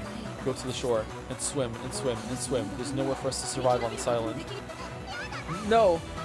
I'll stay with Mama. Ooh. Rose's gun roared 4 times, and even though 4 shots really did hit the massive approaching goats in the chest, they didn't even flinch. The goats ran with a violent vigor, as though they planned to crush Rosa and Maria with those massive bodies. Put the bullet in, quickly! Ooh, ooh. Rosa grasped the blanket with the ingot in both hands, and she herself sprinted, pulling it along, without even an ounce of fear of those strange-looking giants. If it's to protect my daughter, I'll overcome even hell. I'll show you. This golden dream. Rosa, where is this coming from? Damn. Oh shit, what the... Rosa roared, the goat heads roared. That terribly heavy ingot, after picking up a fearsome centrifugal force and speed, slammed into the head of the goat. Wait, what? Into the head of the goat head. All right, okay. Rosa pulled a fountain pen from her pocket and just started stabbing, and she held it crooked. She placed it in her palm, in the gap between her middle finger and her ring finger, so it stuck out when she made a fist, almost like a stinger was growing out of it. That stinger sliced into the left eye of the goat head as it fell over. What the fuck? Was the goat's head roar scream? But Rose's roar was different. She pulled back her fist and slammed it into the fountain pen that was still sticking into the goat's head eye. The pointed tip was gouged to the depths of its head. Okay, starting to think Rosa killed a lot of them. What the... Mama, the bullet went in. Then she got the extra large fountain pen, stuck it in the goat's stomach, and just sliced it open all the way up to the fucking neck. Candy started spraying out. Good job. When Rosa grabbed the gun Maria had thrown, the giant finally tumbled onto the ground with a thunderous crash. I'm not reading well right now. Sorry, I'm so surprised. However, at the same time, I saw the goat head pursuers on the other side of the rose bushes increase in number. I've gained enough distance for now. I held onto the blanket wrapped around the ingot and the gun, and once again ran with Maria. Why am I running with the gun in my right hand and the gold in my left? Why don't I let go with one hand and grasp Maria's hand? I can't let go of the gun that protects my body. I can't let go of the gold that protects my future. Even so, I've let go of the hand of my daughter, the one who is my future. Run. Run, run, run. She got out of the rose garden and began to run down the staircase through a grove of trees, but Rosa knew. This path through the grove turned and twisted many times and only seemed to be long. She drove straight through it. She had played here often since her childhood years. So she knew. To the beach, to the beach, to the sea, to the sea, to the sea. And after reaching the sea, nothing to do but swim, swim, swim. And if Mira can't swim, I'll carry her as I swim. There's nothing but death on this island. Kya! Mama? As she raced down the stairs, she took a bad step. A violent pain ran up her left ankle, and her mind went completely blank. Rosa fell down several stairs, shocked by her ankle, which was bent at an odd angle, and the blanket with the ingot wasn't there. She had let go of it the instant she fell, and it disappeared somewhere into the darkness. Only the gun was left. tremors in the earth were getting closer. It was only a matter of time before the goat heads flooded in. She didn't want to imagine how many there would be or how strange they would look. The lightly dancing gold pursuers arrived. The gold butterflies surrounded Rosa and Maria, waving and clamoring as though saying, "The prize is here, the prize is here." Rosa couldn't even try to get up. The violent pain from her broken ankle was so great that she couldn't ignore it, even in her last moments. Ah, what am I doing? I had the gold, which would have been worth 7 million yen. 10? I might have been able to start over with that, and yet I fell, lost it, and now my own life is in danger, and Maria's too. What has my life been? I was born into an incomprehensible family, with irritating older siblings since the day I was born. What did I do? No matter what I did or didn't do, I was always in trouble and bullied and made fun of. What has my life been? Mama, mama, mama. The roar inside Rosa's heart shriveled away and disappeared. It disappeared when she heard Maria's crying voice as she sobbed and clung to Rosa. Maria. Maria, Mama remembers something else she's got to do. Please, go on ahead. No, no, no, no, no. I want to stay with Mama. I don't want Mama to die. Maria, even though I'm such a bad Mama, you still say you want to stay with me? Yeah, I want to stay with you. I want to stay with Mama. I made it look like I was putting you first, but I was always putting you off. I went to your athletic meet, I went to Parents' Day, but I was always thinking about how I appeared to the world and you were never in my eyes. Are you saying that you want to stay with that kind of mother, even though I've been such a bad mother? Hey Mama, did you know? You're my only Mama in this world. There's no good Mama or bad Mama. There's just one Mama. So I don't need any other Mama in this world. I want to be your one and only Maria. The Maria you want to spoil when you're in a good mood, and the Maria who's a nuisance and you don't want to be around aren't different people. There's only one Maria. So the scary Mama and the nice Mama are the same to me. They're my one and only. This is really different. Mama. I was such an idiot. I didn't need gold. If only I had just pulled you by the hand. I was such a stupid Mama. The shadows of the goats covered the sky even more thoroughly than the trees of the forest. Their roars blotted out the world with fear. Rosa, still hugging Maria, readied her gun with one hand. Maria, let's go together. I'll never leave you. Let's always stay together so that Mama never gets lost again. Yeah, we'll be able to see each other soon. We'll be together forever. We'll be able to see each other in the Golden Land. And then we'll play together. Play with the wolves and sheep puzzle. Mama hasn't solved more than one of the puzzles, but I've solved them all. So I'll be the riddle giver. She had bought it as a birthday present and then hadn't played it with Maria after that first night. Yes, we'll play together. I promise. Mama! Those eyes sparkling with red-hot lava looked just like a group of fireflies. They danced, closed in, and attacked. Come on! Let whoever wants to eat the bullet Maria chambered for me step forward.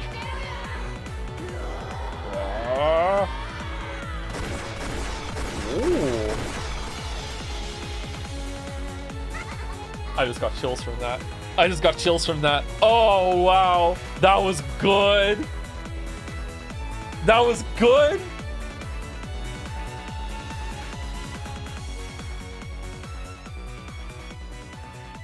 That was good. Damn. This is the worst episode? This is not going to be the worst episode. Mosu, need I say more? I don't know what that means. Addition of new features. The Golden Witch has prepared a gift for you in commemoration of your stay. You can find these new features on the title screen. Oh, 7th mod. 4th is the worst. Oh, so we're moving Cliff Post now? Alright. Alright. You're a bit quiet in comparison to the music. Am I? I can turn it down a little bit. Does anyone else want me to turn it down a little bit?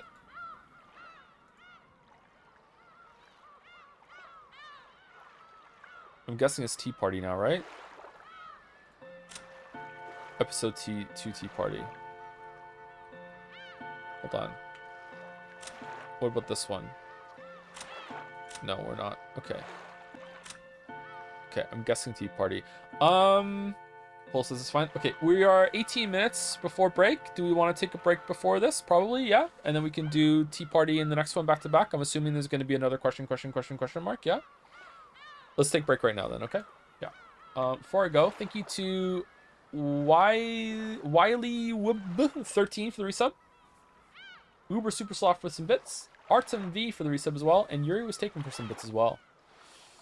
Mama just killed a goat. Put a Winchester M1894 45 called against his mouth. Pulled the trigger. Now he's dead. Mama. Ooh. Very nice. Very nice. Very nice. Very nice. Okay. Let me leave it there, actually. I was gonna get into the first screen of the tea party, but we'll leave it there. Anyway, be back in 5 minutes.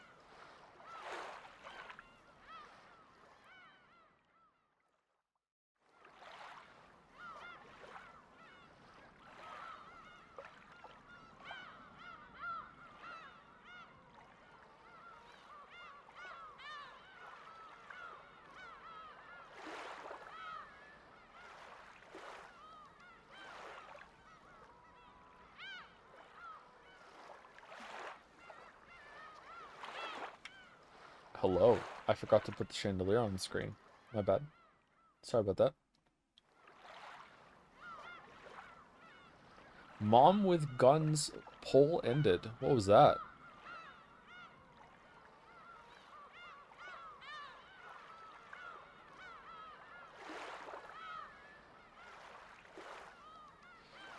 To be honest, every episode is subjective for people.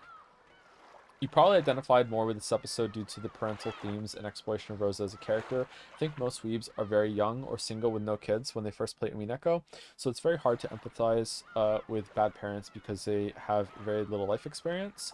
No disrespect to the weebs, without love it cannot be seen. I don't know if I would go that far. I think maybe a little bit that might be a factor. I think some different media does definitely hit differently with some time. I would say probably that.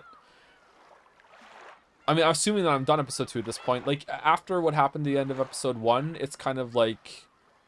It's like kind of coming out of the sauna and just jumping into a swimming pool of like, oh, okay, like, there was so much just happened, and all of a sudden we're back to, like, George and Shannon, like, on a trip and everything like that, and, like, wait, hold on, they're talking outside the mansion, like, what about the murder mystery, like, what's gonna... It basically, the story kind of just restarts, and you have to go through the slow parts again. It just wasn't as slow this time because I feel like there was more going on and it was building. Also, I think I know that it's like this I know this is a very long story, so it's kind of a marathon, so I know there are going to be parts where it has to be slow and do some building and setup, and it's going to be important for later probably. But also I identified pretty quickly, I guess. I just got lucky that this was all a part of like building the argument because of the thing that that's said here, the witch's attack or whatever. Launch an assault right from the start. So that's just lucky that I got onto that, I think. Yeah, but I liked it. I episode 2, I don't know, like, it might be better than episode 1 to me right now, but it's biased, right? I really enjoyed that. I thought there was a lot going on. I really liked I really appreciate the banter between Beatrice and Battler, and that wasn't in episode 1. So I don't know. Episode 1 did have like a big shocking moment, but I feel like the slowness of episode 1 for the first, I don't know, what, 5 hours was worse than the slowness of the first 5 hours of episode 2. So I don't know.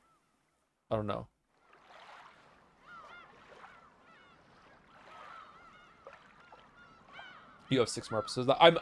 My assumption is that it's going to happen every single episode. There's going to be a reset of intensity, which is good. You can't have intensity up all the time. Like, you can build, and if you build really slowly and plan it out very well, you can continually escalate for a long time, but you can't just stay at peak forever, you know? Like, eventually you have to cap out and you have to like start building up again.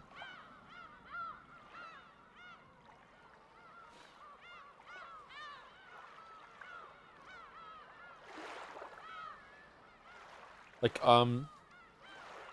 not to get my hopes up or anything, but if this story, so far the story has been pretty good at building and then having the climax at the end with the episodes.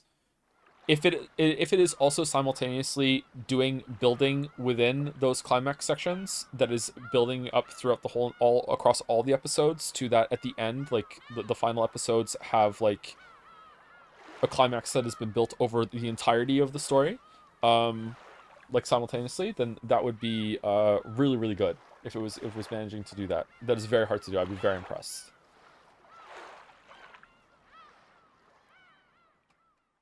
I truly think you having a lot of trust and love has helped you enjoy the slower parts. For a first reading, it's astounding. Really? Oh, okay, cool.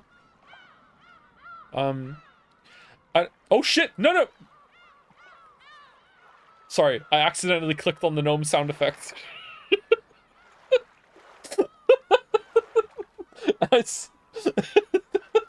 And I stopped it just in time. I didn't want the gnome sound effect to play like after saying that. uh, like I've said this a bunch of times before, and some people don't believe me, I guess. I'm actually not really that hard to please when it comes to storytelling and everything. It's just that most of what we do on stream is just it's just really that bad. I'm sorry. Like video game writing is not good, chat. Like it's just not good. So it's if you only consume mostly video game media, you don't know, right? It's like most of the time I'm pretty easy to please. So we're not doing a game right now, so yeah, I'm enjoying this. So I usually I'm very willing to give myself over if there's some good stuff early on. Yeah. I feel like people think you're harsh by looking at your reaction to shit like Final Fantasy 16 with trash stories. Yeah, well, that's an example of like why video game writing is so shit. Fucking hell. Final Fantasy 16 was fucking terrible. It was like, it was so bad.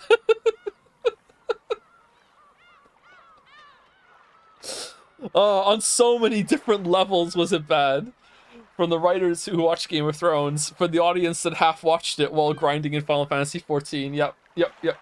How does 16 compare to 16? In your opinion, there's no contest. Final Fantasy 6. Hey, I haven't played Final Fantasy 6 in a long time, okay? And I really enjoyed that when I was a kid. But Final Fantasy 6 has even for one moment alone in Final Fantasy 6, just one moment like blows all of 16 out of the water. Okay, so even if the rest of 6 is just shit and I just forgot how shit it was, there is at least one moment in Final Fantasy 6 that is just god tier, so much better than all of 16. Yeah, so I don't know.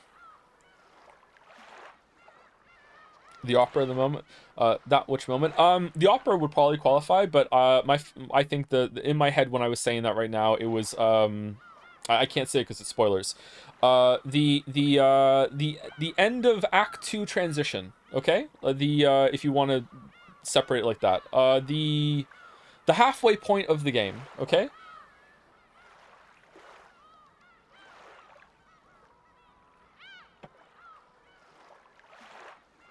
Intro to, yeah, that's what it is. Yep. All right. Thank you to Shaken Worm. Are you in league with Beatrice for the new sub? Welcome. Thank you, Dante Rossetti, for the resub as well. Would like Mistborn trilogy? I should try and read some Sanderson at some point. Yeah, I don't know. What if I don't like it though? Thank you, Nyan Nyasitan, for the resub. Nightmarished for some bits. And Karamara Kamarama. There we go. I did it. I said I got there with the resub.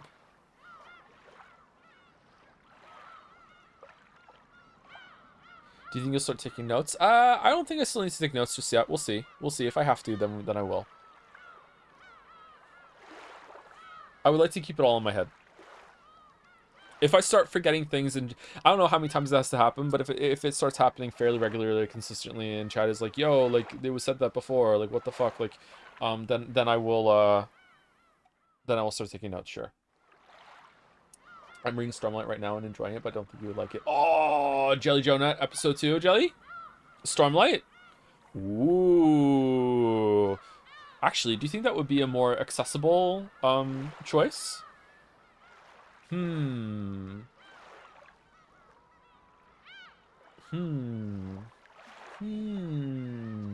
would really recommend noting down the red lines at least. Okay. Your suggestion has been noted. It's been noted. Onward. To the tea party. Purgatorio. Space Age?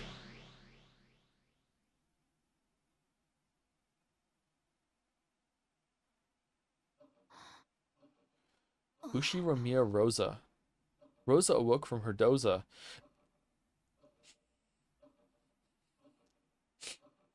Sorry. I'm sorry. It must have been a very deep sleep. Why? I don't know. Her mind was hazy, but she wasn't thinking clearly. Where is this? It felt like some mansion, but it didn't seem to be the Ushiramiya mansion. I wonder if Rose is gonna like wake Battler up from his stupor here. She could see a room that looked like a parlor. and there was some tea that had been prepared. It had probably been made for her. Around the room, some glitter that looked like gold leaf drifted about, making the scene look quite fantastical. When she eventually realized that they were gold butterflies, it further strengthened that impression. There was someone across from her. A woman. A lady. It was the portrait's witch. She seemed to be having a one-sided conversation. She was probably talking to Rosa, but Rosa, whose mind was clouded up by a deep fog, didn't have a clue what was being said.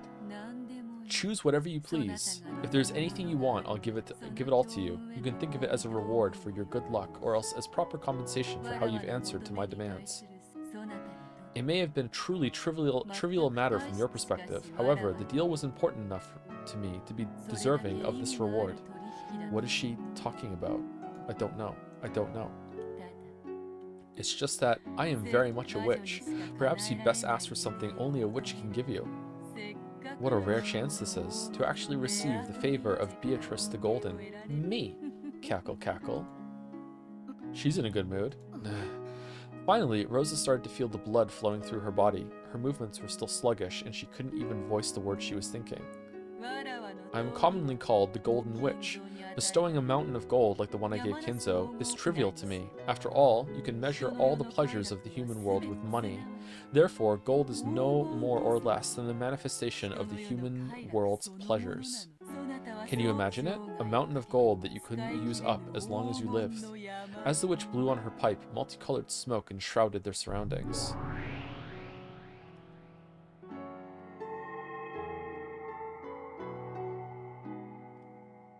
As she did this, the inside of the parlor was suddenly filled with stacks of gold ingots. It looked like a shining gold-colored wall. If each ingot was worth several 10 million yen, how much would all of this be worth? It seemed sinful to even think of such a number. However, the human world is difficult. Okay, I feel like chat's being weird from a glance. Am I doing something wrong? Is the sound wrong? Are we good? Mouse, are we okay? I'm good? Just seeing a bunch of bad comments in a row? Okay. Okay. However, the human world is difficult. I know there are some things that cannot be settled, no matter how high into the sky you pile up gold. I know there are cracks that cannot be filled. I won't make light of that, which is why this is a gift that only a witch such as I can give. Why don't I fill those cracks in for you? Yes, how about this? It's something only I can give. You should be very happy. No need to thank me out loud. I can tell right away. It's written on your face and in the corners of your heart. Cackle, cackle. Rosa felt a touch of discomfort at this witch, who kept on talking even though Rosa hadn't uttered a single word. But since she still couldn't manage to speak, and was so helpless that it was difficult to even move a finger, she couldn't do anything but listen. What's going on? I have no mouth and I must weep? What's going on? How far must the deep wounds in your heart recede before they can be healed? This is deep, quite deep indeed. Sometimes wounds close up while a fragment of foreign matter remains inside. Even when such wounds appear to have healed, they continue to throb for all eternity. Sometimes you have to open the wound once more in order to heal it completely. As the witch spoke, she stared deep into Rosa's eyes. What in the world was she peering at? Rosa felt uncomfortable, but she couldn't look away. So, your pain was already faded by the time of your birth. How heartbreaking. You don't have to say it. I understand. I understand.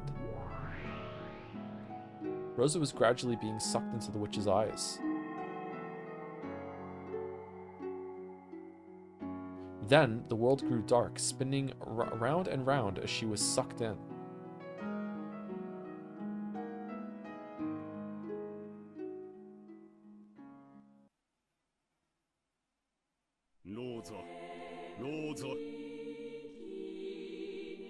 What is this music?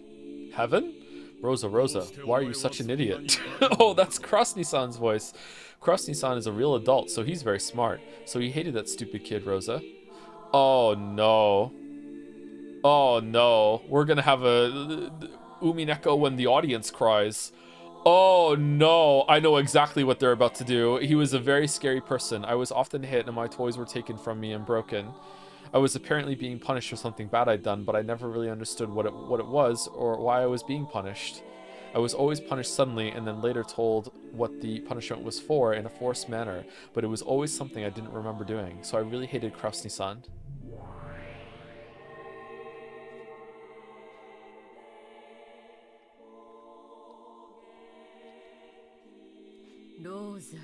Rosa, why are you such an idiot? Oh, that's Iva-ni-san's voice. Iva-ni-san is a real adult, so she's very smart. So she hated the stupid kid Rosa and almost every single other person she spoke to. She was always a very sly person, and she often lied to me, tricked me, bullied me all the time. Apparently I was stupid, and she said it was only natural for stupid people to be swindled by those smarter than them. So I wanted to become a wise person like Iva-ni-san and listen to what she said, but when I obeyed her, for some reason, someone always got really mad at me. So I really hated Iva-ni-san. Come on, Rudolph. You'll be nice, right? Come on.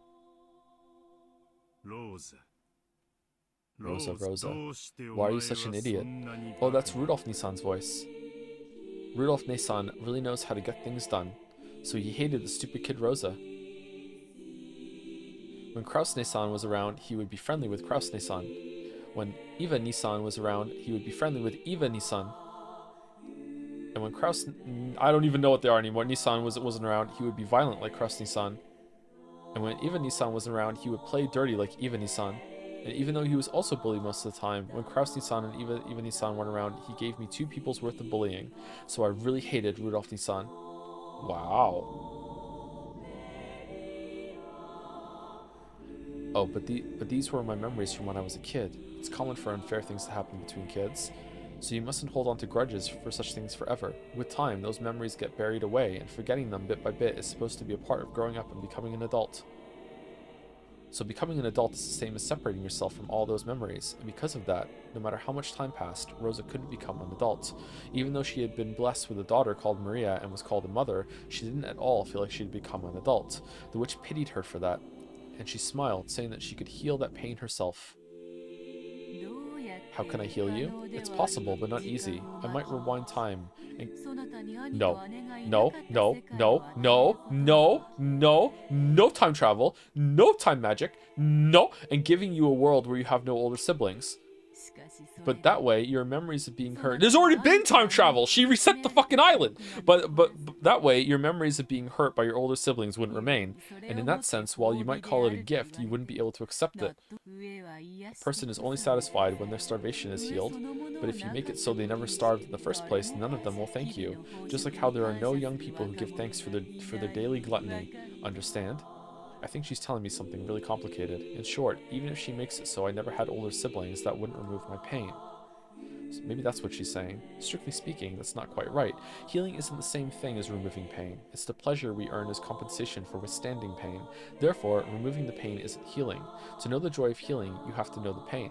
DOMS. Which means you must know joy in order to compensate for your pain. To compensate you for your pain. You should be proud of your past sufferings. After all, they are what make it possible for you to know pleasure that those without pain will never experience. Those who experience this pleasure cannot help but pass on the same joy to others.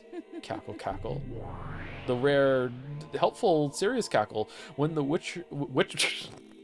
Witcher snapped her fingers, even though the room was still filled with a mountain of gold and had already lost all semblance of reality, a fabulous tablecloth appeared on the top of the table. And a wonderful meal was laid out, almost as though it was the opening of a banquet in a castle from some fairy tale. For an instant, Rosa truly did feel a pleasurable surprise at how fabulous it was. But at the same time, she felt a bit of anticlimax. After all, she didn't think being bullied by her siblings could be wiped away by just one meal, no matter how delicious. Food is the source of many human pleasures. You simply must eat like a pig as long as you live. I'm so hungry. If one meal isn't enough, then have as many as you want. Until the pain of your heart is healed, why not continue this gourmet banquet? Begin it, furniture.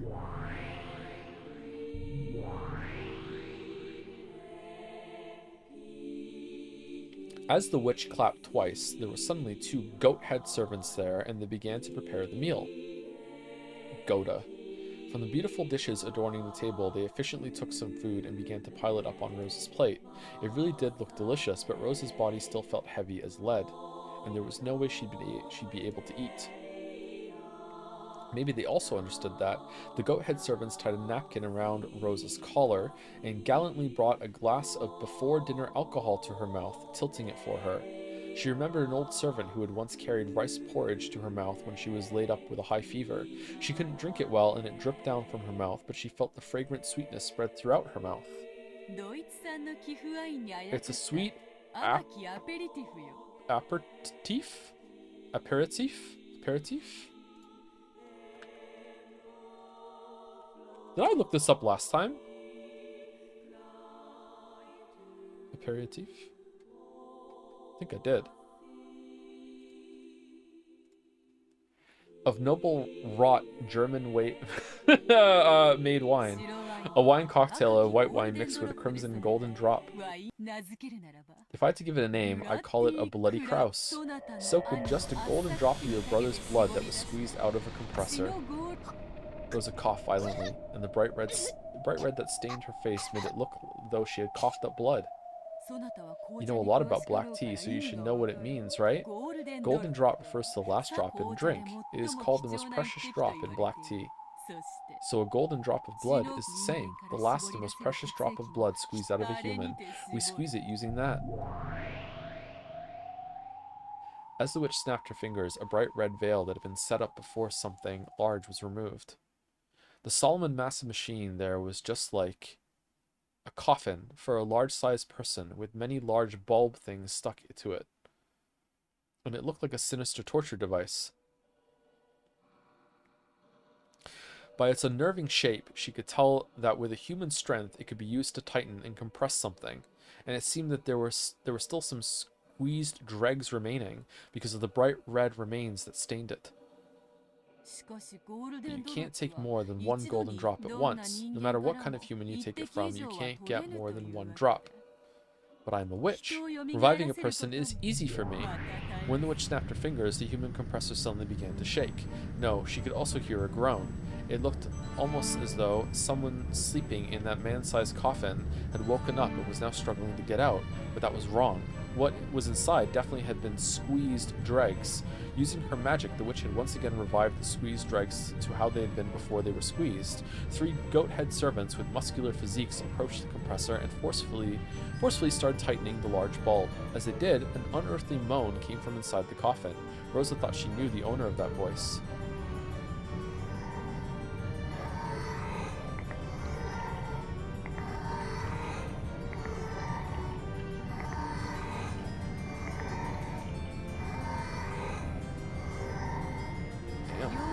Fully Kraus is French.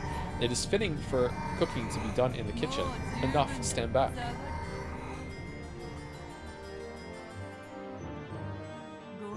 Do you understand how precious a golden drop is? To have it stained this crimson requires that several dozen people's worth be squeezed. The witch definitely said that only one golden drop can be taken from a single human, and yet she had dozens of people's worth of golden drops from a single human. Only a witch could do this. The Golden Witch Beatrice could kill a single human endlessly. In other words, before Beatrice, even death did not mean freedom. I philosophically disagree with this. The real last golden drop would be from the last time that you killed him in the compressor. You can't just be like, reuse the teabag. No. I am philosophically opposed to this. Do you need me to put it in a different way? Have you forgotten the day this man hit you when you swallowed the blood that ran into your mouth? That's right, remember that taste. Remember the taste of the tears that you spilled until you were dry. I believe this aperitif will be sufficient to heal that regrettable memory. Capo. Once again, the goat-head servants tilted a deep red glass against her mouth. Rosa tried resisting by closing her lips, but the deep red liquid was relentlessly poured into her mouth, which hung open with shock, and the inside of her mouth was filled with a ghastly sweetness.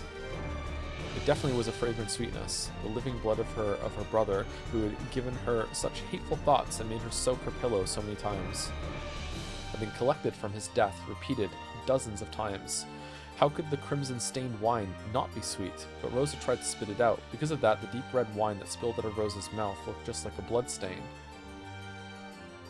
Now that she knew that this ghastly substance wasn't a simple aperitif, Rosa couldn't help but feel uncomfortable about what would happen if this banquet continued. This is a double-tongued salad made from vegetables in season. On your and both tongues are Eva's. On your 9th birthday, you made a wish that you'd someday get to chew this to bits, this salad made from Eva's tongue. When Rosa heard the true nature of the pink-colored meat piled up in the salad, she had a sudden impulse to vomit her guts out. Furthermore, the goat servant stuck a fork in it and carried it to Rosa's mouth. How does your double-tongued sister taste? It must be quite soft and enchanting, right? Cackle, cackle. This image makes me uncomfortable. It probably would be quite sweet, soft, and enchanting in her mouth. After all, Eva's lies were always sweet, and young Rosa had always listened to them. And, you might say the stimulating pepper seasoning expressed the truth behind those lies well.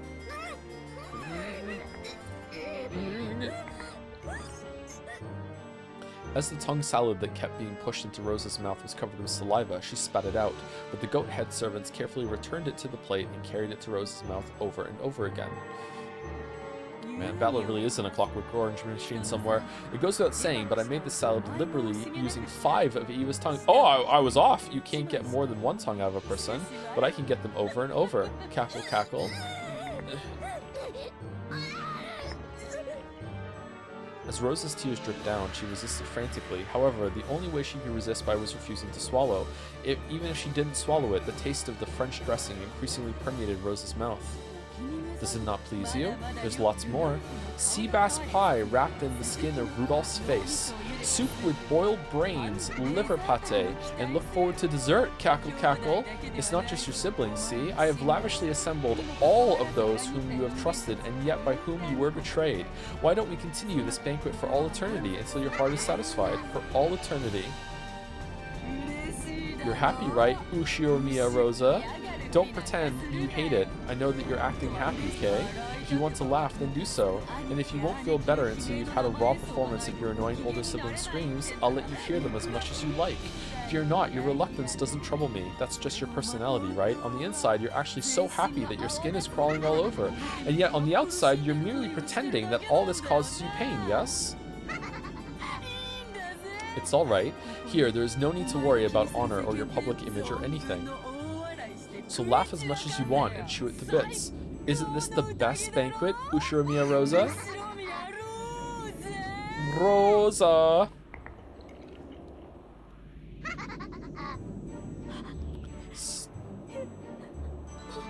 Please, stop. Cough hack. Oh, I'm sorry. I wanted to leave dessert as a surprise, but let me reveal it now anyways. Maybe that would be enough incentive for you to eat it before court. Okay, just like, again, this might be a fucked up statement in a vacuum, so I hope it doesn't get clipped out of context. It is difficult to make you sympathize with a character that beats their kid. And the story has done it several times. Like, damn. Holy shit. Pretty big achievement. I feel bad for Rosa. Have several times before this. Yep. Your dessert is that beloved daughter. Oh, holy shit! Fucking, your dessert is that beloved daughter that you had to keep pretending to love. Oven baked Maria with apples. Doesn't that sound yummy? Once you eat this, you'll be released from everything. Freedom, you see, freedom. Finally, Rosa will gain freedom as an individual person. Aren't you happy?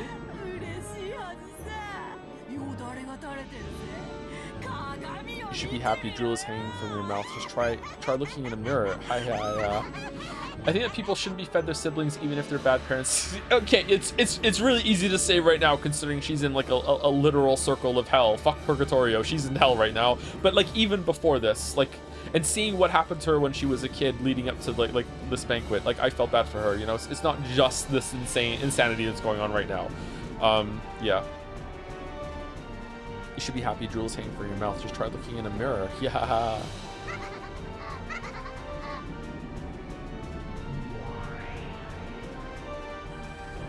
Suddenly, a muscular goat cook was holding Maria under his arm, and Maria gazed at Rosa with a face that was only slightly sad. Mama, was I a burden? You aren't a burden. As Rosa spat out the food that was continually being carried to her mouth, as she was covered with filth and saliva and blood, she resisted filthily and screamed. If you... think I'm a burden. I don't mind if you eat me. After all, I'm always doing horrible things to you. Even when you bring a man over, I can't stay quiet. When you spend the night out with a man, I get lonely and unruly and make a mess of my bedroom. When I go to search by myself, I get lost, so please pick me up, and you're ashamed. When you don't come home for several days and I cry and have to be consoled by the neighbors, you're shamed. Because I'm like this, I'm a burden to mama. Sorry for being born. Sorry for critical thinking. So I'll become delicious oven-baked apples for mama's sake. And then, maybe mama will be happy I exist for the first time. Maybe she'll eat me and think I'm delicious. Isn't it delicious? Be choked up with tears of gratitude. Your daughter is saying this much for you, right? Oven-baked apples and your beloved daughter make for the best dessert. You managed to raise such delicious ingredients. Aren't you the best mother, Ushiro Mia Rosa? Got bored of Battler, huh? Oh. Okay, there we go. Mama, thanks for everything. Bye-bye.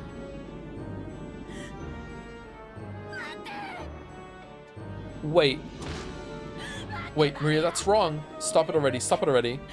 No.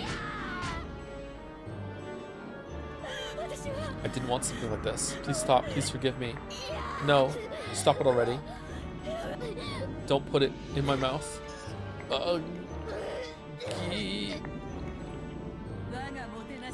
Have you been satisfied with my hospitality?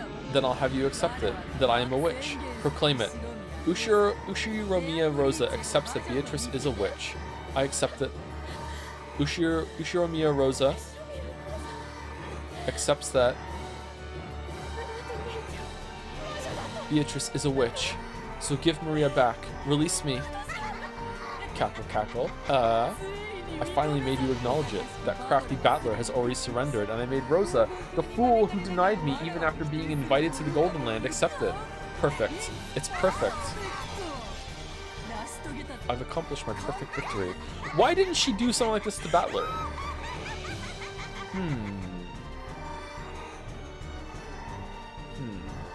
Different weak points, maybe? Huh. I've accomplished my perfect victory. Yeah. Come, Maria. Prepare delicious oven roast for Rosa. No, Maria. Looks delicious. Slice up your cow tits and make me a sandwich.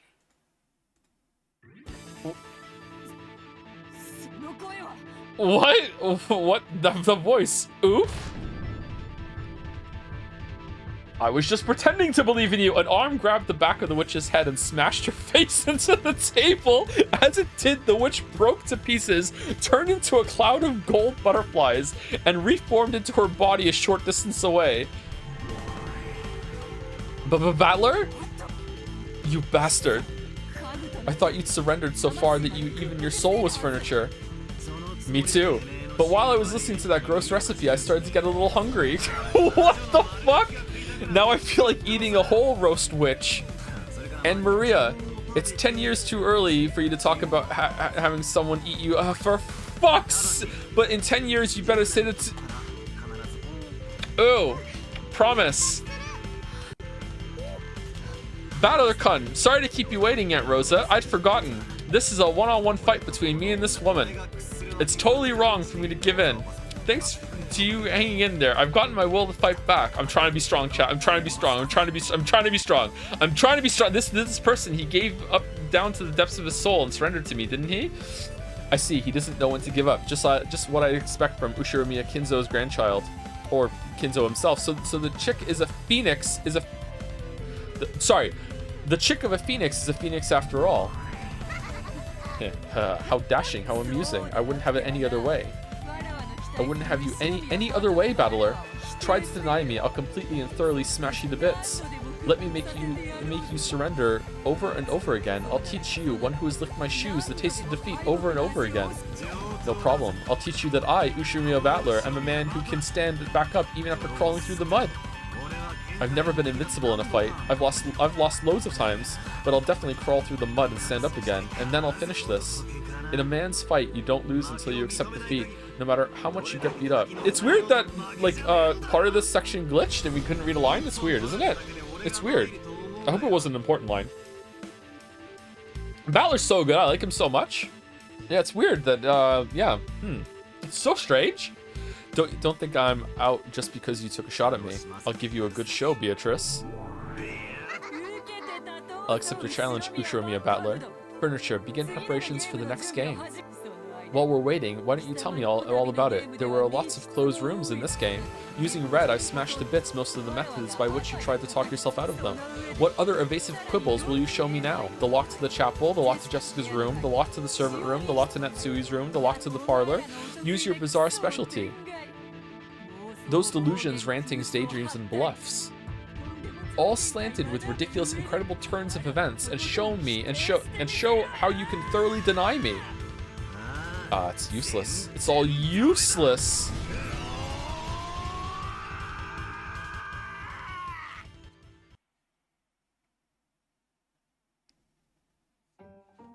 Oh, okay. Okay, so this seems like 2 in a row that we didn't solve the mysteries. Is that what the answers arc is? So we get some answers, but most of it we're going to go through in the answers arc? Or what?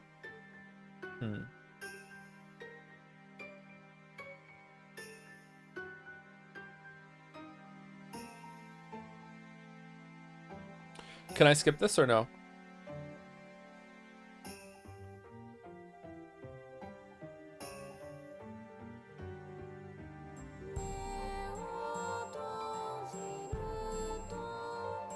No. Yes. No. No. Thank you, Voltage, for the resub. Greetings. Greetings. Greetings. And thank you, Zero T Tempest, also for the resub. Thank you. Thank you.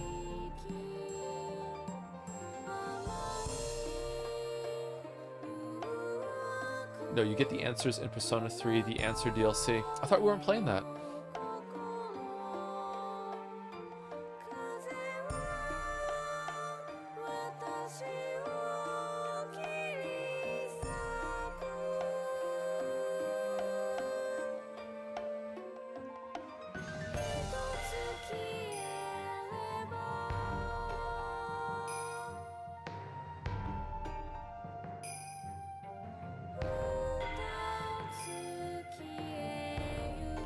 That Battler moment reminds me of how much I hate lewd jokes in Weave games, because like Trails in the Sky is a great— Stop talking about Trails in the Sky! Like, amazing character interactions, best pro tag I ever experienced, so much world building, but like randomly sometimes after 20 hours someone says the most deranged and lewd comment, and it's like, why? I like this character, don't make them say this.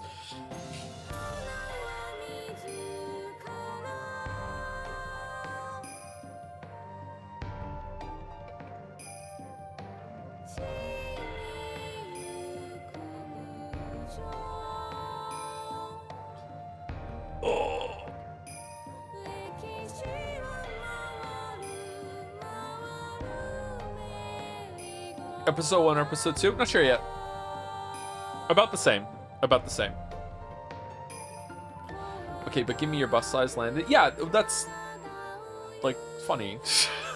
Like, especially the place that he's in. Like, you know. There's nothing wrong with lewd jokes, chat. I make lewd jokes all the time. Like, there's a time and a place for them.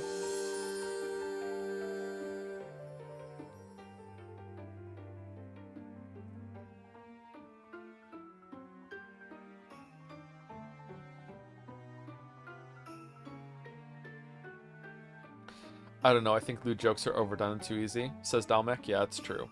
It's true. It's pretty true, yeah.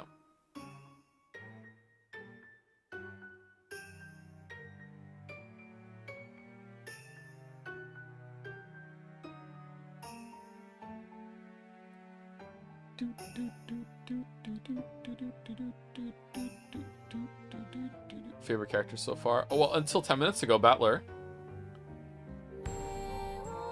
Happy for you, that wasn't the line. What do you mean that wasn't the line?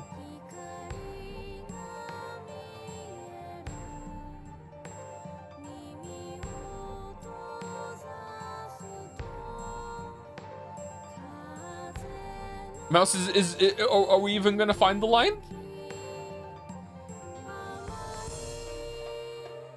Don't gaslight him, that was it.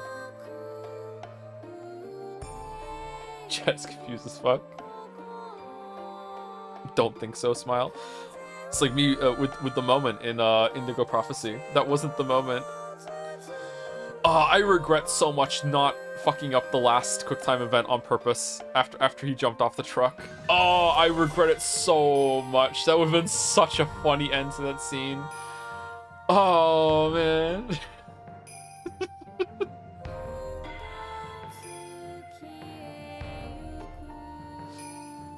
Where is Rosa in your character ranking now? I'm not sure, but she's much higher than she was before. She was kind of a nothing character before, but this was interesting. I wonder who's going to be like the main guest star of the next episode.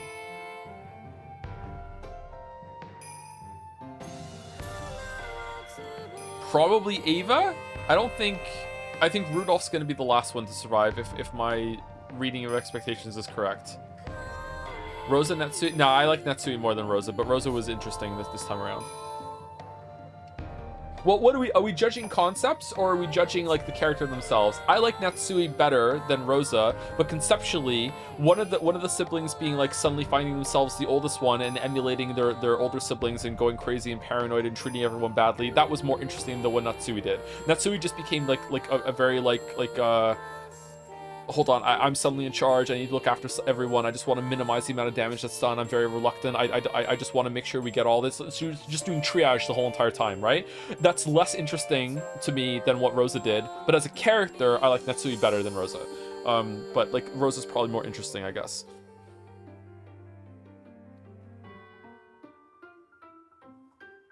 But that coming from where she was before, it's interesting. Yeah, it was still, like, it still showed character development and a different side to the character, yeah. But like, I think Rose's was more interesting. Just keep using that word again. This is taking a while, huh?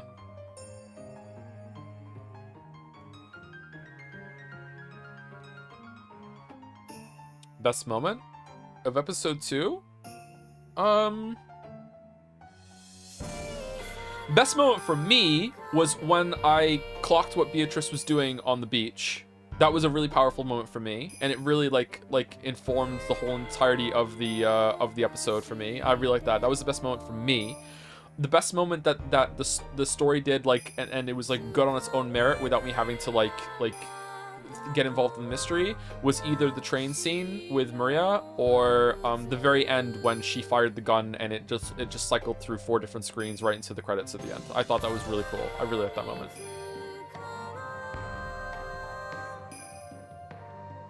What do you think about the Red Truth? I really like it. I really like it. It's smart. It's a smart way, especially in a visual novel, to not have to waste a lot of time, like, going over the same information all over again. Like, yeah, but I could go around and check the whole entire room and spend, like, so many times, like, going through every single window. It's like, no, hold on. I'll just tell you the rules. Like, here you go. Boom. Done. Like, yeah, it's good. But it's also not that easy, because it can still be, like, she can still weaponize the truth and just, and say, like, technical truths that are lying. You can lie while telling the truth.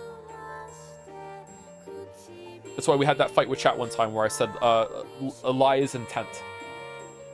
Like, you can say something that's not true without it being a lie. You can just be wrong. Lying is always in the intent. You can't lie without intent.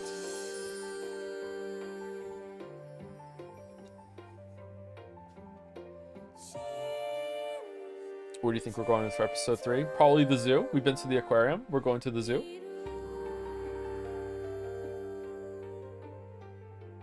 Thank you, Ironrath, for the 9 gift subs. Hope you enjoyed my Twin Peaks rant earlier, Ironrath.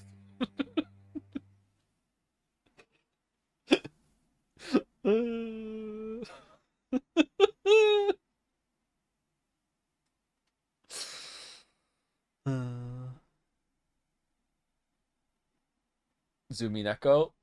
I'll +2 that, yeah. Addition of new elements. Question mark has been added. You can find this new feature on title screen. There was an achievement that popped up and I didn't read it in time.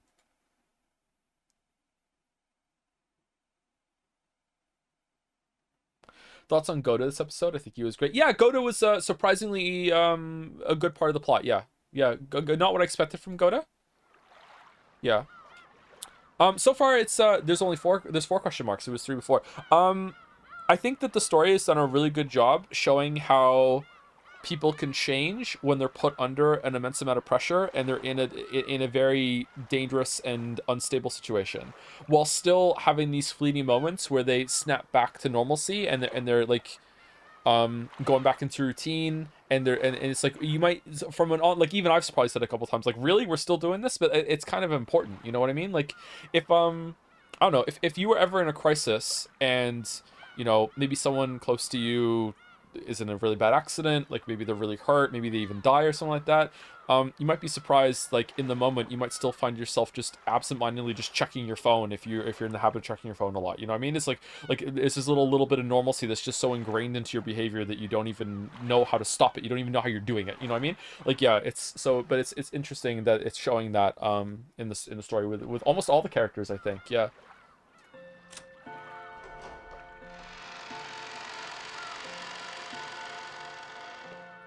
We're talking about an Umidan, but my primary angle of analysis going forward is pretty much that Umineko is feminist literature. I'm absolutely in my happy place right now. Enjoy, Jelly. Enjoy.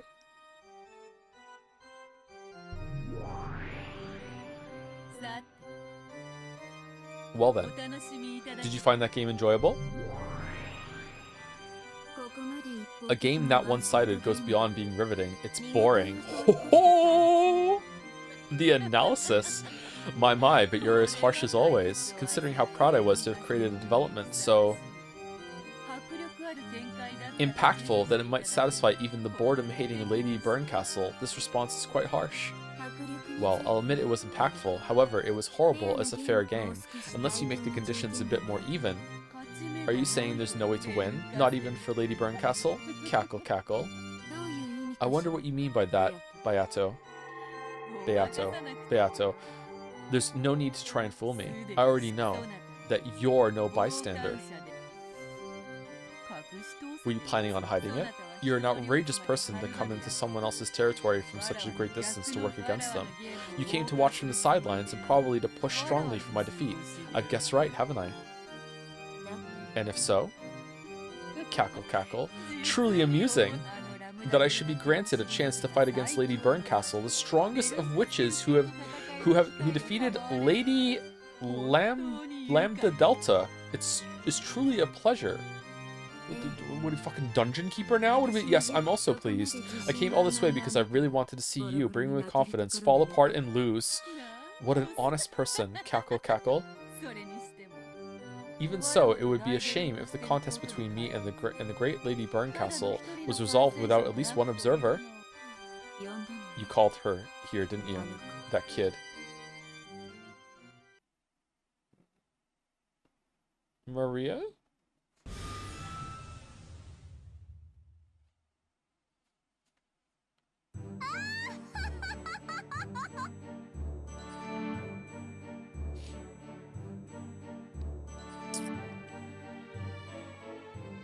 Mouse, can we still watch Twin Peaks if I drop this right now?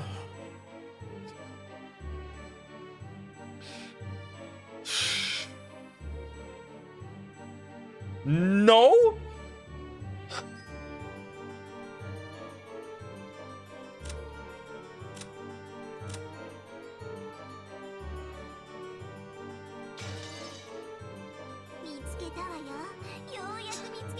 I found you. I finally found you, Burncastle. How are you, Lambda? Looks like you've got lots of spare time too. I wonder if it's fate that the pair who hates boredom should run into each other again. Stupid kid. Can't you see you only won against me because of a little luck and a problem of compatibility? After that you became such a brag, and now you're even picking a fight with Beatrice? Shouldn't you learn your place? Giggle. Beatrice is strong, and she's even more brutal than I am. Just a bit. And by the way, don't go shortening people's names without their permission.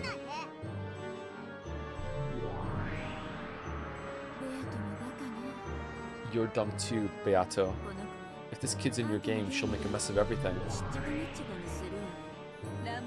I certainly didn't just bring Lady Lambda Delta here to watch from the sidelines. After informing me that you were betting against me, she said she would bet against you. Okay, can we short this betting? You're still holding a grudge, aren't you? Ho ho ho ho. Because I'm the strongest witch in the universe, but I lost to you, which means I'm not the strongest. So any enemy of yours is my ally. Cackle Cackle. And there you have it. With the great Lady Burncastle as our opponent, this may not even count as a handicap, but it should make for good entertainment. Do as you like. Characters were updated? Okay. You know what? Let's read these again just in case. The Endless Witch, who has lived for 1,000 years, she is known for being exceptionally cruel even among witches. She loves bullying the weak and is capable of using trial and error endlessly to find the cruelest fate that can possibly be given. And she toys with her victims even further by piling on one after another. This witch is extremely powerful, but word has it she sometimes becomes obsessed with creating certain patterns so that her means end up becoming her goals. Huh. The Witch of Miracles, who has lived for 1,000 years. This is the one that even if there's a chance of like a 1 in 1 billion chance of winning, it'll happen, right? Isn't that? Her vast power is capable of creating all kinds of miracles, but her heart has broken a bit as a result. Back when she was a human, Lambda Delta once imprisoned her within a cruel fate, toying with her the whole time. As a result, it seems she's unable to abandon others who are caught within a similar fate. Theoretically, she's a witch with the greatest of powers, but in practice, this is no more realistic than folding a piece of paper 100 times so that it reaches the moon. Yet, she did fold it 100 times. Lambda Delta. The Witch of Certainty, who has lived for 1,000 years. She embodies the idea that hard workers are rewarded and is revered even by humans. Though she is a witch, she does not stray far from the concepts of humans. For that reason, her power as one worshipped by humans is incalculable. However, she is fickle about whose efforts she chooses to reward, and in many cases she bestows her favor upon those who entertain her the most. Her immense, swift, and terrifying power can make any witch surrender in an instant. However, she is often reckless, and Burncastle was able to take full advantage of that. What the fuck is going on?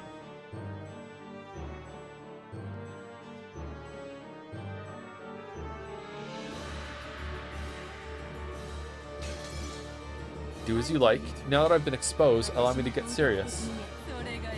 That would be well. Going easy has never been written in my dictionary. Cackle, cackle, cackle. Well, it's written in mine.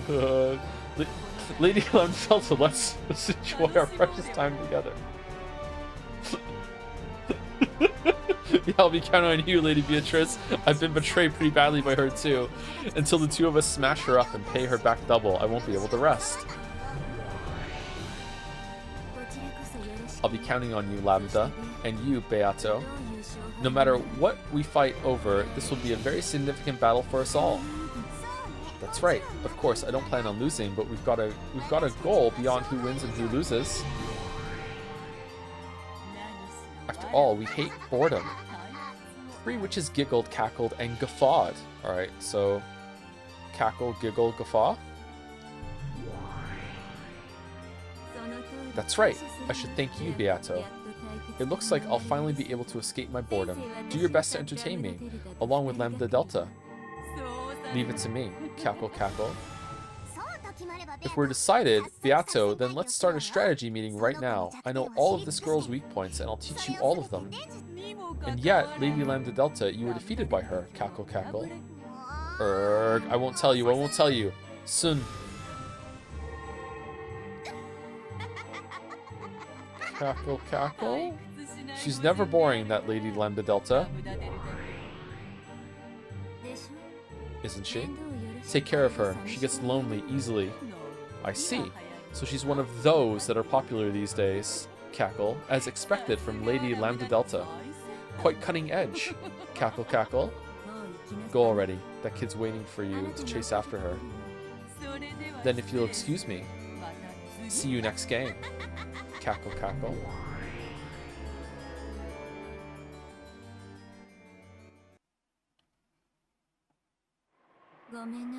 I'm sorry. That troublesome one came, but don't mind it. More importantly, things sure got ugly. I thought I experienced a very tragic end in Lambda's game. But this one is exceptionally horrible. I can't say I don't understand why you're hugging your knees and closing up your heart. If you meet a fate like that a few more times, it'll take a lot less than 100 years to kill your heart. Beato saw through me, so I'll confess. You are now just like I was in the past when I was imprisoned inside Lambda's world, shut inside a labyrinth of cruel fate, tormented by a witch in a manner of speaking. I'm a witch who was born from there, so maybe I'm like an older sister to you, so I decided that I'd lend you my power. However, even compared to my fate, yours is truly brutal. Not only do I sympathize with you, I'm almost brought to tears by your tragic fate. But please don't lose heart. Please don't submit to Beato, no matter what. Certainly that child's game is quite unfair. I've only been allowed a glimpse of the game board, but the unfair and clever devices set up on the stage are so disgusting that I imagine they far surpass those on Lambda Delta's game board. And what's even more frightening is that when that kid moves a piece, she doesn't always make the best possible move. This is where she's very different from Lambda. Lambda always uses an overpowering number of pieces to make the best possible move in order to win. But Beato sometimes intentionally goes easy on her opponent when she moves her pieces. Since, when we're in trouble, we try to seek out our opponent's strategy by looking at their moves, this creates a very formidable amount of noise in our information. That might cause a troublesome amount of disorder. However, as in chess, though a player might be able to create some noise for their opponent with a useless move, they'll still miss out on the more valuable move they avoided. In other words, it's not like your opportunities to take advantage of this are zero. Although you may not be able to believe it, that analogy holds true for this game as well. Even though those developments look so overpowering, there actually was a weak point that almost looks like she wanted you to take advantage of it, though I don't know if it's a trap or if she's testing us. Anyway, don't surrender, don't stop thinking, don't deny any possibility. As long as you continue to hold the will to fight, Beato will not win. What's the most important element in defense during a witch's battle? Rather than trying to win, try not to lose. If accepting her means your defeat, then you definitely mustn't accept her. Making you accept witches, there is no longer any doubt that this is one of Beatrice's victory conditions. Now that I've announced that I'm your ally, I too will make as great an effort as possible to lend you my power. Make an effort yourself as well. If you're still hugging your knees, quickly stand back up. In times like this, what did I used to say again? Go for it. Yay. Meep. Yayifications. Meepa. Did her voice change? It's so embarrassing doing this. I've done this much for you, so quickly stand back up.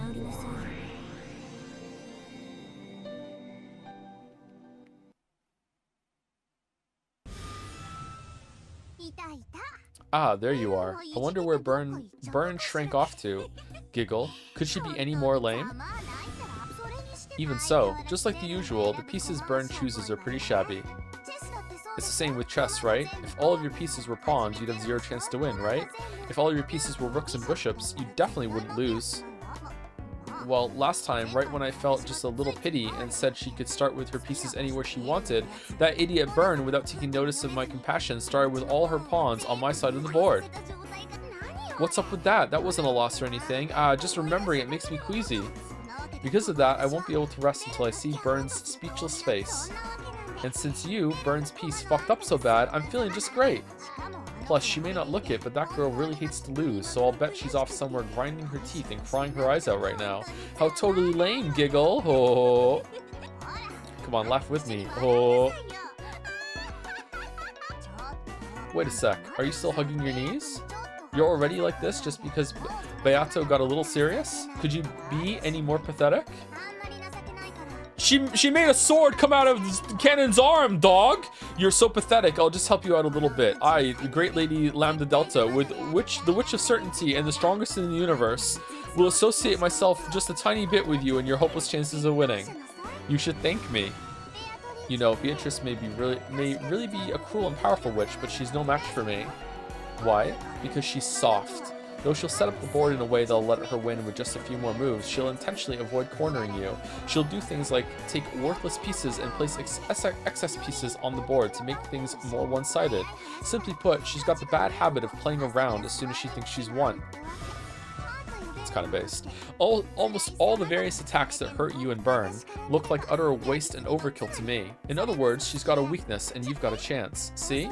She isn't an opponent to be afraid of, right? So she sometimes mistakes her means for her ends. And she has too much dark fun. Sometimes that even ends up creating and exposing her own weak points. For a super powerful witch like me, it's hard to understand why she's able to act so tough. Why she lowers her own chances of winning. So she's like Battler, but well, because of that, a witch like Burn, who likes to thoroughly read her opponent, has a really bad affinity with her, because reading her doesn't work. Maybe it's really easy for Burn to read and handle a straightforward and honest type like me, annoyingly enough. So Burn is like chessboard thinking personified, and that's why chessboard thinking doesn't always work, because she doesn't always make the best moves. Well, still, a super fire power type like me can flat out beat up a light, wide-range barrage type like Beatrice, so it's kind of like rock, paper, scissors. If I'm paper, Beato is rock, which means Burn is scissors. Pink? Well, maybe that doesn't matter. Even though my paper loses to Burn scissors, if I was Ishida's super paper, which is way more awesome than normal paper, I could beat even scissors, right? Basically, I, Lady Lambda Delta, am super paper. Oh. It looks like you've regained a bit of your color. That Beato, she's having fun torturing some piece called Rosa. At a glance, you'd think she has really nasty taste, right? Wrong. She's just killing time, hoping that you'll stand back up and return. It's a move to fire up your righteous indignation by intentionally doing something detestable. Aw man, I hate kids like that. Anyway, I'll head on back. Ah, don't tell anyone about me helping you, just helping you out just a little bit. I mean, it's not like I helped you because I wanted to save you, okay? I, the strongest witch in the universe, had my throne stolen away when I lost to Burn. So I've got to take that throne back from her. But if she loses to Beato here, then it's Beato who will get the position of strongest next, right? Well, it's not like I'm complaining. It'd be easier to steal the throne back from Beato, but then I wouldn't be satisfied, you see? I will defeat Burn, and I'll take back my position as the strongest. It's not like I'm really helping you, okay? I won't forgive you if you make Burn cry.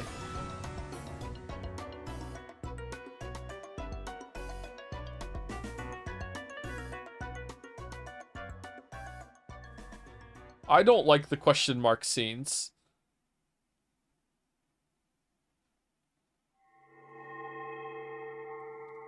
The witch hunt.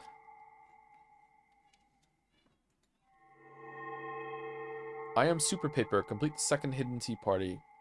Next episode lock has been removed. You can find these new features on the title screen. Addition of new features. What's the new feature?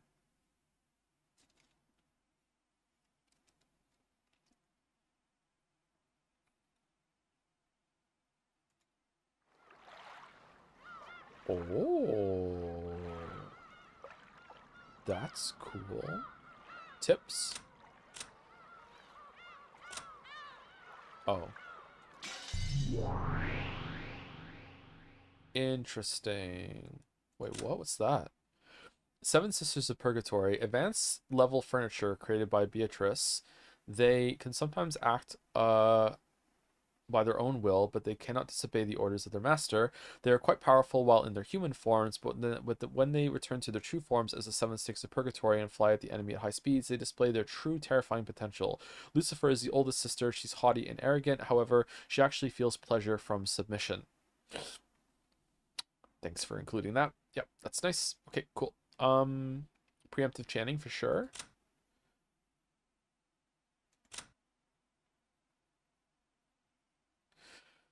An unfortunate young man whom Beatrice has taken a liking to, a human who inherited the black blood from Kinzo. What?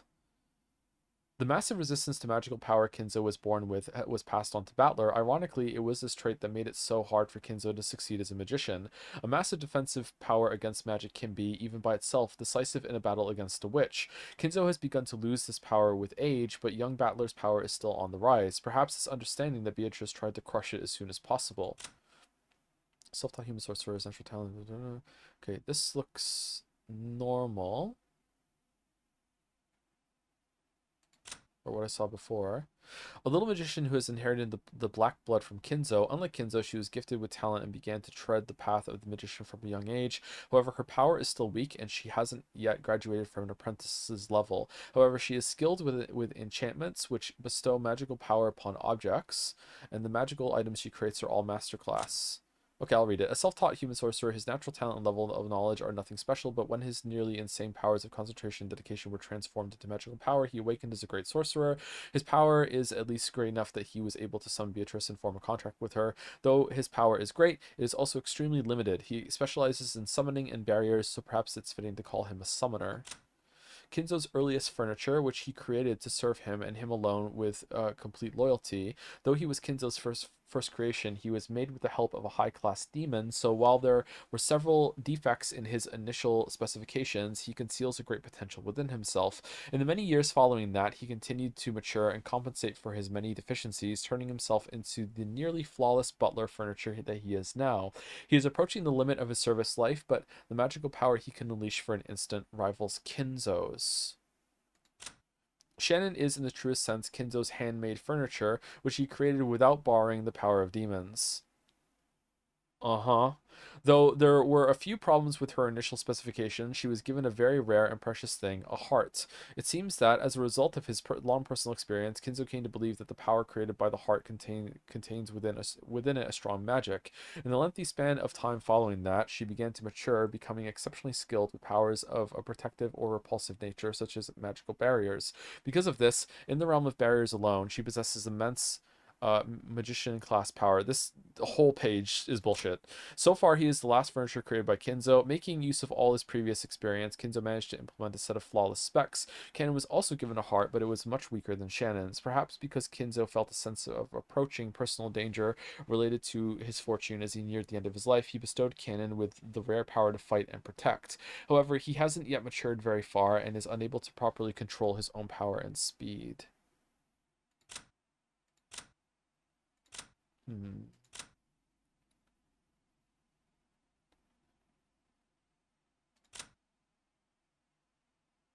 This is the same. This is the same. Is there a button I can press to see the other ones? Oh, it's random. Belphegor is the fourth sister. She's sensible and reliable. Because of this, she corrupts her masters. So it's the same face, but just different hair. Okay. She's very quick to anger. Satan is his third sister. She's very quick to anger. However, she actually wants others to be angry at her. Asmodeus is the seventh sister. She's a girl at that age where they want a boyfriend. She'd give up her life for love. What? Beelzebub is the sixth sister. She's a true gourmet. She'd use any ingredients to make a good meal, even her own body. Leviathan is the second sister. She's nothing but a crybaby who's jealous all the time. She'll do whatever it takes to get what she wants. Belphegor is the fourth sister. She's sensible and reliable. Because of this, she corrupts her masters. Nemen is the fifth sister. She's very greedy. Once she decides she wants something, she will sacrifice anything and everything to get it.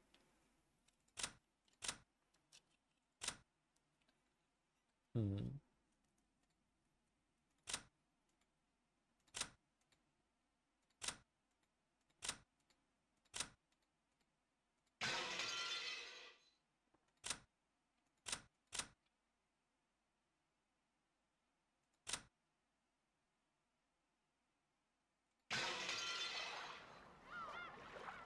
Hmm.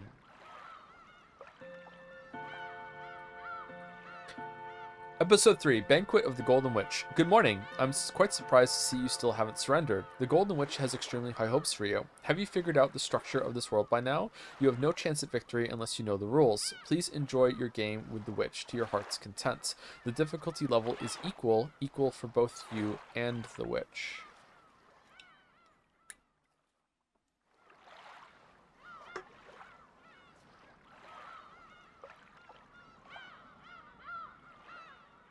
You still haven't seen episode 2 tips? What do you mean? Did I not? I clicked on it. I went here. Oh, you want me to read these ones? Okay, sorry. Someone wants me to execute them all. Can I kill her?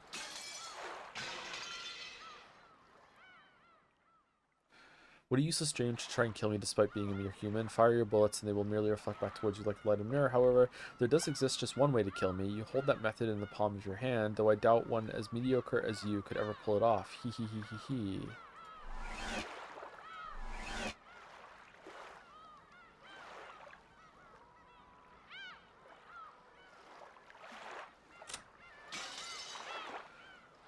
Missing.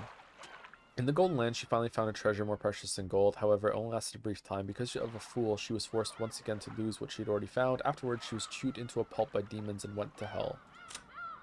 Missing. He did surrender to the witch at one point, but he pulled himself together and regained his will to fight. I see. So to witches, Battler makes a great toy for smashing. That explains why she's always breaking him, fixing him, and breaking him again. Torture is meaningless if you kill the subject. You've got to alternate between causing pain and letting them rest. Yeah, it's so true. It's so true. Think about hell for long enough and you start to realize that. Yep. Yep. Alright. Go to missing. Sorry, Genji. Selfless furniture seeks nothing but repose in the Golden Land. However, since a fool obstinately rejects the Golden Land, it seems his time of repose is unlikely to come soon. Afterwards, he was torn to pieces and eaten by demons and went to hell. Missing. He finally reached the Golden Land he so desired to see. However, since a fool was unwilling to accept it, the magic was wasted once again. Even so, he was probably happy. After all, he managed to be reunited with the Golden Witch, if only for a brief time. Afterwards, he was crushed to bits and eaten by demons and went to hell. Who else survived until the very end? It was just those, right? Maria. In the Golden Land, she learned that her mother still truly loved her. At least for now, she is satisfied. And are these different? No. Okay. Have you made progress in solving the epitaph? In just a short while, your time will be up in a flash. The ninth twilight will begin quite soon. Okay, and this is the record.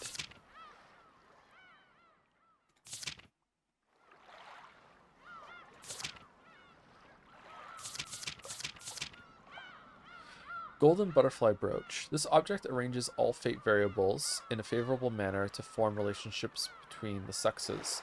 This leads to nothing more than a favorable arrangement of variables, so its strength differs widely depending on the individuals in question. Hence, a witch bestowing such an item must make quite sure beforehand that the receiver will be able to use it effectively, or she risks being called a liar. The activation cost is enormous, so it's no more useful to the average person than an ordinary brooch. However, blind love is easily capable of paying this enormous price, and if the target of the receiver's affection feels affection in turn, the brooch's effect increases even more dramatically. Ironically, the more dramatic its effect becomes, the less one would need such a brooch in the first place.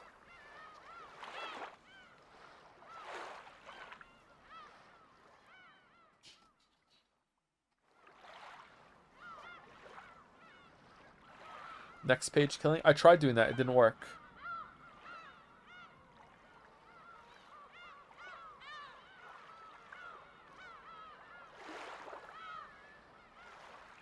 For final episode 2 bet, the great Jotler question, magic, no magic, or undecided?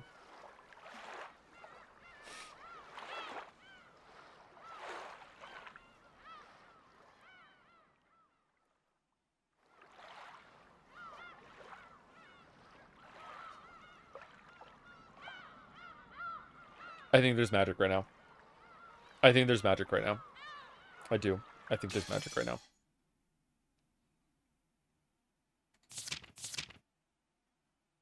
Seven Stakes of Purgatory.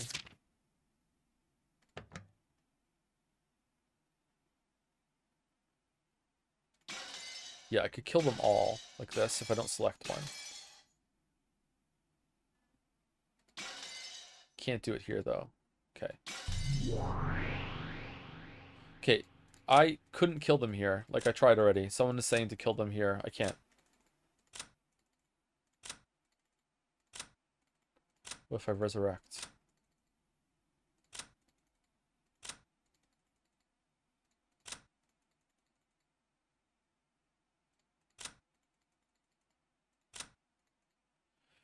Do you think magic exists on the game board, Arkanjima, or only in the meta world where Battler and Beatrice are fighting?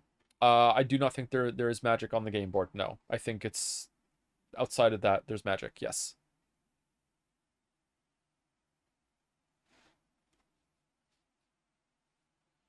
Okay, is there anything else anyone would like me to do in the tips before I move on?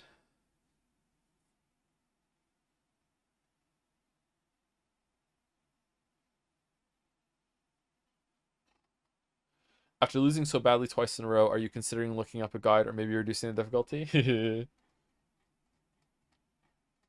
You reading episode 3? On Saturday, yeah. But we're gonna just see what the first part is in episode 3 right now. Why do I have to unlock load? Why is there another unlock? This story is very obviously fictional and fantastical in nature. Any resemblance to existing individuals, organizations, locations, or incidents is entirely coincidental. Yeah, okay. Fuck you, Beatrice. Yep. With her face right next to it in the portrait. Yep, fuck you.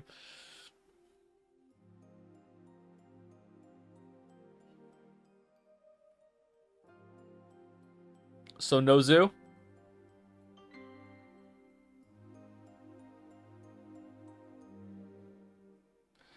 The vase was very beautiful, rich with history and value.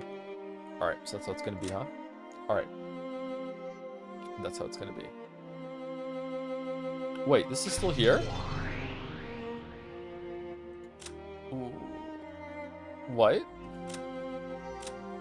All of the goats, low-level furniture in service to Beatrice. They are great in number, but silent and lacking personality. They obediently follow their master's orders. Their senses are closer to those of animals than humans, and they're surprisingly dull-witted, which sometimes leads them to misunderstand their orders. They have by nature a massive build like a minotaur's and fearsome superhuman strength. They may be low-level furniture, but the ability to summon an inexhaustible supply of them makes them extremely convenient.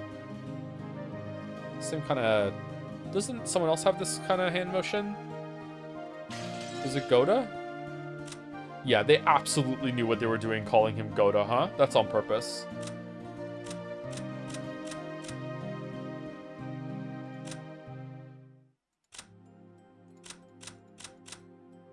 Nanjo's back.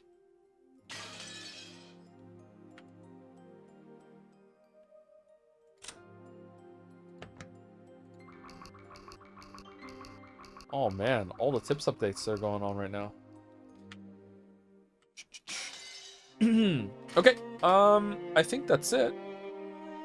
Keep reading one more. Saturday. Thank you, Cameron D6 for the resub. Magos Reductor for the new sub. Welcome. Junior Snow 13 for the resub. Jack Innit for the resub. And P Pow TF 126 for the bits as well. You know what? It's at the end of stream as a treat. I'm satisfied and it's not even the final episode. Also, are you going to read Higabana after you read Higurashi? I have the pre-order physical copy you can get from buying the spin-off fighting game. Umineko Golden Fantasia image. Nope. Nope. We're not doing Higurashi. We're not doing Higabana. Nope. This is the last VN I'll ever read. I read the best one. I don't need to read any more. It's like graphic novels with The Watchmen. The Watchmen is the only graphic novel I've ever read. That's it. I read the best one. I don't ever need to read anything else. I'm good. I'm done. Okay, so raids today. Pat stares at D-Chart Games. Small. Let's raid Pat stares at. Pat stares at. There we go. Thank you for streaming. Thank you for watching. Thank you for the great birthday stream. Happy birthday. Happy birthday. Thank you for coins. You're welcome.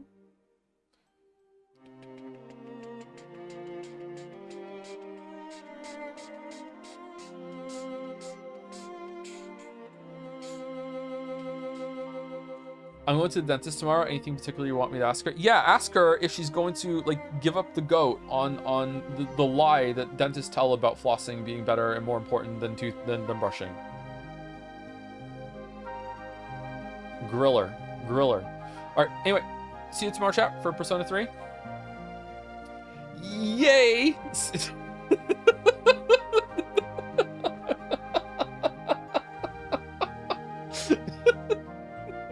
Anyway, enjoy your raid.